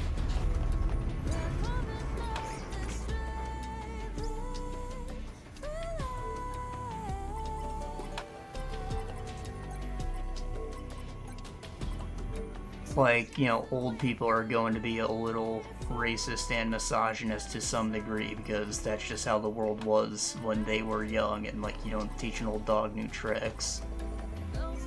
Not that it, like, makes it morally acceptable, but, like, you know, you kind of just expect it when, like, Donald Trump says something kind of misogynist or whatever.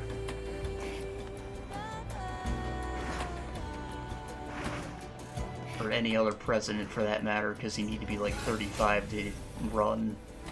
Which is kind of stupid.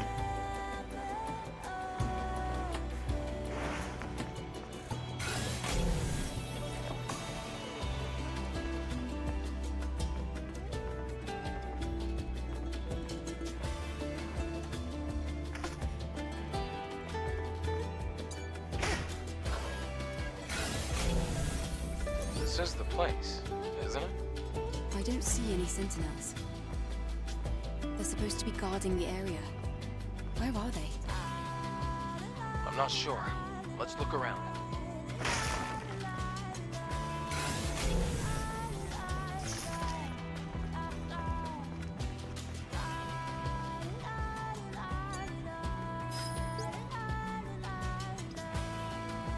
Up, you goddamn idiot, it's up there, up. Fuck.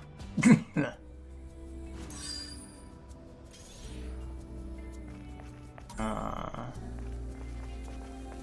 don't like pieces of media they consume, they don't consume that media or call them something or...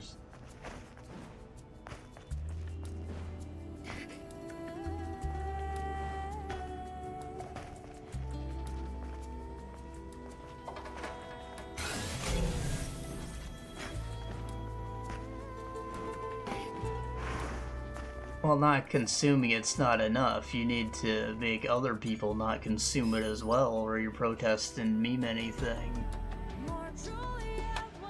And you have the power to do that, and it's called Twitter. I can't believe I'm running 3 shifts just to keep tabs on a monster. Man must be losing his mind. Maybe he needs system maintenance, but should watch my mouth. I'd rather go to the brig than do this. What's up? What do you mean, what's...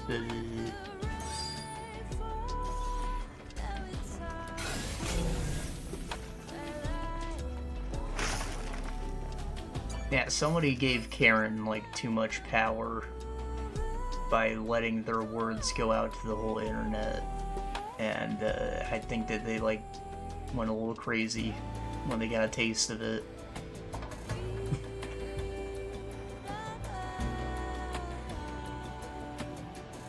327 serves 0 exceptions, nothing unusual, 0 exceptions. The marked Natiba cannot be visually identified. How's that not an exception? Requesting reinforcements. These people. Could this be the surveillance team that lost contact? They're completely mangled. Wait. Then where is the Natiba? Oh.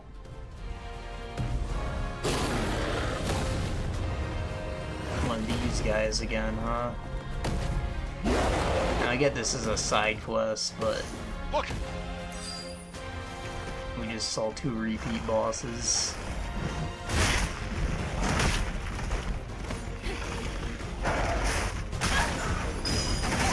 Oh boy. I got gaped.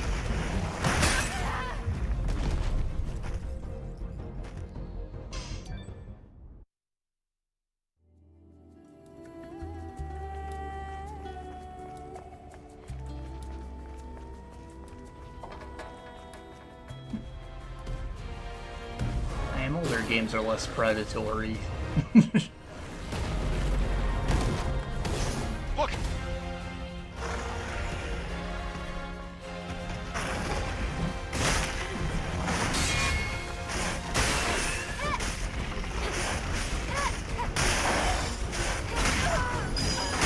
Oh boy. So much visual noise, like wet dust.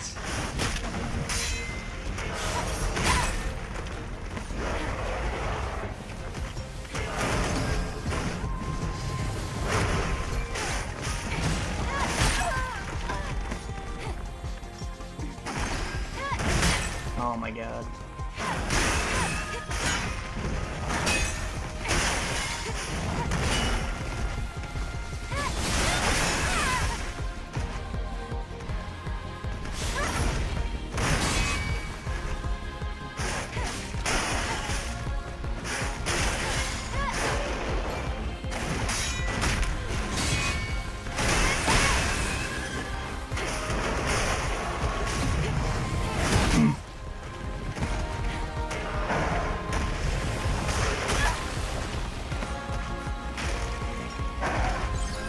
You miss old Kratos? I think that's maybe a weird one. I feel like Kratos didn't have too much of a personality other than just being pissed off all the time. Obviously he had motivations like in cutscenes, but like it didn't show much in the gameplay.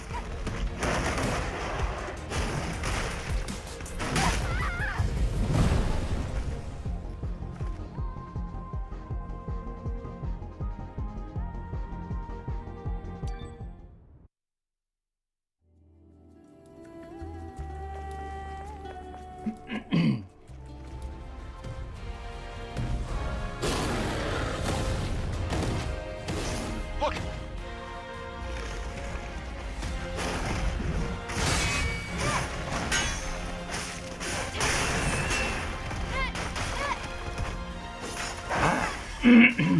Jesus.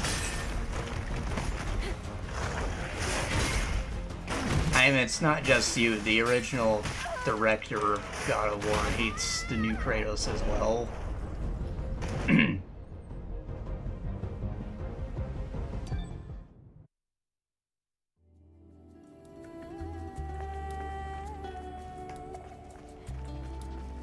I don't know, I just think that this story they created with the new ones is more compelling overall than, again, just being, like, angry, kill the gods like that. They were fun games. Look! And the first one did have a very good story, but after that, it's just, like, just fun.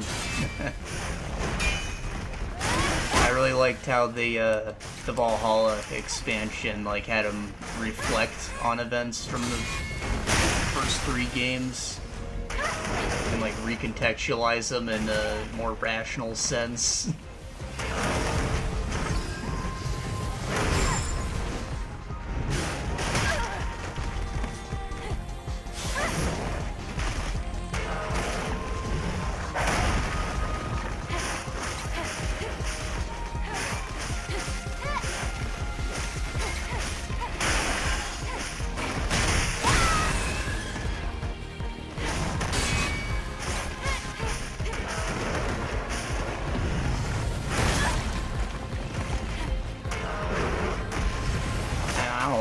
ignore you. I like hearing I like hearing the opinions. I think I'm very good at seeing issues from multiple angles.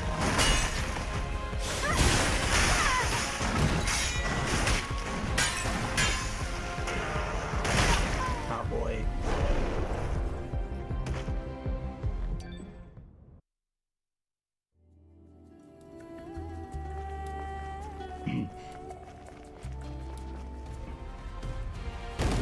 I feel like we still get a lot of Nathan Drakes, though, at least, right? Like, just a suave, quippy man.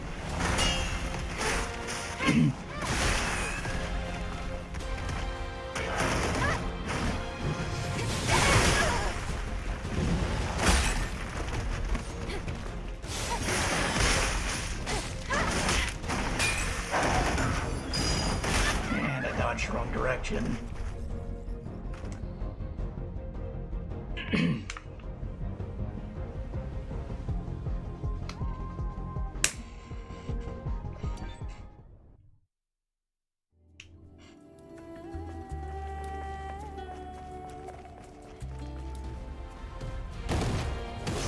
Look!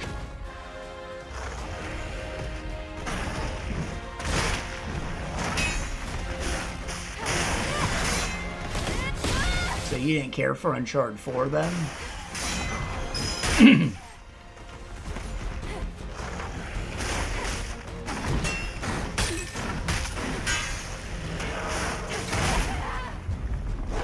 Do you think it's like a similar thing to how Kratos' character changed when he like settled down?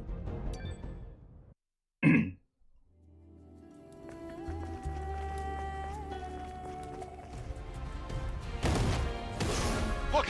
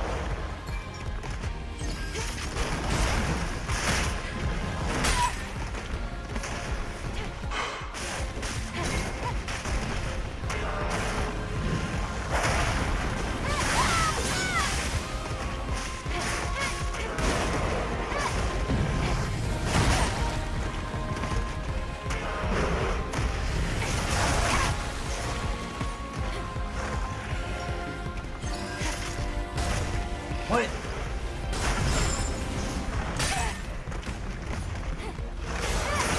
That fucking aim assist.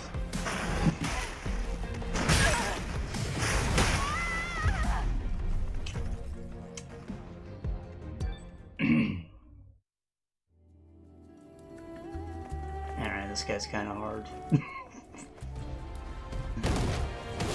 Look!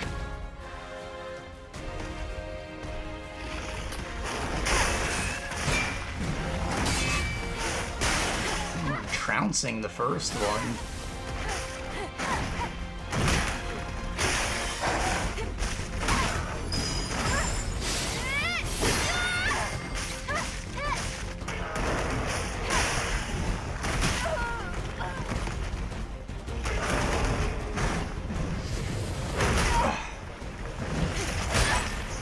Oh my god.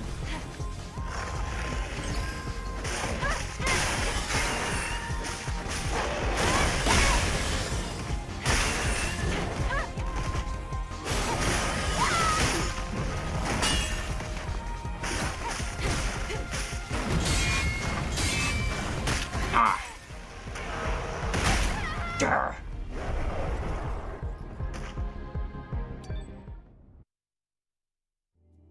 Yeah, I think the biggest thing about learning their attack patterns is that they can like end their combo at any point in it. It's hard to tell like when I should stop and go for my counter attack. A lot of enemies even, like sometimes they'll do 3 hits, sometimes it's 4, sometimes it's 5, and I just don't know. It always trips me up. So I guess that's like a patience thing. I should just wait until he goes back into neutral stance before I consider anything other than block.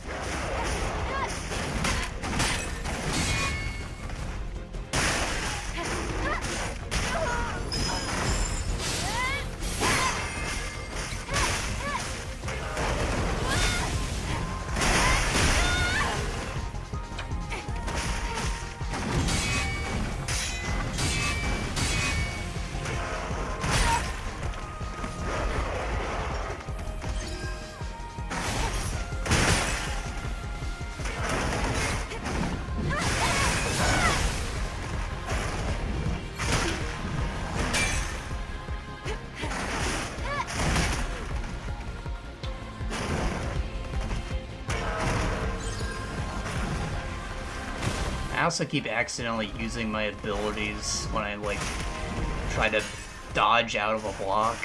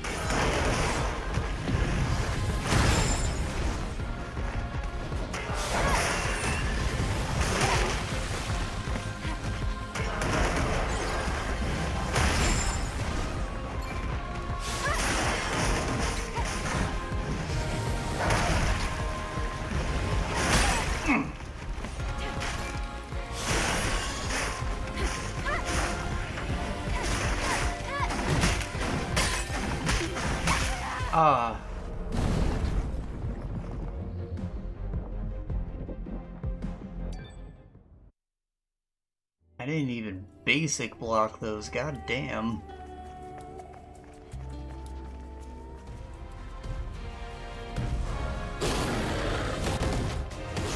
Look!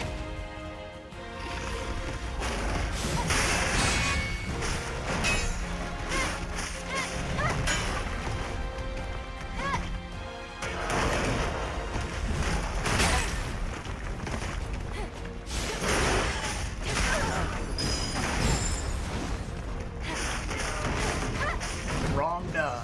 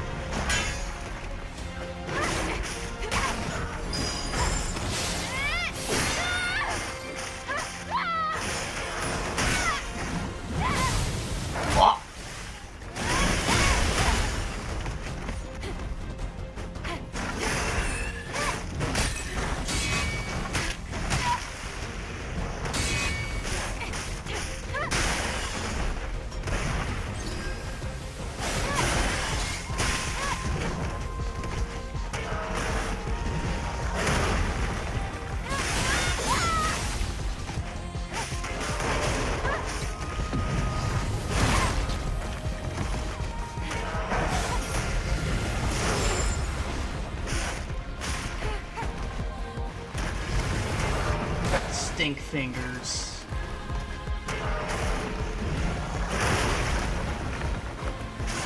It's like that Evangelion looking thing from Monster Hunter World.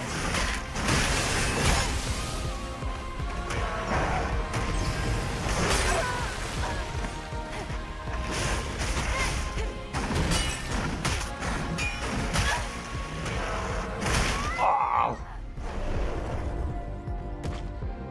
Pinned up against the wall.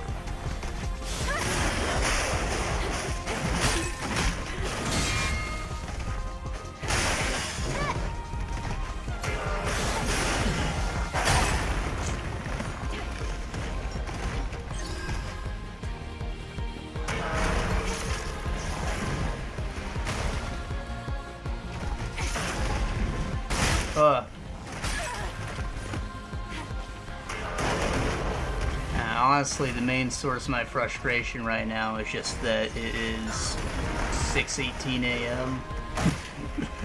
It's a little bit past my bedtime, but I kind of committed to finishing this area.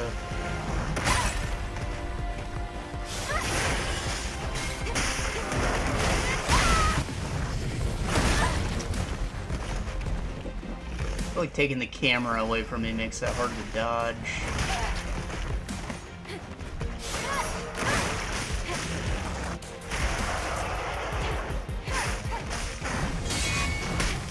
I can probably get away with going till 7 if it comes to that, but that's like the latest.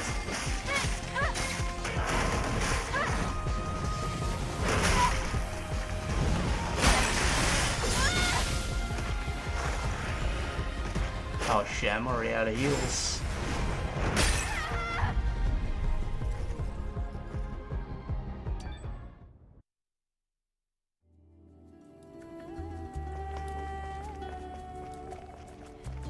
Thing about calling in the middle of a fight is I'm gonna lose any muscle memory I have.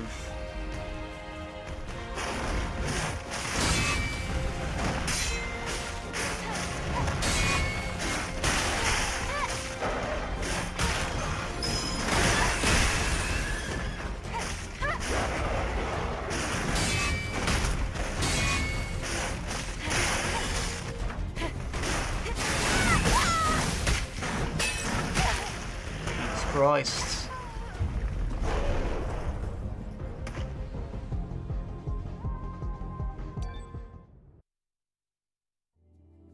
"12 hours ahead," so like you'd be like east of me, probably significant distance, or even like Australia maybe.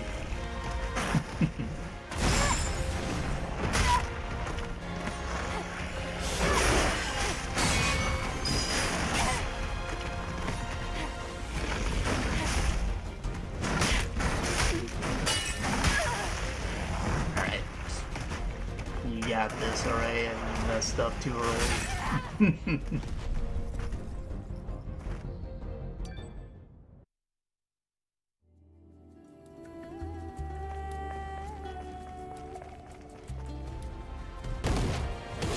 Look!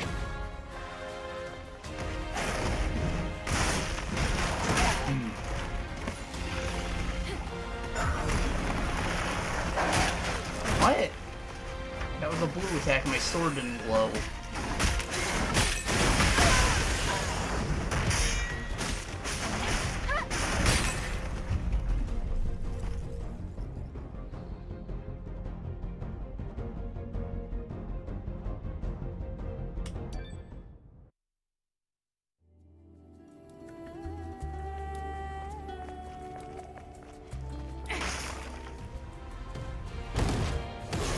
I didn't know you could actually lose a whole day in time difference.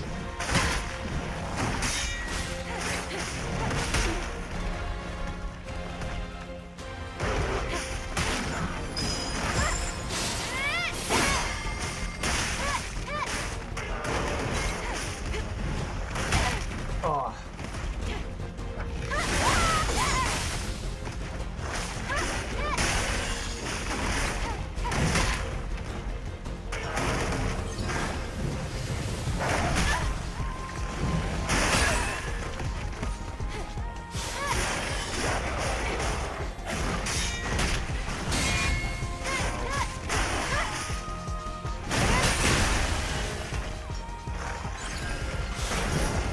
What?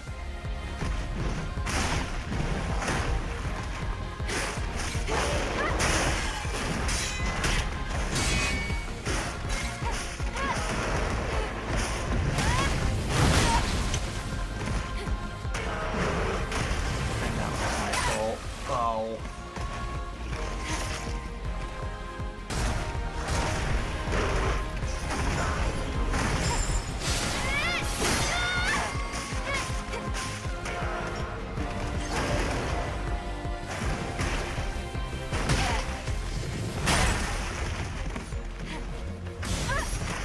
Ah.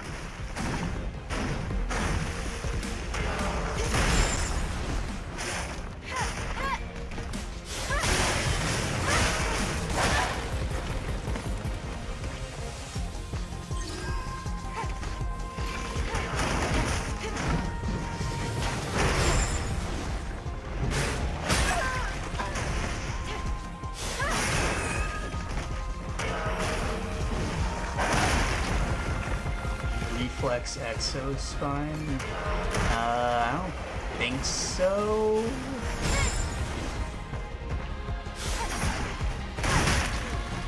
I honestly haven't opened the inventory in a long time. Like, it's probably something I could change up in there if I wanted.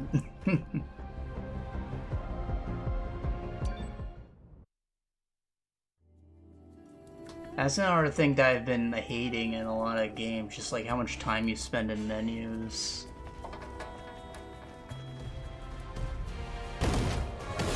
Look!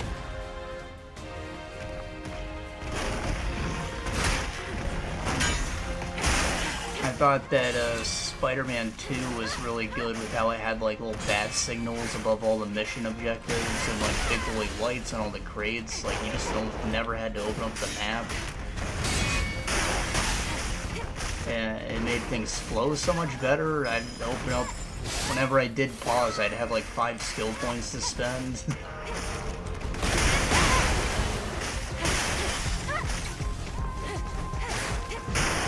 And like, the last time I played The Witcher 3, I had mods that like got rid of the randomly generated loot and made it so like each weapon just is what it is, you know?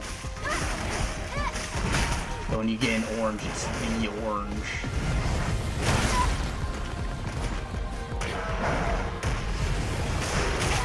And it literally cut 50 hours out of my playtime, like 100%ing the game.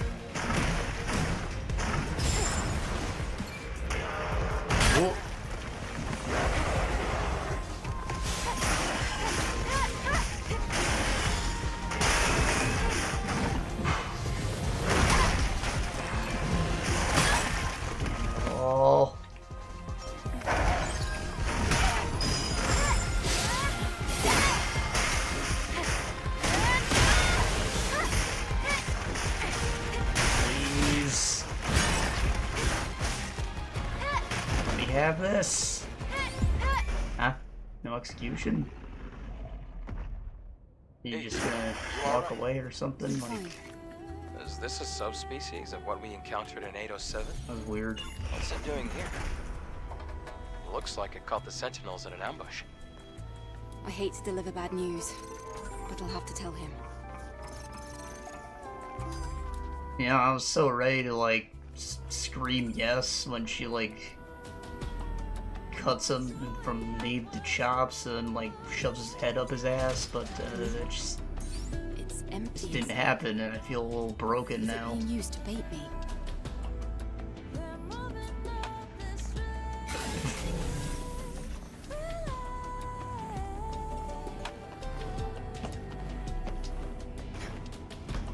It was a weird feeling.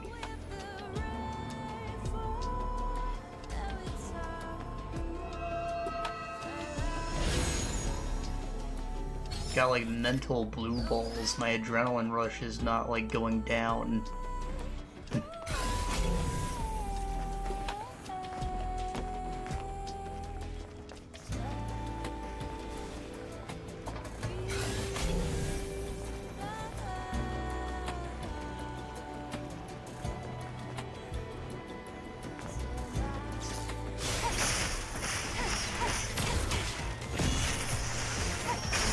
I'm probably gonna die here.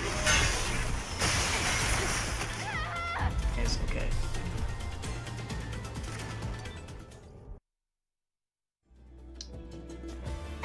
So there's only a little bit of this left, right? Like, just this. I can handle that in like 10 minutes.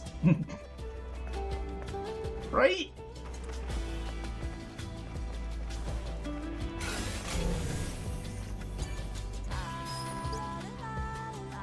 I have to camp out here tonight. I hope that I'll find some intact circuits, valuable machine parts tomorrow. If I had an Angel Corpse, though, I'd be like winning the lottery. I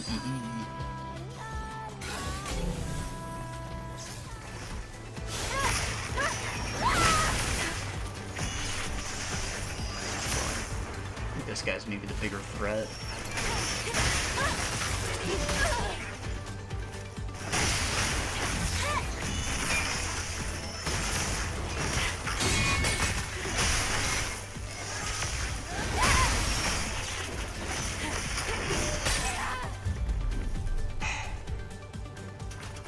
Yeah, you're so right.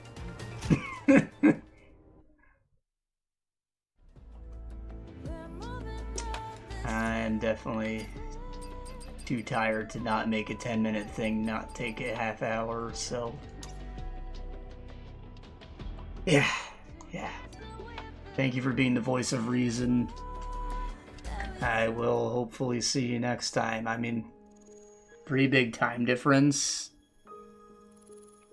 How long have I been streaming this? Like, it's been almost 5 hours, so subtract from then to see when I would maybe be starting next time. I'm maybe a little before then, even if I'm not starting late. We'll see.